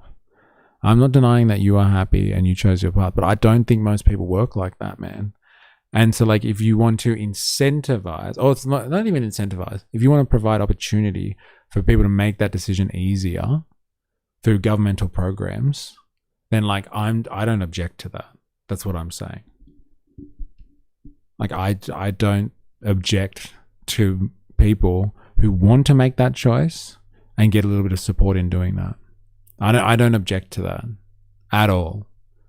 I think like financial hardship is a real thing, and I think people are hard done by in the current way of doing things. It doesn't have to be like this. That's my argument, is we have the technology to make everyone more prosperous, but like that's not how we structure it.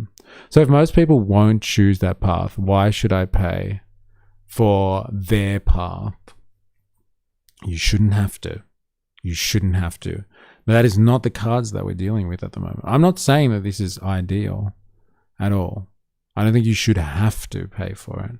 But like, you have to make a tough choice about whether it is necessary or not to allow people to help them with their, give them more opportunities.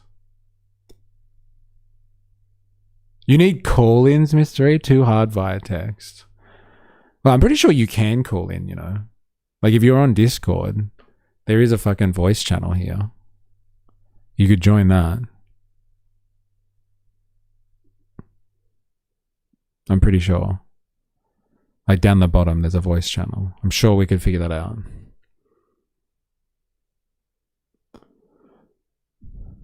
My cousin pays $900 a week in rent in Sydney and has 3 kids. How can they buy a house without earning squillions? Yeah. Yeah, like how do you do that? Fucking $900. $900. That's fucking mental, yeah. Isn't that fucking mental? Are you on Discord, Bandsaw Bandit? JB, when I was planning for kids, we had to hold off because we had to invest in our friends and local community 10 years ahead of time to actually have a pseudo village to raise a kid. Huh. Most bad things happen. That happen is my fault. All right. I'll let Pauline finish. We're having our own little talkback radio session right now. Let's do this. Decent businesses here because they have to get jobs in Australia because we can't get our own people to work. Next question's from Tom for Pauline Hanson. She's live on 2GB Breakfast. Tom, your call. Hi, thanks for taking my call. Look, Paul, I'm just wondering what your policy is on illegal tobacco, because I'm absolutely sick of seeing these stories about... I am, but no mic on comp. Fair enough. But like there is there is a setting here. So if you figure it out, let me know. More than happy to have a chat. As opposed to just doing it via text. I got to get a red wig for that right-wing pipeline days. You got to get a red wing, sorry. A red wig. Yeah, well, I've actually got a MAGA hat. I guess I should wear that. You can use Discord on your phone.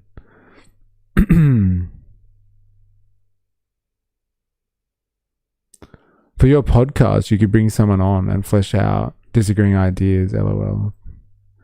That way, if they say something TOS, you can edit it out or censor. Yeah. I don't know. Ban's not ban. It should be okay. 100% I will. We aren't really that far apart, mystery.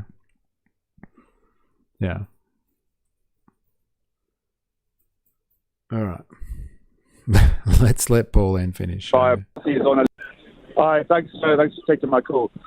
Look, Paul, I'm just wondering what your policy is on illegal tobacco, because I'm absolutely sick of seeing these stories about firebombing from the illegal tobacco gangs. It's quite clear that the price is just way too high, and that's why people are going to the black market.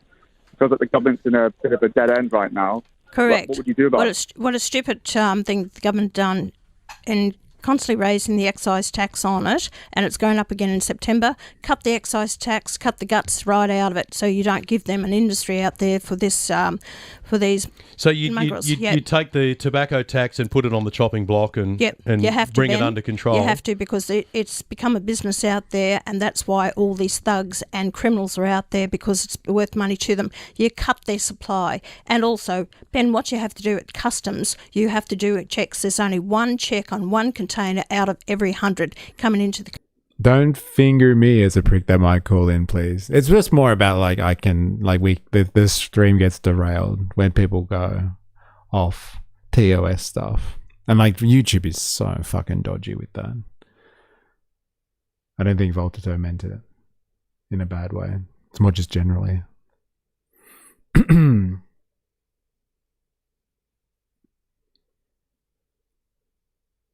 Yeah, you can use a phone on Discord, yes.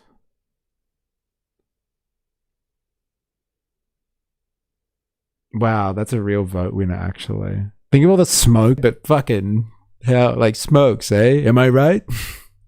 Packet of smokes. I promise to keep it PG-13. I'm sure you do. You have to do checks. There's only one check on one container out of every 100 coming into the country. We don't have the customs She needs to ask Ben about his love of butt stuff? Well, what's that about? Do I want to know? check. I'll tell you what, we have stuffed up the smoking policy so badly. We now have more people smoking because the cheap cigarettes have come in. We don't collect enough tobacco tax to pay the health system to look after all of the smokers out there who have health implications from smoking. And you've got all of these criminals who've made millions of dollars and they're driving around in Lamborghinis. That's right. The government doesn't want to address it because the amount of money they were getting out of a tobacco tax, which was around about $17 billion. It's just that money. They're not making that anymore. We know you've got lots of fans, and look, I can show you some of the text messages that are coming in right now from a whole range of people, but it sounds like the celebrity chef Neil Perry is not a Pauline Hanson fan. He's been asked about you during an interview. This is Neil Perry, the celebrity chef. Do you think Pauline could be Prime Minister of Australia? Oh, I think so, but if she is, I won't be living in Australia.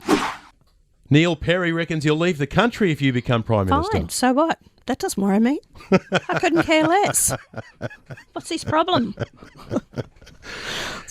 How's life apart from politics? What's going on in Pauline Hanson's world? I've got too many other bloody good people out there who wants me to be Prime Minister to make a change to their lives. So one who doesn't, good. You're not going to rush off to one of his restaurants today? I'll take him to there. I don't think I've ever been in his restaurant. I do my own cooking, Ben.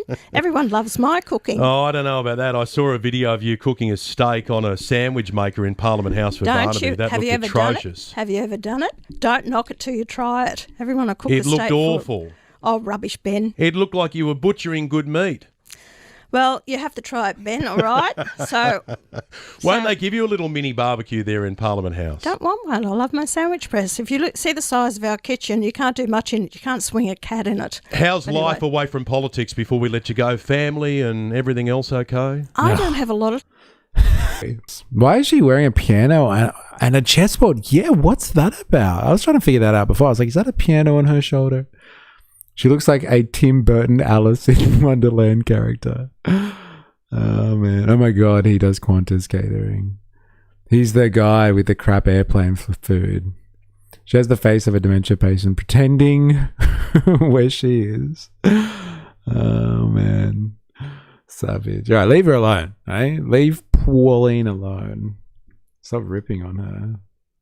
We should never do that. Never. Never. All right.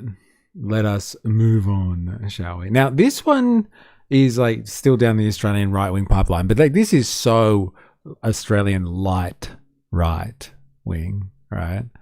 But like, is like this one seems to be so the Australian culture war from a right wing perspective, I guess. Pauline, eh? Is that a piano on your shoulder? Or are you just happy to see me? Is the Aussie flag offensive? Eh? Like, see this thing over here, that I stream with every day? Are you offended by that? Like, this is peak Australian culture wars. Do you feel offended when you see the Australian... Oh shit, here we go again. Do you feel offended when you see this? Do you? Yeah, the king. Change the flag. Yeah, actually, you guys have the same problems, I'd say, as we do, right? With the Union Jack there. Like, what's that about? Why do we need that there? Fuck it. Eh? Let's have a listen, shall we? In years gone by, hanging an Australian flag outside your home would never have been seen as controversial, but times it... Yes, what self-respecting nation has another nation's flag on its flag? Get rid of the Union Jack. Yes, Australian flag is to a lefty what a cross is to a vampire. You got to watch the opening scene of the movie Down Under. It's just footage of the Cronulla riots to Christmas music. It's insane. Ooh, the movie Down Under. Okay. Is it on YouTube? Is it easy to find, or is it like niche as fuck? Down Under. Movie. Actually, are you in Discord? If you got a link to it. Like, we actually have a video, a movie and series recommendations channel now. We had a right-wing government that had a referendum to change the flag. The country voted no because the PM was sell off assets and cutting things and then spend so much money on the referendum. People voted no out of spite. This is we've run out of things to talk about, so let's fill in the dead space with a problem absolutely no one has. Oh, man. That's fucking hilarious. Leaving the Commonwealth would be grounds for a new flag. If we became a republic, for example, I'd get down with that. I want to become a republic anyway. I want a fucking constitution. That's what I want. Instead of being a testing ground for America's foreign policy. Because we don't have any fucking rights here. Not even foreign policy, just American like policy decisions. Do it in Australia first. They have no rights. And then we'll see how it goes. Oh, Down Under? Exclusive opening scene trailer. Oh, that's the trailer. Okay, got it. Thank you. Happy Thanksgiving. Nom nom nom nom nom. This is what a man looks like. Oh man. I'm gonna just dump this here. Give me a second. Thank you very much. Alright, back to it. Anyone getting offended? Anyone? Peers have changed. It's apparently become so divisive. One Sydney renter claims she was told to take her flag down because it made her home a, quote, target. Here's Sam Butler. A, quote, target. It used to be seen as a symbol of patriotism, but is flying our national flag now a big red flag? It seems one Sydney landlord feels that way. Why do Australians or people living in Australia, owning homes in Australia, feel that having an Australian flag is unsafe? That newsreader is on Grindr, you reckon? Hey, he's very pretty. He's very pretty. Fuck, 10 is still on the air. Anna O'Brien and her husband rent a property in Bligh Park in Sydney's northwest. They've had an Australian flag proudly pegged to their front window since Australia Day. But last week, Bree says she was told it had to go during a routine inspection. She said, so just before we begin, we're just going to take this flag down before I take any photos or anything like that. And it kind of shocked me, and I was like, okay. Sure, why? And she then said that because the owner has said it could be a potential target or a potential threat to the house, straight away, I was just a little perplexed. Like, I didn't know if there was a clause or something that we had missed in the lease agreement that we weren't meant to Anyone heard about this? Like, where is she? Like, where exactly is she living? Where, like, having an Australian flag in your, I don't know, your front garden or your front yard somewhere makes you a target. Like, honestly, like, I live in Western Sydney. I live in a very, very multicultural area. And there are plenty of people that have, like, an Australian flag in their front window or something like that. But I guess the landlord doesn't want something that's going to attract attention because it means property damage for them and higher costs. Is this just another story about fuckwit landlords that they're turning into a, like, look, Australians can't even fly the flag anymore? It just sounds like you've got a shit landlord, to be honest. He's like, this person, whoever they are, is really fucked. Fairfield? Is that where this is? Did they say it before? Fairfield? Lakemba? Yes. The best is the Please Explain cartoons. The depiction of Lakemba. So good. Like, it's the Middle East. It's like a Middle East market, a bazaar. She's taking inspection and real estate photos, and you have a Temu flag, and she's like, yeah, maybe that doesn't look good for our records. Or for selling the place. Yeah, it makes it a target. Fairfield is the hood near me. Really? Well, Fairfield's a bit of a fucking hood here in Sydney, anyway. Same. We had missed in the lease agreement that, we weren't meant to be displaying anything like that. And it wasn't until after she had left and I started doing some research myself, I then started to become a little bit like, hold on a second, why? Where? Like, this is news, ladies and gentlemen. Somebody already called it. They were like, wait, Channel 10 still exists? This is news in Australia. And this is, like, you're right. This is right-wing pipeline stuff. There'll be heaps of people that'll be like, what? What do you mean I can't fly the Australian flag? This is fucking outrageous. You should be upset at landlords then. There is actually rules to flying a flag. Apparently one of those rules is that you cannot fly the flag at night. You have to raise it in the morning and take it down at sunset. Yeah, you can't leave it out in bad weather. There are rules. Where is this coming from? In recent years, our national flag has been used in a divisive way. I've got one word to say, the Prime Minister. Albo, get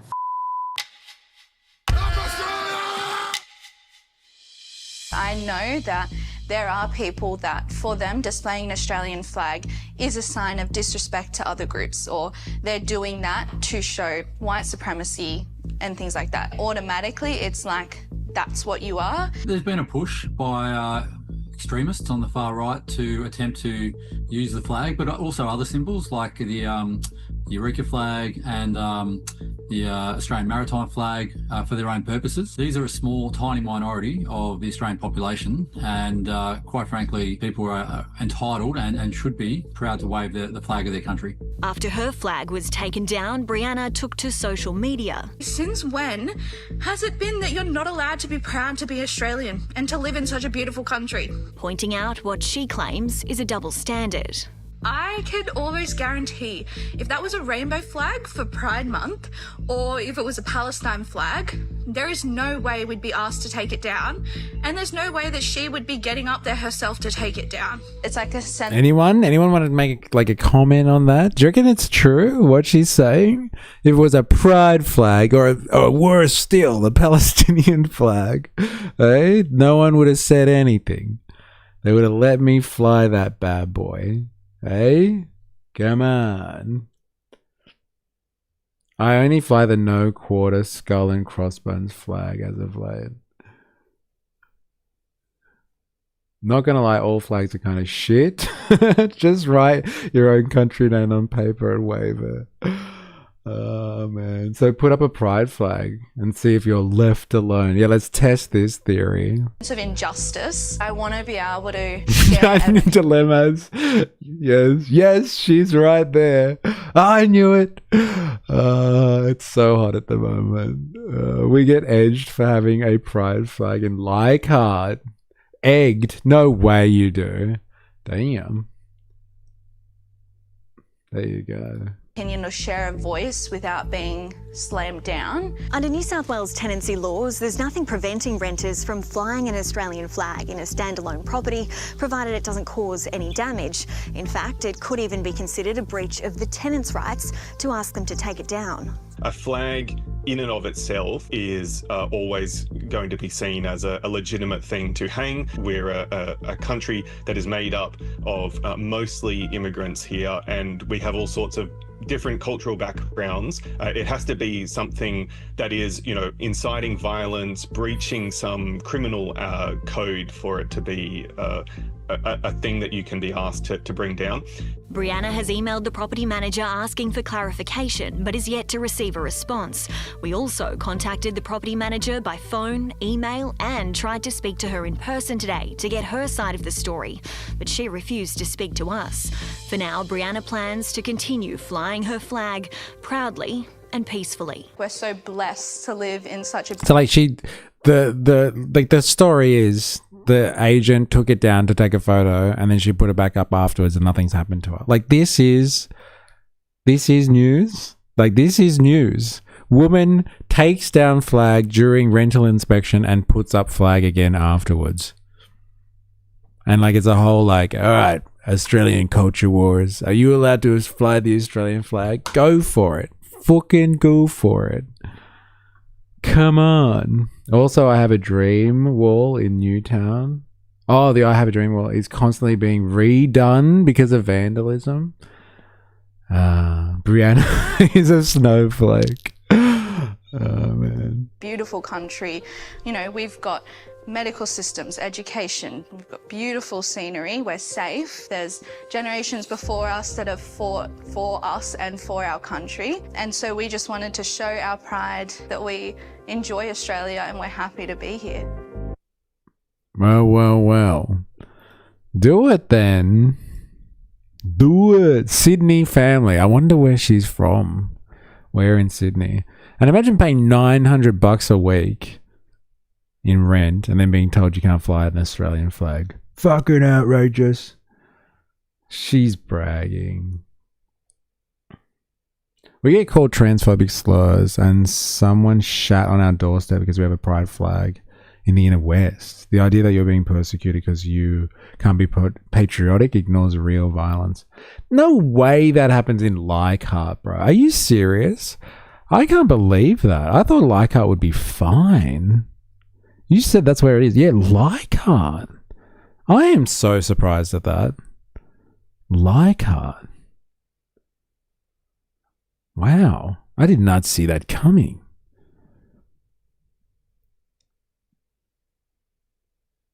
Wow. I did not see that coming. Anyway, there's your Australian culture wars.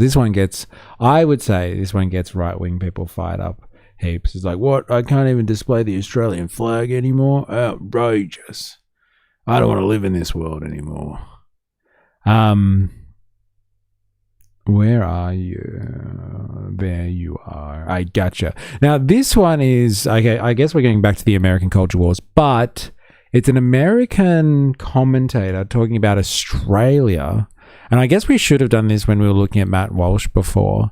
But this is one that's been gifted to us by none other than our friend, or my friend and yours, Dilemmas. And I'm pretty sure this is a Dilemmas one. And like, there's this American guy here. You can tell because he's got a hat that says America on it.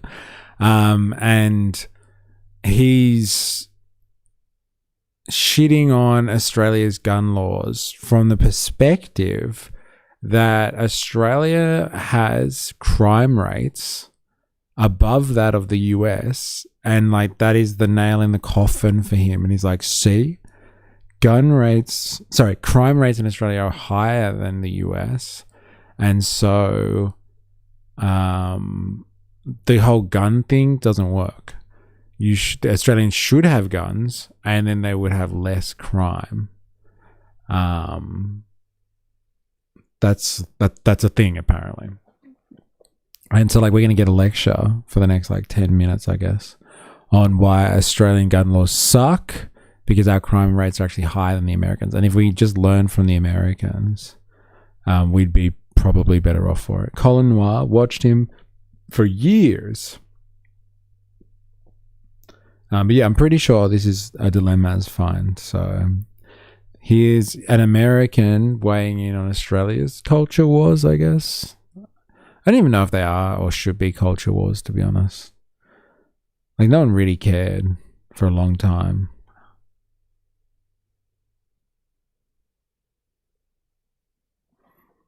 All right, let's do this. I like how, it's Co-Lion, not Colin. Co-Lion. Co-Lion? Name drops Malcolm Roberts, not knowing anything about him. Interesting. All right, let's have a listen. It's time to get schooled, Aussies. Australia is the country they hold up like a trophy. Every time there's a shooting here, somebody points across the ocean and says, "Look at Australia! They fixed it! We could be like them!" So let me show you what being like Australia actually buys you.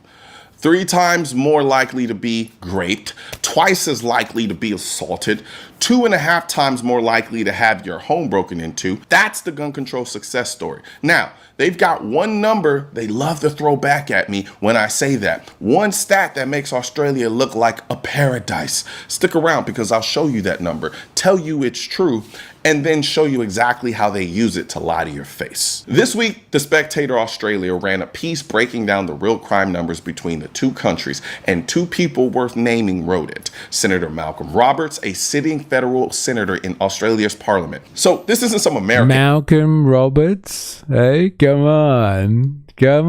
A One Nation senator has put this piece together about what? I don't know what, like destroying Australia's gun laws? Is that what it is? Dilemmas? Getting rid of Australia's gun laws because our crime is worse than America's. That's the piece that he's chosen. It's very interesting. I wonder if he knows. And yelling about a research center served in the DOJ on research and statistics. When John shows up with numbers, the numbers have receipts. Here's what they wrote, word for word. When you compare these broader... This guy's a Ground News subscriber, hello. Oh, God. He better not be. I knew I had to share this one on the stream. Thank you.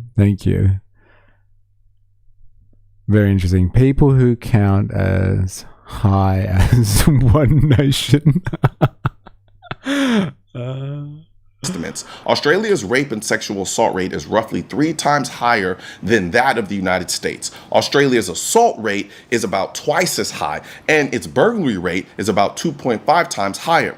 Robbery is the only category where the 2 countries report similar rates. 3 times the rape, double the assault, 2.5 times the burglary. So if Australia fixed something, explain why a woman there is 3 times more likely to be SA'd than a woman standing in Houston right now. That's not the brochure they sold us. But here's why you've never heard these numbers. The comparison everybody runs is rigged from the jump. The Australian Bureau of Statistics reports that only about 19% of rapes and SAs are reported to police, while in the United States, about 45% are reported. Fewer than 1 in 5 of these crimes ever gets reported there. Here, almost half do. So reported crimes makes Australia look safer because they bury 80% of it. The crime isn't lower, the reporting is. That's a massive call, isn't it? Like, Australia's crime rates are fucking actually awful, and we don't even report them properly. And like, that wouldn't happen at all in the US, right? Like, people, every time there's a crime... Every time there's a violent crime or an SA or a rape situation in the US, it's all reported. It's all above board. No, it's just the Australians out there that decide not to fucking report things. Very interesting. Is it just me, or does it sound like he got paid by someone to make this piece? It's giving sponsored post without disclosing sponsor. Yeah, like, why is it going to this piece here? But I guess these people have a radar for Australia when it comes to gun control, because like he said, oh, everyone always points to Australia, hey? Everyone always points to, well, looky here. I found a piece written by Malcolm Roberts. Grapes and essays. There's so many grape words today. My God. Pie in the sky talking point. When you realize it's 4:20 and stand up for a few minutes, that's when you realize it's 4:20. Lott and Roberts skipped that game and used the surveys that actually ask people, were you a victim? Measured honestly, Australia stops looking safe fast. And real quick, for the people wondering where they can get this awesome hat that I'm wearing, yeah, I'll put a link in the description section of this video that you can check out the new America hat design. We have it in different colors and different styles, whether you like it, protect themselves and this country. So click the link in the description section of this video and get your American hat today. Okay, so the number I promised, and I won't do to you what they do. Here's the whole truth. Australia's murder rate is lower than ours. Roughly 2 per 100,000 versus our 4. That is real. I'm not pretending otherwise. That's the one card they get to play. But watch the trick. And I quote, but homicides make up a teeny share of overall violent crime, less than 0.1% in Australia and about 0.3% in the United States. So they do not reflect most people's risk of victimization. This is just a way to sell hats. Yeah, pretty much, isn't it? Fucking hell, it kind of is like that. Murder is less than 1/3 of 1% of violent crime. So they take the rarest thing that can happen to you and use it to hide the grape, the assault, the home invasion you're actually far more likely to face. Smaller slice of the pie sold as the whole pie. And ours isn't even spread out. 2% of counties drive more than half of our murders, while over half of US counties had 0. It's gang violence in a handful of blocks by people who already broke every law on the books. So how did Australia get here? The exact road they keep calling a conspiracy theory. Roll it. This is what's left of that cafe where the gunman started shooting. In the end, 35 people were killed, and it rocked Australia. It came just 6 weeks after a new Prime Minister had been elected. I thought to myself, if I don't use the authority of this newly acquired office to do something, the Australian people are entitled to certain... Where are our mystery branded man bun scrunchies? It's called a bitch biscuit, bro. That's what it will now be affectionately called. The bitch biscuit. I'm surprised he's going there with this whole, like, it's all come down because of John Howard. Everybody points to this. But, like, what was he saying before, this guy? Was he just basically saying that, look, America has, like, greater homicide, but, like, all the other types of violence are much more prevalent in Australia, or much more likely in Australia. And so, like, don't worry about people murdering each other. Like, don't worry about that. That's fine. We get that. But really what you should be worried about is grape, violent assault, and SA. That's all you should be really caring about. Don't worry about the other stuff. Don't worry about it. It's not important. Don't worry about it. Don't worry about the murder stuff. Just focusing on the stats that are in my favor here. And I'm assuming by the end of this piece he's going to be like, look, this is why you have guns. Because if you have a gun, no one's going to violently assault you, SA you, or grape you. It's not going to happen. Thank God for guns. I'm assuming we're working up to that, though. Wait, why are we complaining about R and murder? Why are we playing so loosely with concepts like they are magical distant thoughts? He's pretty much said that. He's like, let's just not worry about homicide for a second here. Don't worry about that. Let's only concentrate on these forms of violence. What does the actual stats say, though? This is coming from a country who elected a PDF file as their president. Most people's minds are their eyes. That's the problem. Well, because the states in the US that have the lowest crime rates also have some of the most guns. Okay, that's what he's talking about, do you reckon? That's the point. Low crime rates. So low crime rates, higher gun ownership. The writing's on the wall. Not in California. The exact road they keep calling a conspiracy theory. Roll it. This is what's left of that cafe where the gunman started shooting. In the end, 35 people were killed, and it rocked Australia. It came just 6 weeks after a new Prime Minister had been elected. I thought to myself, if I don't use the authority of this newly acquired office to do something, the Australian people are entitled to think, well, this bloke's not up to much. As to the question of gun control laws, So then Prime Minister John Howard, a conservative politician and close friend of George W. Bush, pushed through sweeping gun control legislation just 12 days after the massacre. The hardest things to do in politics often involve taking away. Or censored. What do you get censored for? I get it now. More guns equals only criminals get shot. Yes, that is obviously the takeaway. Obviously. I would argue that if I'm getting mugged, I'm likely to have a better outcome with a guy who has a knife than a guy who has a gun. There may be an increase in assaulted battery, but the alternative is an increase in being shot. Yeah, I guess it's just like, pick your poison. America has about 3% of the world's population and yet are responsible for about 50% of the world's privately registered guns. It's almost like it's a fucking consumer good. This has got nothing to do with like protection against a tyrannical government, but like feeding some type of massive industry. Complying with a robber has a 100% survival rate. Trust me, bro. Colon Noir, Black Butthole. Is that this dude's name? No, I think it's Colion. I think. It would be funny if it was Colon Noir. Yeah, Colion. Guns don't shoot people. People shoot down. Gun legislation. US has 8%. No, I just read that one. Colion. Colion. We've just got it here first. It's Colion. Colion Noir. He must be French. Did you hear about the nurse who got stabbed in the Sydney hospital in the Sydney hospital this year? Could you imagine if they had a gun? It's not Co-Lion. Apparently it's Co-Leon. Dilemmas. Thanks. The US has more people in prison than any other country in the world, and more men are raped in the US than anywhere else in the world. Well, see, they should give prisoners guns.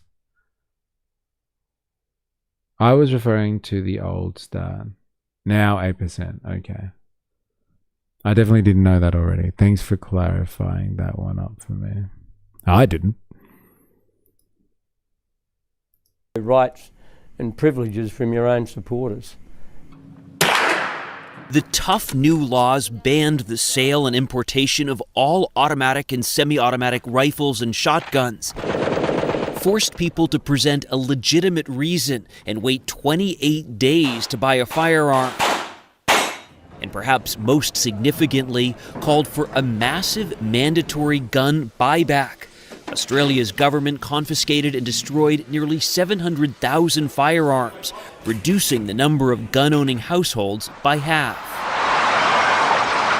People used to say to me, you've violated my human rights by taking away my gun.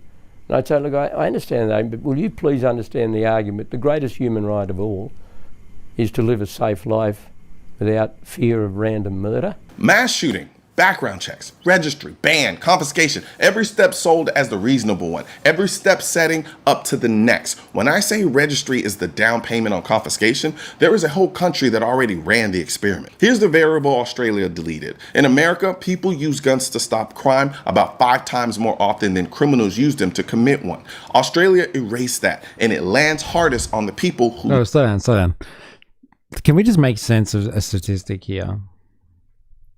Deleted. In America, people use guns to stop crime about 5 times more often than criminals use them to commit one.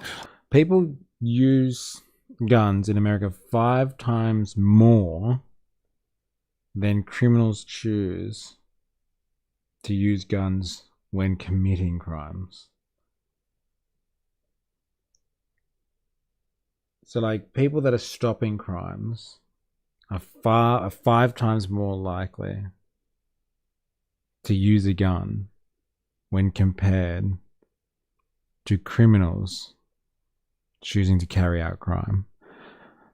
So, like, can you really compare those two things? There must be so many types of crime out there that are not violent, even close to being violent, but it's a crime. And just because people don't have a gun when they're committing a crime, you can come up with a stat like, oh, did you know that, like, most criminals don't even use guns? But when people are trying to stop crime, when people are being a vigilante, or like they're trying to, I don't know, stop a crime. Like, who goes around stopping crimes? Vigilantes? I thought the police are supposed to go around stopping crimes. Unless you're saying you're stopping somebody from causing an offense to your person. Yeah, Batman?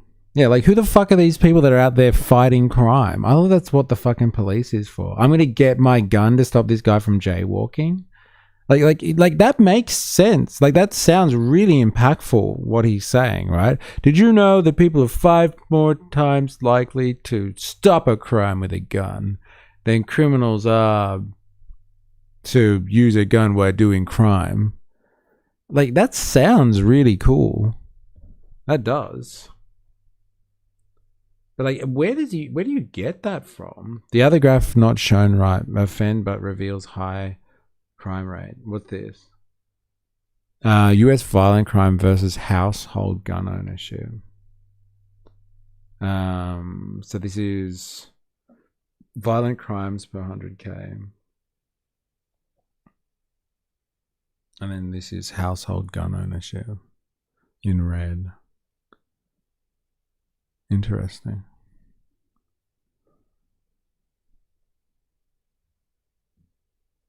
Dude, Spider-Man does. Yeah, I guess so. I guess if you have like a society full of the Avengers or something like that, then like they can walk around with guns stopping crimes. Like, why would you even need a police force? Just give everyone a gun. And like, do you even need cops? The baby that cops just murdered after the parent accused of stealing diapers. Yeah, did you hear about that? Did you? I don't know what the circumstances are, but they shot a baby. And like, they just stood the cop down, right? They have a constitutional right to carry, and these people stop a lot of crimes. Right, but like, you know, it's like comparing. It was like when we had Friendly Geordies in here, and we were talking about the argument that like, oh, did you know Australians get taxed more on beer than they do on gas? It's like just getting two things and comparing them. But like, are you making a proper correlation when you're comparing stuff? Like, people are 5 times less likely to use a gun when they're doing crime. Like, the only crime out there is violent crime. Like, there must be other forms of crime, right? There must be other forms of crime out there. And there's probably so much more crime that would reduce the amount of people choosing to use guns when performing said crime than the other way around, when people are randomly, like, how many people go out and choose to fight crime or stop crime? It must be so much lower than the proliferation of crime. And so the stat sounds nice, but like, why are you correlating the two? Off topic, but this one was perfect. One Nation voters. If those kids could read, they'd be very upset. Someone's debunked that anyway. What's his name? Joel Jamal debunked this poster as propaganda or misinformation, Ninja Nurse, if you didn't hear. Ah, here we go. This is the Han defense for you, Ravy. Are you ready? Did you hear about the woman that used her baby as a human shield to try to stop it, to try to run a cop down, and her baby was worth less than some diapers? Ravy, it was the lady used her baby as a human shield. It's the Han defense on this one. Oh, you've already read it. They were accused of stealing. They didn't. And they were driving away, and the cops stood in front of the car and shot through the window. The item was a pack of nappies from Walmart. Talking about if Jag was in here, he'd be like, see, told you, a cab. They're protecting Walmart's property.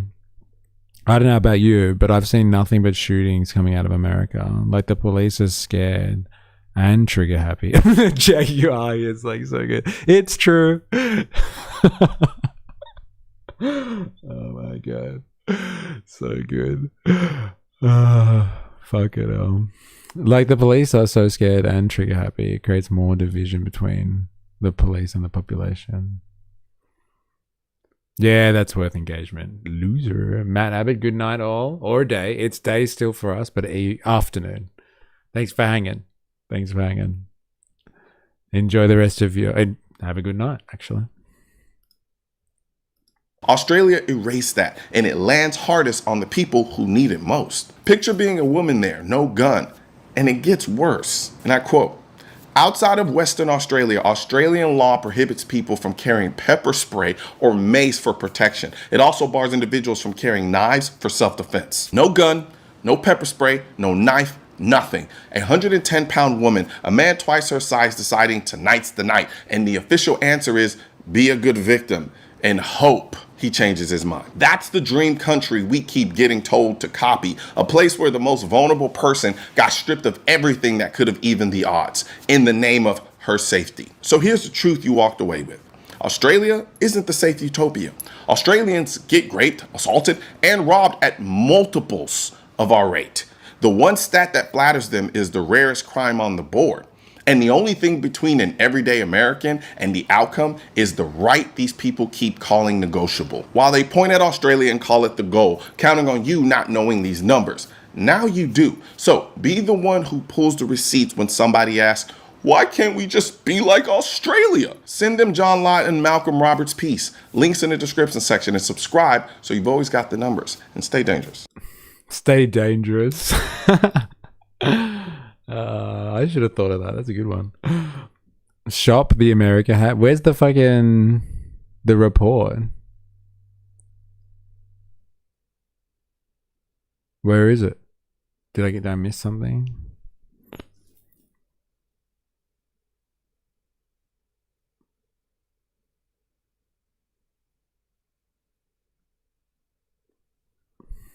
Free book. If only I had one concealed carry. So is that what this guy does? That's his shtick, right? Where's the link to the report?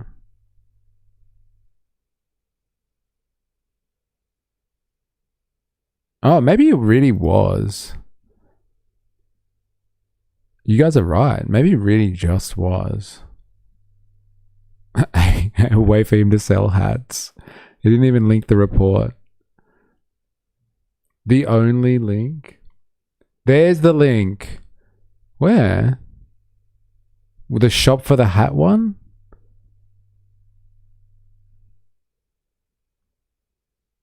All the video ones of his?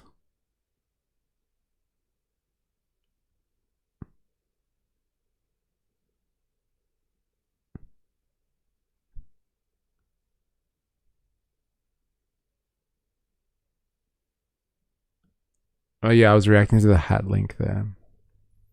Yeah, the only link is that one?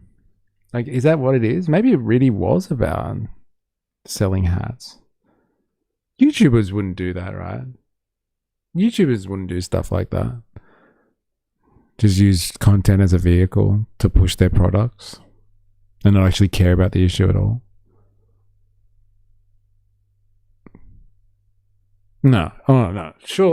Surely they wouldn't do that. Surely not. Oh, man.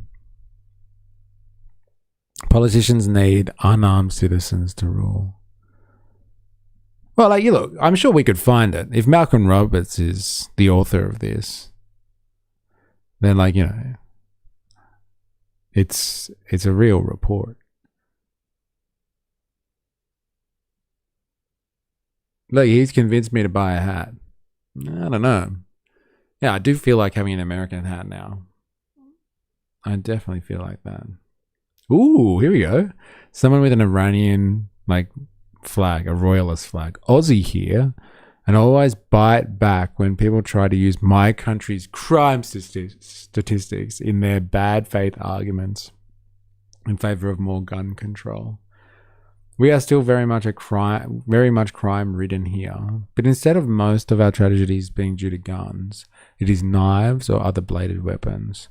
Further proof that bad people will always find a way to acquire tools to do their evil with. And that is completely iniquitous to prevent law-abiding citizens, and it is completely iniquitous to prevent law-abiding citizens from being able to defend themselves. I love these arguments about like there's not fucking gun, having everyone having guns is too much. You're lumping everybody in with the bad actors out there. I wonder how these people also justify views on like immigration and stuff like that. Oh no, it's the whole fucking culture. They all gotta go.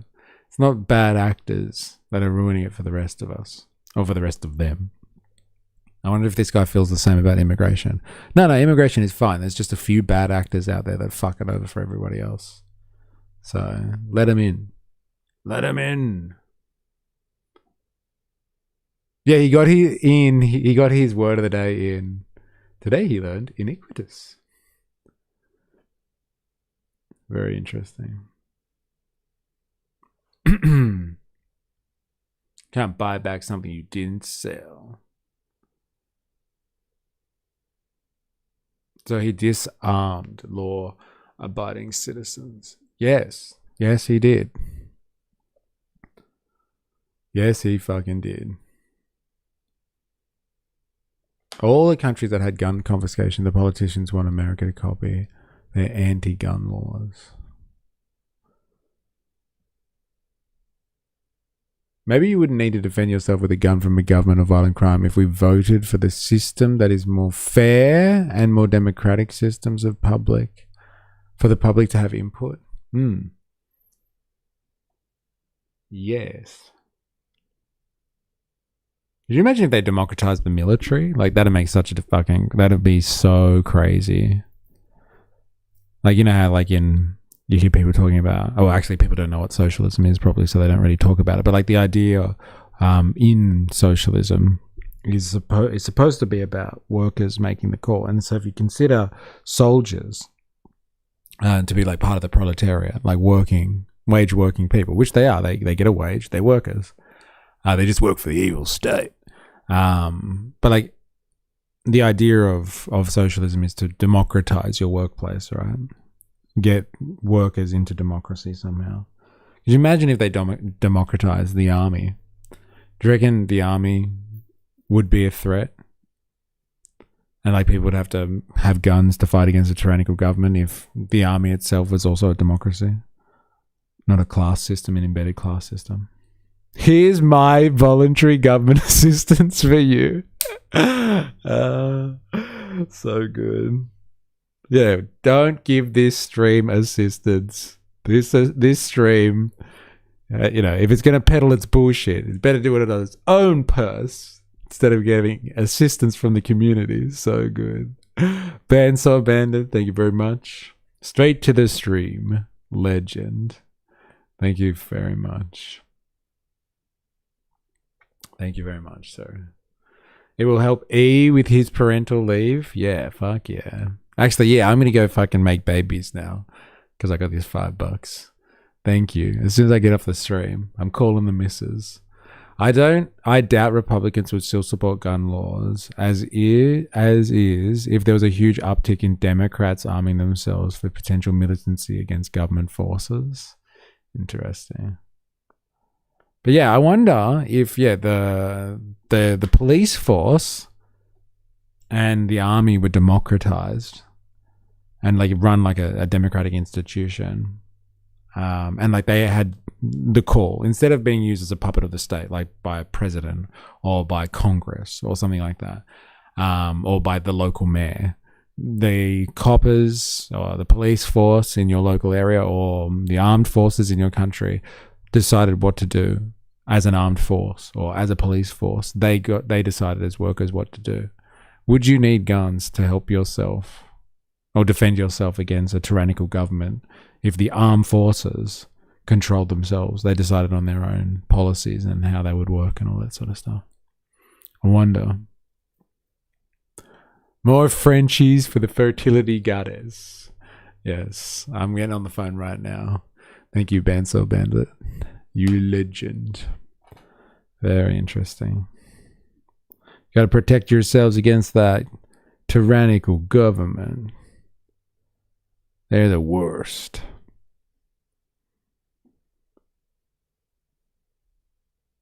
Where is... here it is. I wanted to have a look at this as well. This is just a short one. But we spent a bit of time looking at like British politics recently.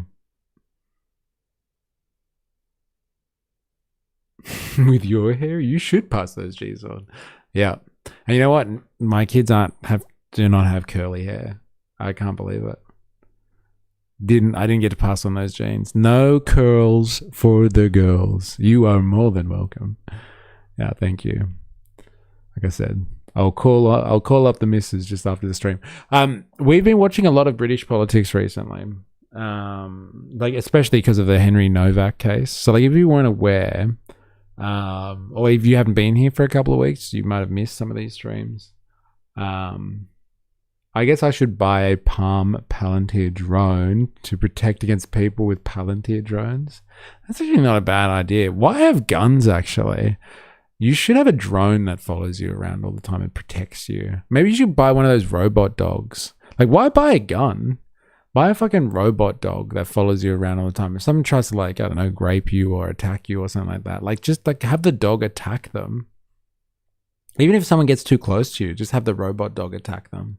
Like, I think we're just thinking too small fry here. Fuck guns. Let's get robot dogs with guns on them. And, like, you can never be blamed for doing anything because, like, you didn't make the decision. It was the robot dog that shot someone. And so, like, really, it's the manufacturer's problem. It's not mine. That's what we need. Robot dogs with guns that are run by AI. That would solve this whole problem, I reckon. That would solve this whole problem.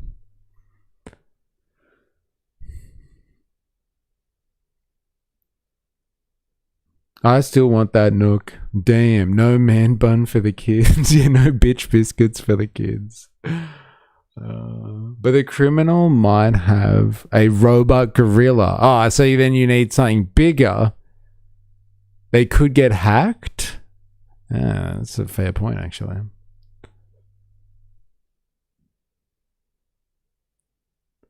We already have those, lol. If I jaywalk, my robot dog will report me like a good boy and serve my Achilles tendon and sever my Achilles tendon.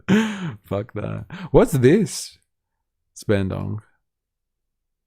What the hell is this? Don't pet it. What the hell is this?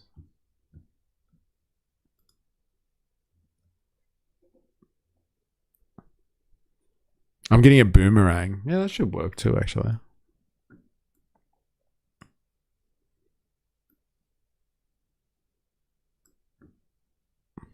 What the hell? We're about to find out. This past weekend in Toronto, robots from one of Amazon's fulfillment centers have escaped. Our latest update did cause a lot of the robots to quit and climb out the vent. So just be on the lookout for any suspicious figures doing parkour. Also, if you see what looks like a large cat carrying a gun, don't pet it, don't bring it in the house, okay? It may say something like the age of man is over, but that's just a coding error. Our best advice is try and lower your core body temperature by 10 degrees so it can't see you, and then put a bunch of wooden boxes around it, as that's really their only weakness. This past weekend. That is hilarious, man. Oh, fuck. So good. The wooden boxes is their only weakness. They can't jump them boxes. I posted a few in recommendations. What'd you post? This was very interesting. Mini doc about the doc film where people are reenacting a genocide and how they justify it. Oh God. They are forcing this onto every phone. Is this like Digital ID stuff. Interesting. Any other one of these right-wing pipeline stuff, Voltato, or both of them? Couldn't resist. That's hilarious. That is hilarious. Predator rules apply. I'm crying laughing, yes. It's anti-communist stuff. Interesting. The top one? Okay. Looks heavy. This is a very interesting mini doc about a doc film where people are reenacting genocide and how they justify it. Oh, this is going to be heavy. All right, strap yourselves in, ladies and gentlemen. We're steering off course.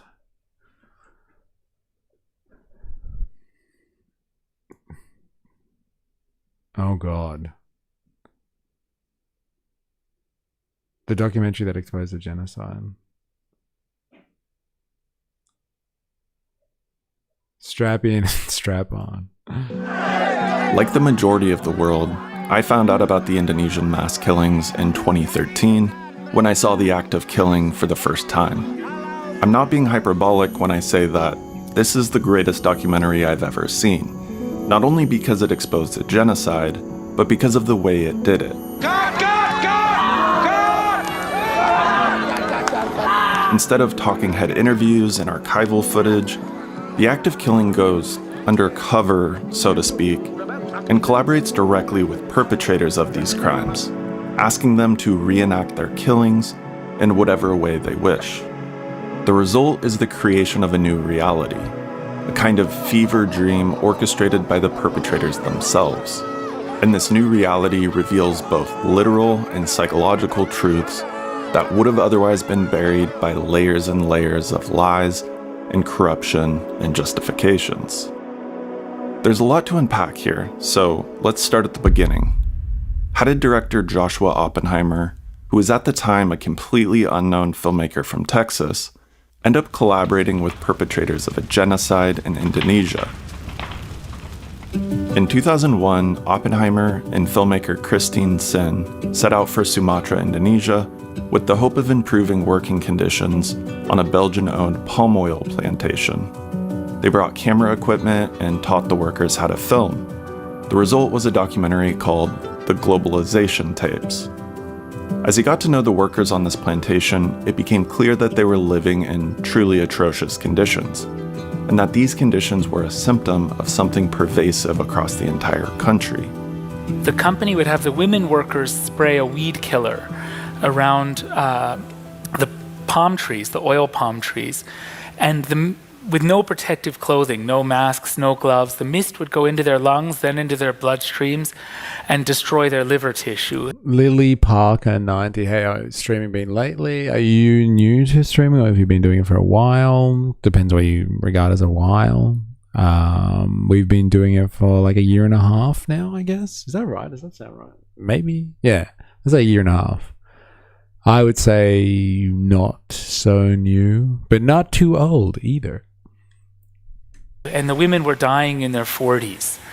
And when they would complain to the company petitioning for protective clothing, the company would hire thugs from a movement called Pancasila Youth that had in fact been involved with the killings in 1965. They'd hire thugs to threaten and sometimes attack the women. And the women were easily intimidated, easily threatened, because their parents and grandparents had been in a union until 1965, had been accused of... Sorry, Voltator, where are we going with this? Is this like anti-commie propaganda for Far Right Fridays, or is this like an actual story here?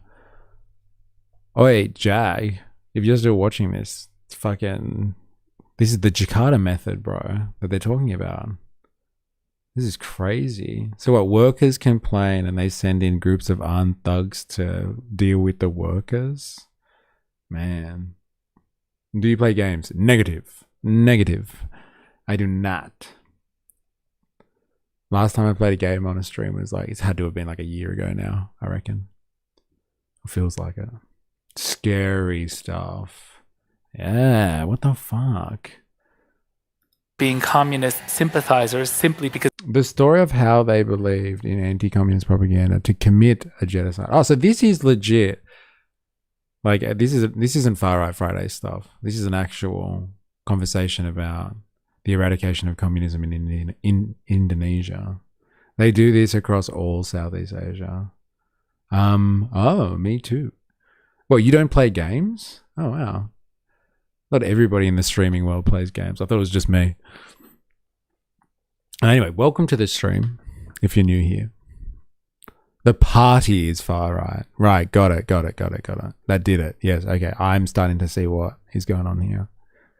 This isn't far right propaganda. This is like an actual like right-wing style event that took place in Indonesia. If you're not aware, for anyone who's wondering what the fuck is going on here, there was a period in Indonesia's history where they had like a very kind of left-wing, let's say social democratic style of governance. And like there were a lot of people that were involved in the Indonesian Communist Party and movement, but it wasn't like a revolutionary movement in the sense of like, you know, violent takeover or something like that. Like they were a large political force. They were active in the union movements, in like the urbanized areas. They had representation in like peasantry style areas, in villages. And so like they were kind of a political left-wing force in Indonesian politics around the 60s. And then America kind of, I guess, started, like the state of America started showing interest in Indonesian politics. Like, you know, let's be honest, at the behest of like corporate interests in the region. And they were concerned that having a left-wing government in Indonesia would leave the region, like the Indo-Pacific region, open to Soviet or potentially communist China, potentially even communist Vietnamese communist rule or influence. And so in order to stop the potentiality of Indonesia turning full communist, even though they really weren't, like it was just an active kind of political party, I guess you would say, a political movement in Indonesia, and they were like popular. They weren't trying to bring in, it wasn't like this party was trying to bring in a form of communism like what was happening in Mao's China or Stalin's Soviet Union at the time. They were just politically active and a big political force. The US had, like I said, strategic interest in ensuring the spread of communism didn't move too far throughout the Pacific. And so they helped organize and resource opposition to the Communist Party through kind of investing heavily in the Indonesian military, like training officers in the US and then sending them home again. And then like once they kind of had indoctrinated top military officials in Indonesia, they went home and kind of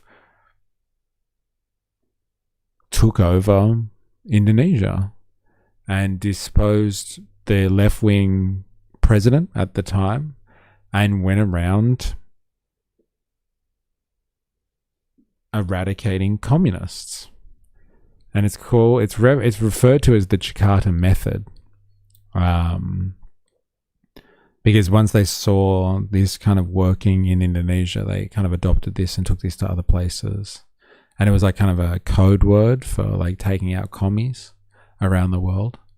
Anyway, so they killed, like supposedly, as a result of this Jakarta method or the removal of communists from Indonesia, like 1 million people died or disappeared as a result of this campaign to make sure that communism didn't spread throughout the Indo-Pacific.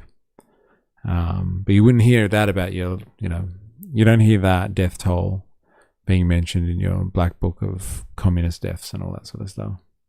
You deserve a follow. Oh, thank you. Seems like a pretty chill stream to me. Yeah, it's pretty chill. By the way, do you like pets? Do you have a pet at home? I have children. Do they count as pets? No, I kid. I don't have a pet. And welcome to the party. We don't have kick people, Lily Parker 90. So like if you are an actual kick person, you may be our first. And I've been streaming on Kick for like fucking, I want to say like 6 months now since the start the year. So like, welcome.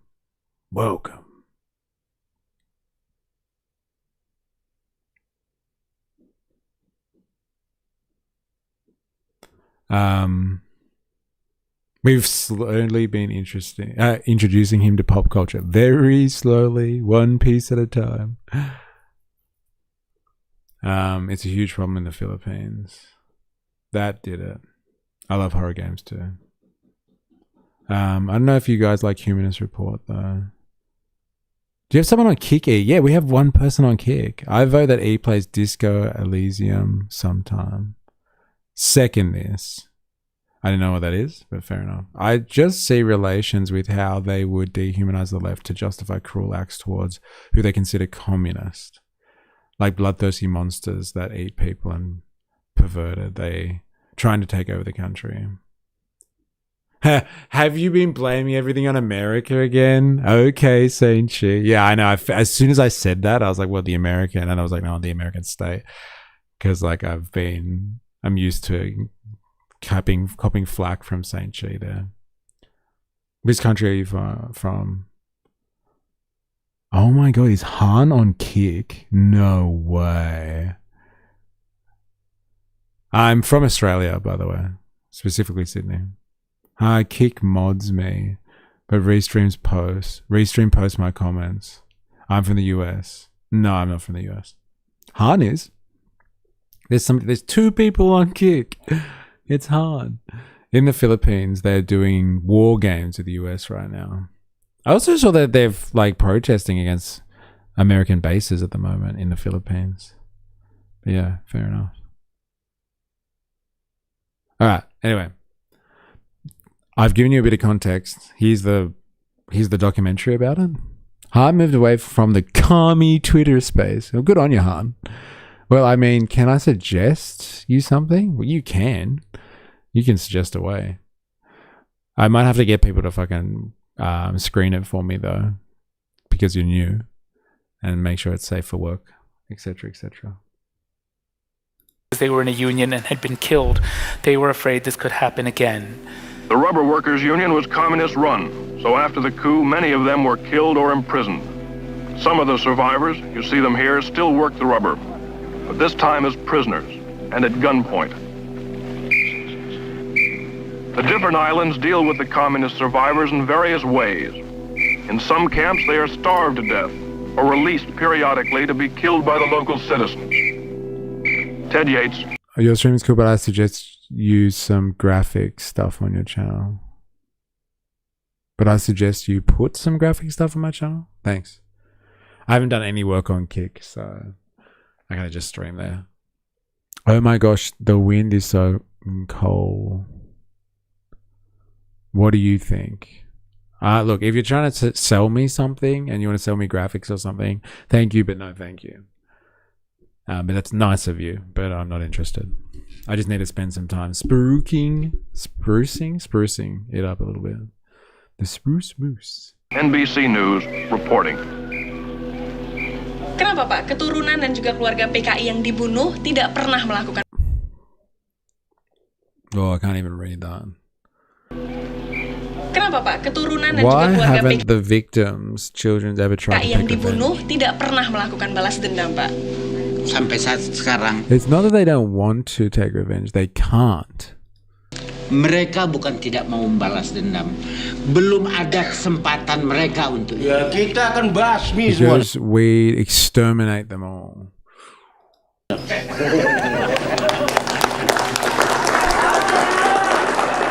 Hop in. Yeah, you've put that thing up like so many times in the stream chat this week. Spruce moves. Hop in. I said hop in. After stumbling into this society where genocide had been effective and the perpetrators were still in power, Oppenheimer came to a realization. Normally, perpetrators of mass violence win. That's why they do it, because it's effective. They write victors' history, celebrating what they've done. They glorify it. We as human beings deceive ourselves about the meaning of our actions, and I knew at that point I would spend as many years as it would take to address this situation. and many years it did take, roughly a decade. Because once he set his mind on making this film, he immediately ran into a problem. How do you make a film about crimes against humanity when the perpetrators are still in power? The army threatened all of the survivors not to participate in the film. And everybody said, don't quit, don't go home, don't give up, try to film the perpetrators. See if they will tell you how they killed our relatives. I was afraid to do that at first, but when I did, I found really to my horror that all of them were immediately boastful about the worst details of the killings, which they would recount with smiles on their faces in front of their wives and their children, even their small grandchildren. Then they would usually invite me to where they killed if they were imaginative enough to do so. They'd bring along weapons to use as props. They'd bring friends to play victims and reenact it, figuring that it's a film. They should show what they did, not just tell about it. These impromptu performances by the perpetrators sparked an idea. Jesus fucking Christ. The Jakarta method. That's the one, bro. That's the one. Are you posting it there just for everyone's sake, or you've read it? Jesus. Fuck. Oh, it is so different seeing this stuff from reading about it. Like, because I don't go into details, really. I like think about that, like 1 million people kind of disappearing, right, at the hands of people like this in the jungles in Indonesia somewhere. Man, just you wait, LOL. Can I actually watch this here? Do you reckon? Well, it's not going to get more hardcore than that, is it? The Jakarta method is on my shelf. Yes, you can. Okay. If only they had guns to defend themselves. Yeah. Getting butchered would be a shit way to go. That's one way to say it. Absolutely. Shit way to go. And Oppenheimer. An idea that reveals his approach to filmmaking and his ultimate goal in making the act of killing. I started with this premise. I said, okay, you've participated in one of the biggest killings in human history. I could be that open with them because they were that open with me. I want to know what it means to you and to your society.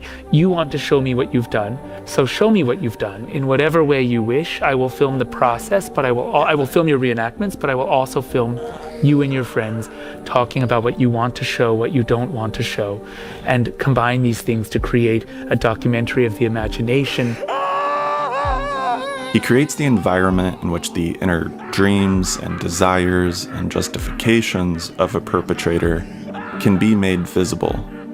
It's not about what happened in 1965 per se, it's about how the perpetrators want to be seen today and how they see themselves.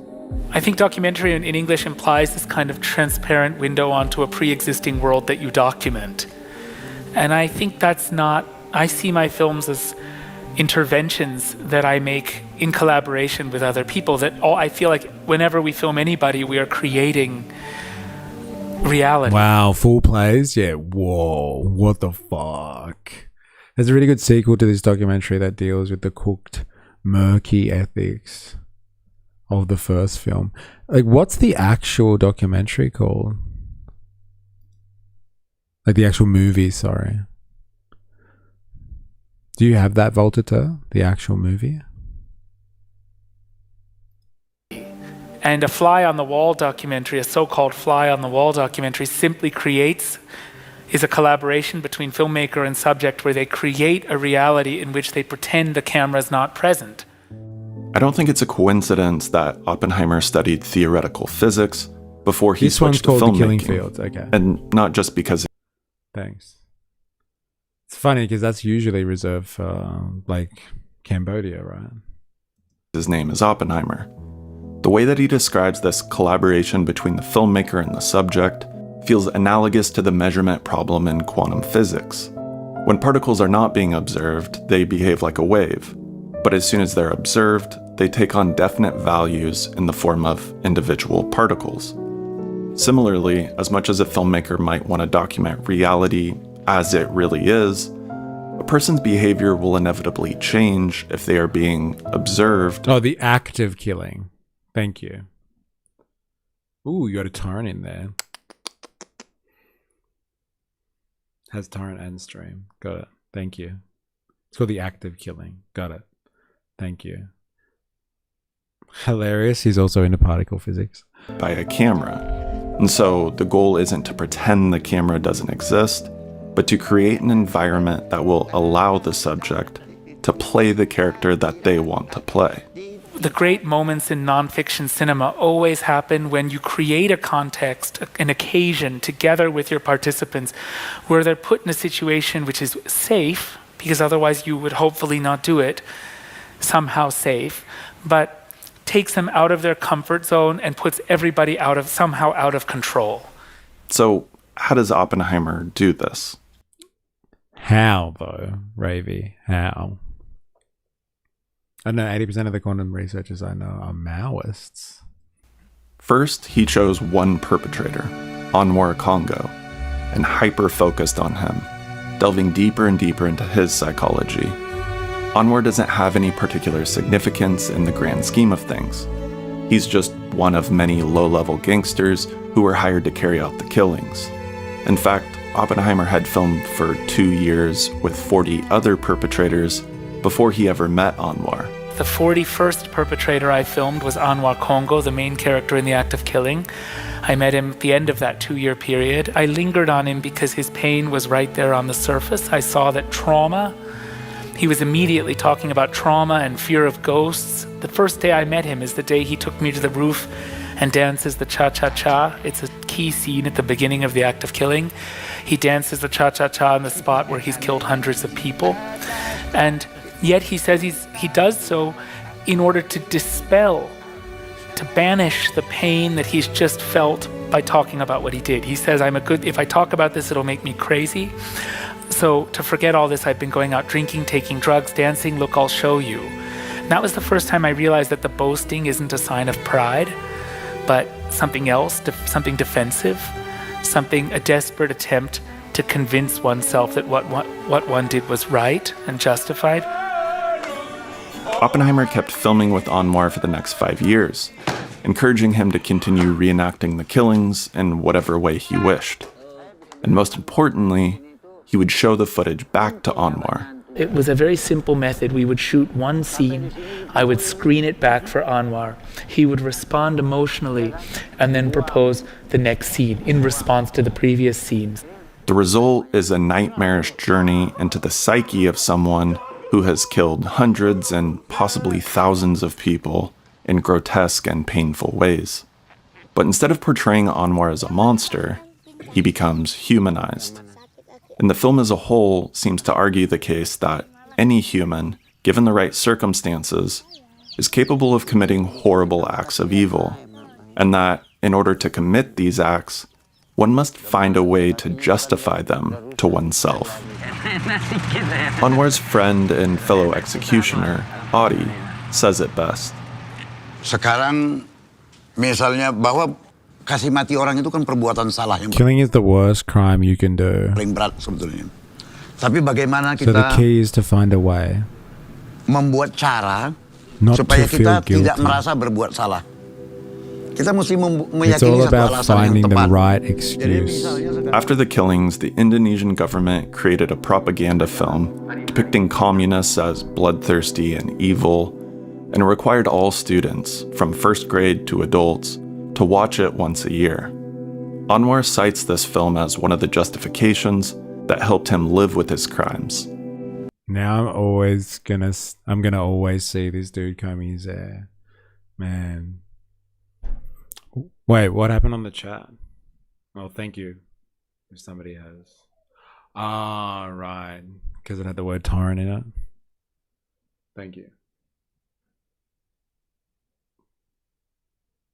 Incredible. Fucking mental. Like, it's one thing reading about it, like the enormity of it in the Jakarta method. But like, you don't even get to see the people or like hear the stories of the people exactly. There's a bit of it about the victims describing how like people were disappearing, and like you hear about like what's happened to some people that were like detained and like they had family members disappearing. But like seeing it like this, is something else, man. And like, you know, in danger of offending Saint Che, like this was what the American state, the American regime, let's use the R word, was doing in the face of stopping the spread of communism, right? The anti-commie film is wild. You gotta say it. It depicts commies as evil, trans, and very spooky. Oh, the one that they're talking about, like that all the kids have to see.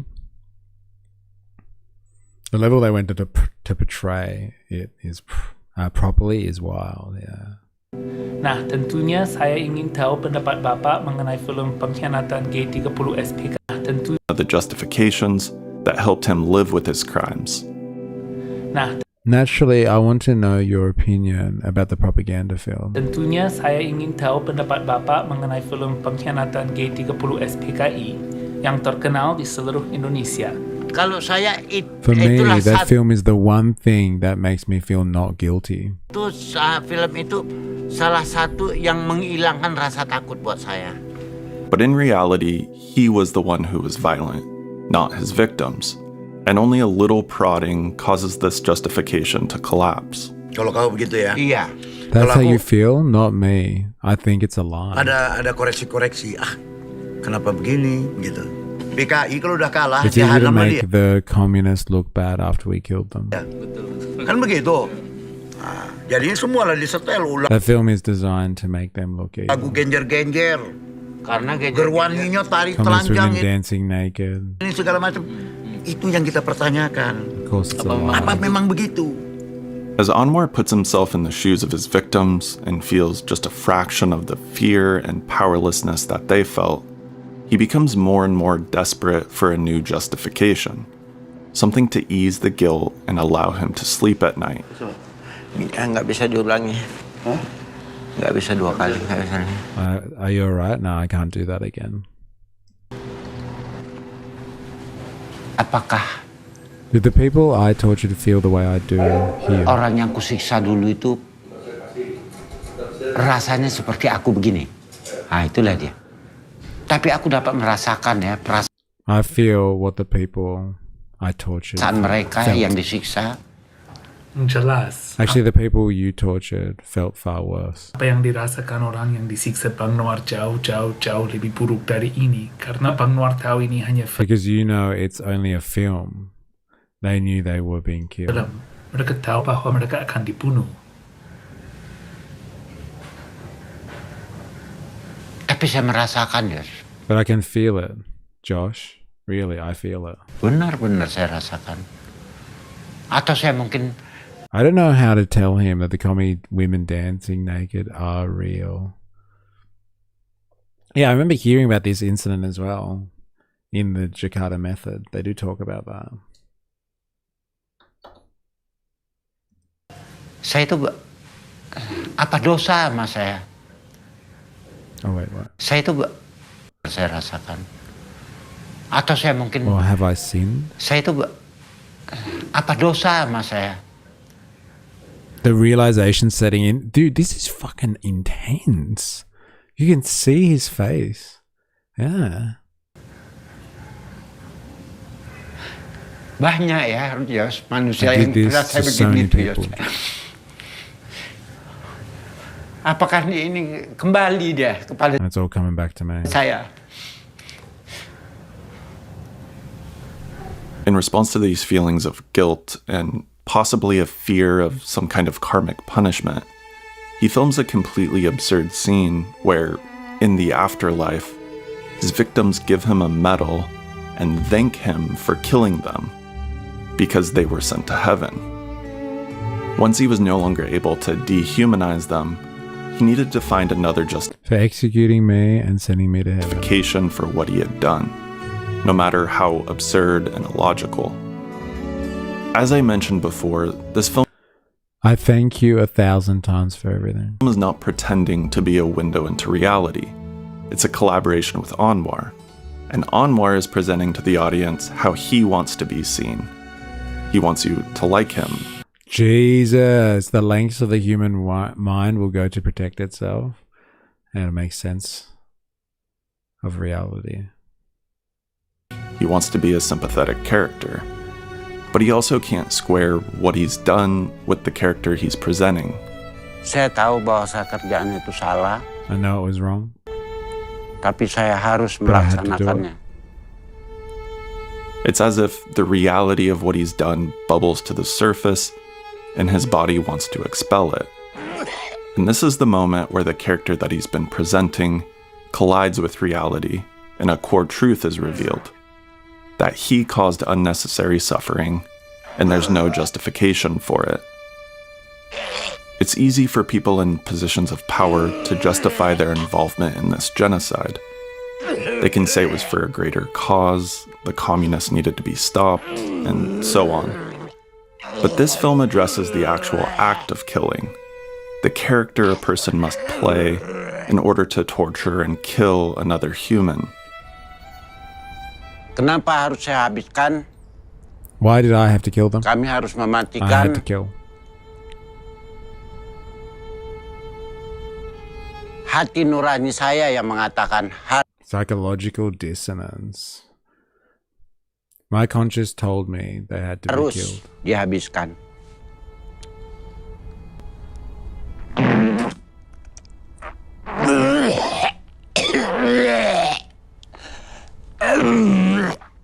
His body can't handle it. It's crazy.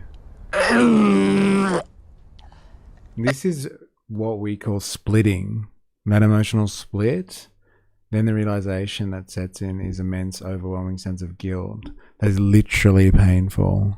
I've been through this process a few times now. Brainwashed?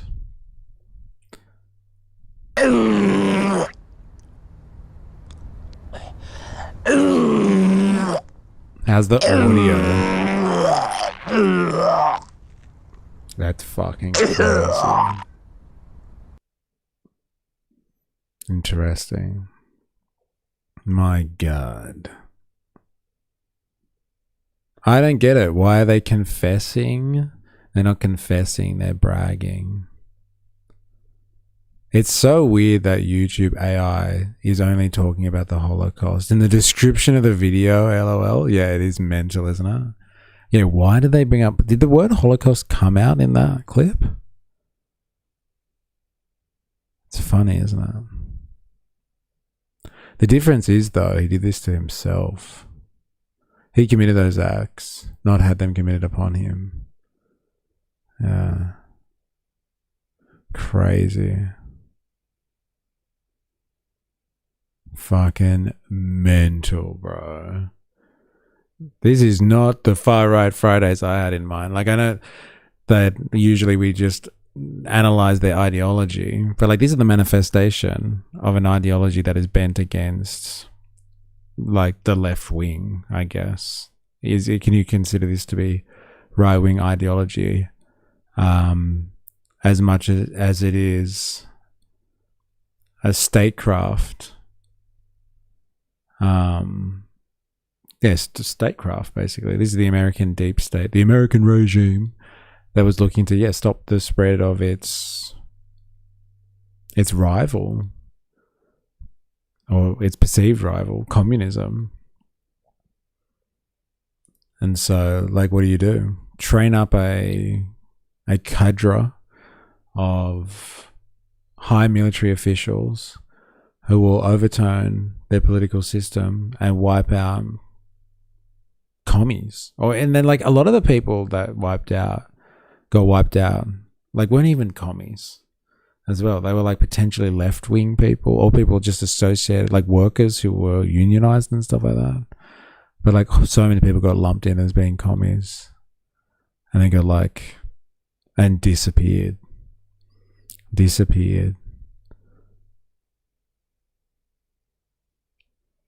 And like, what? And for what reason? Like, honestly. The reason being something along the lines of, we don't want anyone to contest the Pacific region or push further in the Pacific region. Like, it really goes back to that argument that people have about like Venezuela or something like that. Like, communism always fails communism's fails wherever it's tried, and socialism never works, and all that sort of stuff. And like, if it's so true, like, why do people try so hard to stop it then? Like, why would you derail an entire country if you are to try and stop a system that you perceive is going to fail anyway, right? If the communists were ever going to take power in Indonesia, which was arguable apparently because they didn't really have any grand plans, like, why do you have to intervene and kill them all? Like, if they take over, they'll fail anyway and kill themselves. Man, that was heavy, Voltaire. God damn. The working class. To attack on working Indonesians, apparently. Left-wing working Indonesians. But yeah, why step in? If it's going to fail, let it fail. And here we are. We're going to wrap up today. This film has a weird white gaze. Now, we're going to wrap up today's Far Right Fridays with a little bit of same story around the world. When the working class starts to demand more rights and a piece of the puzzle, they get beaten into submission by the ones with the monopoly on violence. Yes. Then we're going to wrap up with some words from our friend Farage here. Like I said before, we've been following the Henry Novak case, and we've been following the riots in Belfast. The civil unrest in Belfast. And there was a case, yes, a couple of weeks ago, the body cam footage came out of a child. He was just a kid, like a teenager, but like a late teenager. But there was a kid that was stabbed by a couple of Sikhs who had a traditional weapon, a religious weapon. And the case is being made in the UK at the moment heavily that that situation was handled poorly because there's two-tier policing. So police are trained to treat ethnic minorities differently in a situation. And so like this kid got stabbed and was treated like a perpetrator. And even when he said to the cops, "Oh, I'm dying," "Oh, no, I'm dying, I can't breathe," and because he was drowning in his own blood, the cops kind of took him away because they believed the Sikh kids over this guy. And so Farage is going to tell us now, in summation of all of the stuff that we've been looking at that's going on in the UK over the last couple of weeks, Farage is going to tell us now about how anti-white discrimination is going down in Britain. Yeah, I've been stabbed. Sure you have, mate. Yeah, it's awful. That was the viral line. Yeah. And so Farage is going to sum that all up for us, right? In the dying days of the last Labour government in 2010, Cabinet Minister Harriet Harman pushed through the Commons the Equalities Act. Well, who could possibly object to that? We all believe in equality. Surely we do if we're decent, reasonable human beings. And so the legislation was passed, and then in the next 14 years, it was pushed through every single department of governmental and public life in this country. But we didn't need it because we already had anti-discrimination laws. But the Equalities Act was actually a time bomb under our whole system and under our society. What it did was to create different grades of people. Under it, something called positive action needed to be taken to make sure that underrepresentation, as it was seen, of ethnic minorities, all women, all through public life, that those percentages should change. They even introduced something called a tiebreaker, whereby if two candidates for a job in the civil service were seen to have equal talents, the one from the ethnic minority would get the job over the one that was white British. And this stuff has run all the way through our system. It doesn't matter where you look, whether you look to policing, whether you looked at the jobs market, whether you looked at the health... More pauses means I know more than you. Interesting. Dramatic effect, really. They're gonna shit all over BLM while forcing a supremacist White Lives Matter movement over similar police brutality. Well, like, it's under the guise of their version of equality, which is like, all right, we've tasted discrimination now, we don't like it. And so, like, let's just turn back the clock to when we were not discriminated against, instead of actually trying to figure out a system where there is actual anti-discrimination on any grounds. They're pushing for, like, let's go back to the good old days where the right people were discriminated against. That's the loss in this situation. It's like, it's not like, let's take out discrimination here because we've learned a valuable lesson here. It's just like, let's just go back to the good old days, boys. Hey, come on. Am I right? Service, whether you look to the military, all of it, frankly, in my view, has been poisoned by the Equalities Act of 2010. Why do I use a word as strong as that? Simply because I believe in a meritocracy. That regardless of people's skin color or race or religion, that should not be the determining factor for how we view people. Indeed, what Harriet Harman did went completely against what Martin Luther King had called for in what is probably the most famous speech of the 20th century. You know the one, I have a dream. But what did he actually say? He said, I have a dream that one day my 4 children will be judged not by the color of their skin, but by the content of their character. And the Equalities Act goes completely against that. The Equalities Act has actually put anti-white discrimination onto the front foot of every public body in this country. It is divisive, it is disastrous, and it means that the concept of a society where we're all the same, the concept of a meritocracy has completely gone out of the window.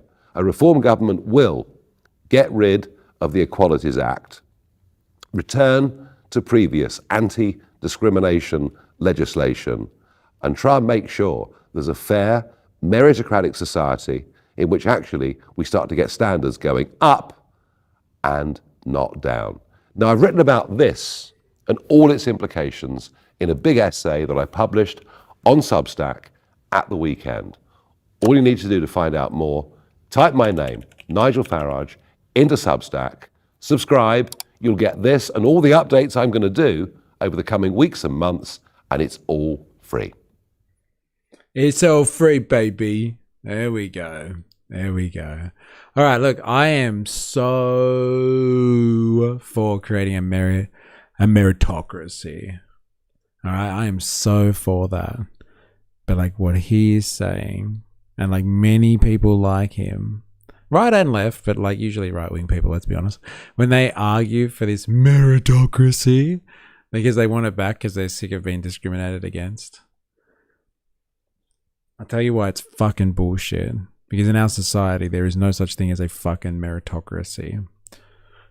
Even if you got rid of racial discrimination on any sense, anti-white racial discrimination, and every other color outside of being white and racial discrimination, even if you eradicated racial discrimination, you know what you have? You don't have a meritocracy. What you have is systems that are usually set up, which is pay to play. It is people that are wealthy enough or resourced enough or who know the right people because of the circles they come from in a higher level of society that you don't exist in. They get into the institutions of choice. They get the jobs that they want. They run society. It's not what you know, it's who you know, and your who you know comes from your class. Don't bullshit us plebs with your talk about meritocracy when in this system there will never be such a thing as a meritocracy.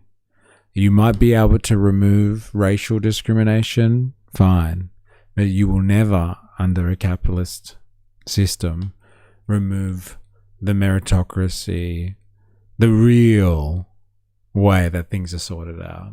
And that is the rich get to pay to play in whatever system they want. There is no such thing as meritocracy. Never will be under a system like this. If you have money, you can afford to do whatever the fuck you want. And that's why the Epstein thing is so crazy. It proves that you can literally get away with anything. Anything. If you're wealthy enough. Alright, I've got to bounce. But thank you. That was an interesting Far Right Fridays. An interesting end to Far Right Fridays, can I just add? Scary stuff. But yeah, thank you everyone who's been hanging out today. Do appreciate it. Got a couple of super chats today. So Wookie, I believe that was, Bandsaw Bandit. Thank you very much. Do appreciate it. And everyone who's been watching today, if you haven't already and you're on YouTube, activate the like button. If you've been watching this and lurking today, thank you for your support. If you're watching this after the fact, thank you for your support as well. Thanks for hanging out. Ravy, 4AS, Spandog, Jet B, Hobo Joe, Voltateur, hanging out a lot these days. Eh?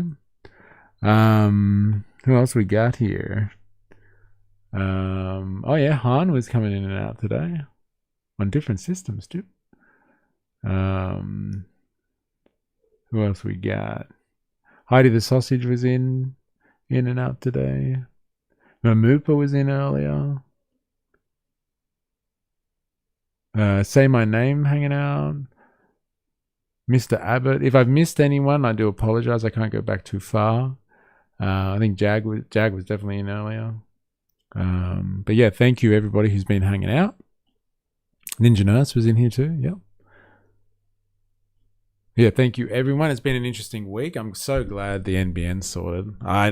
Don't hold your breath. I'm sure it's going to cark it again soon.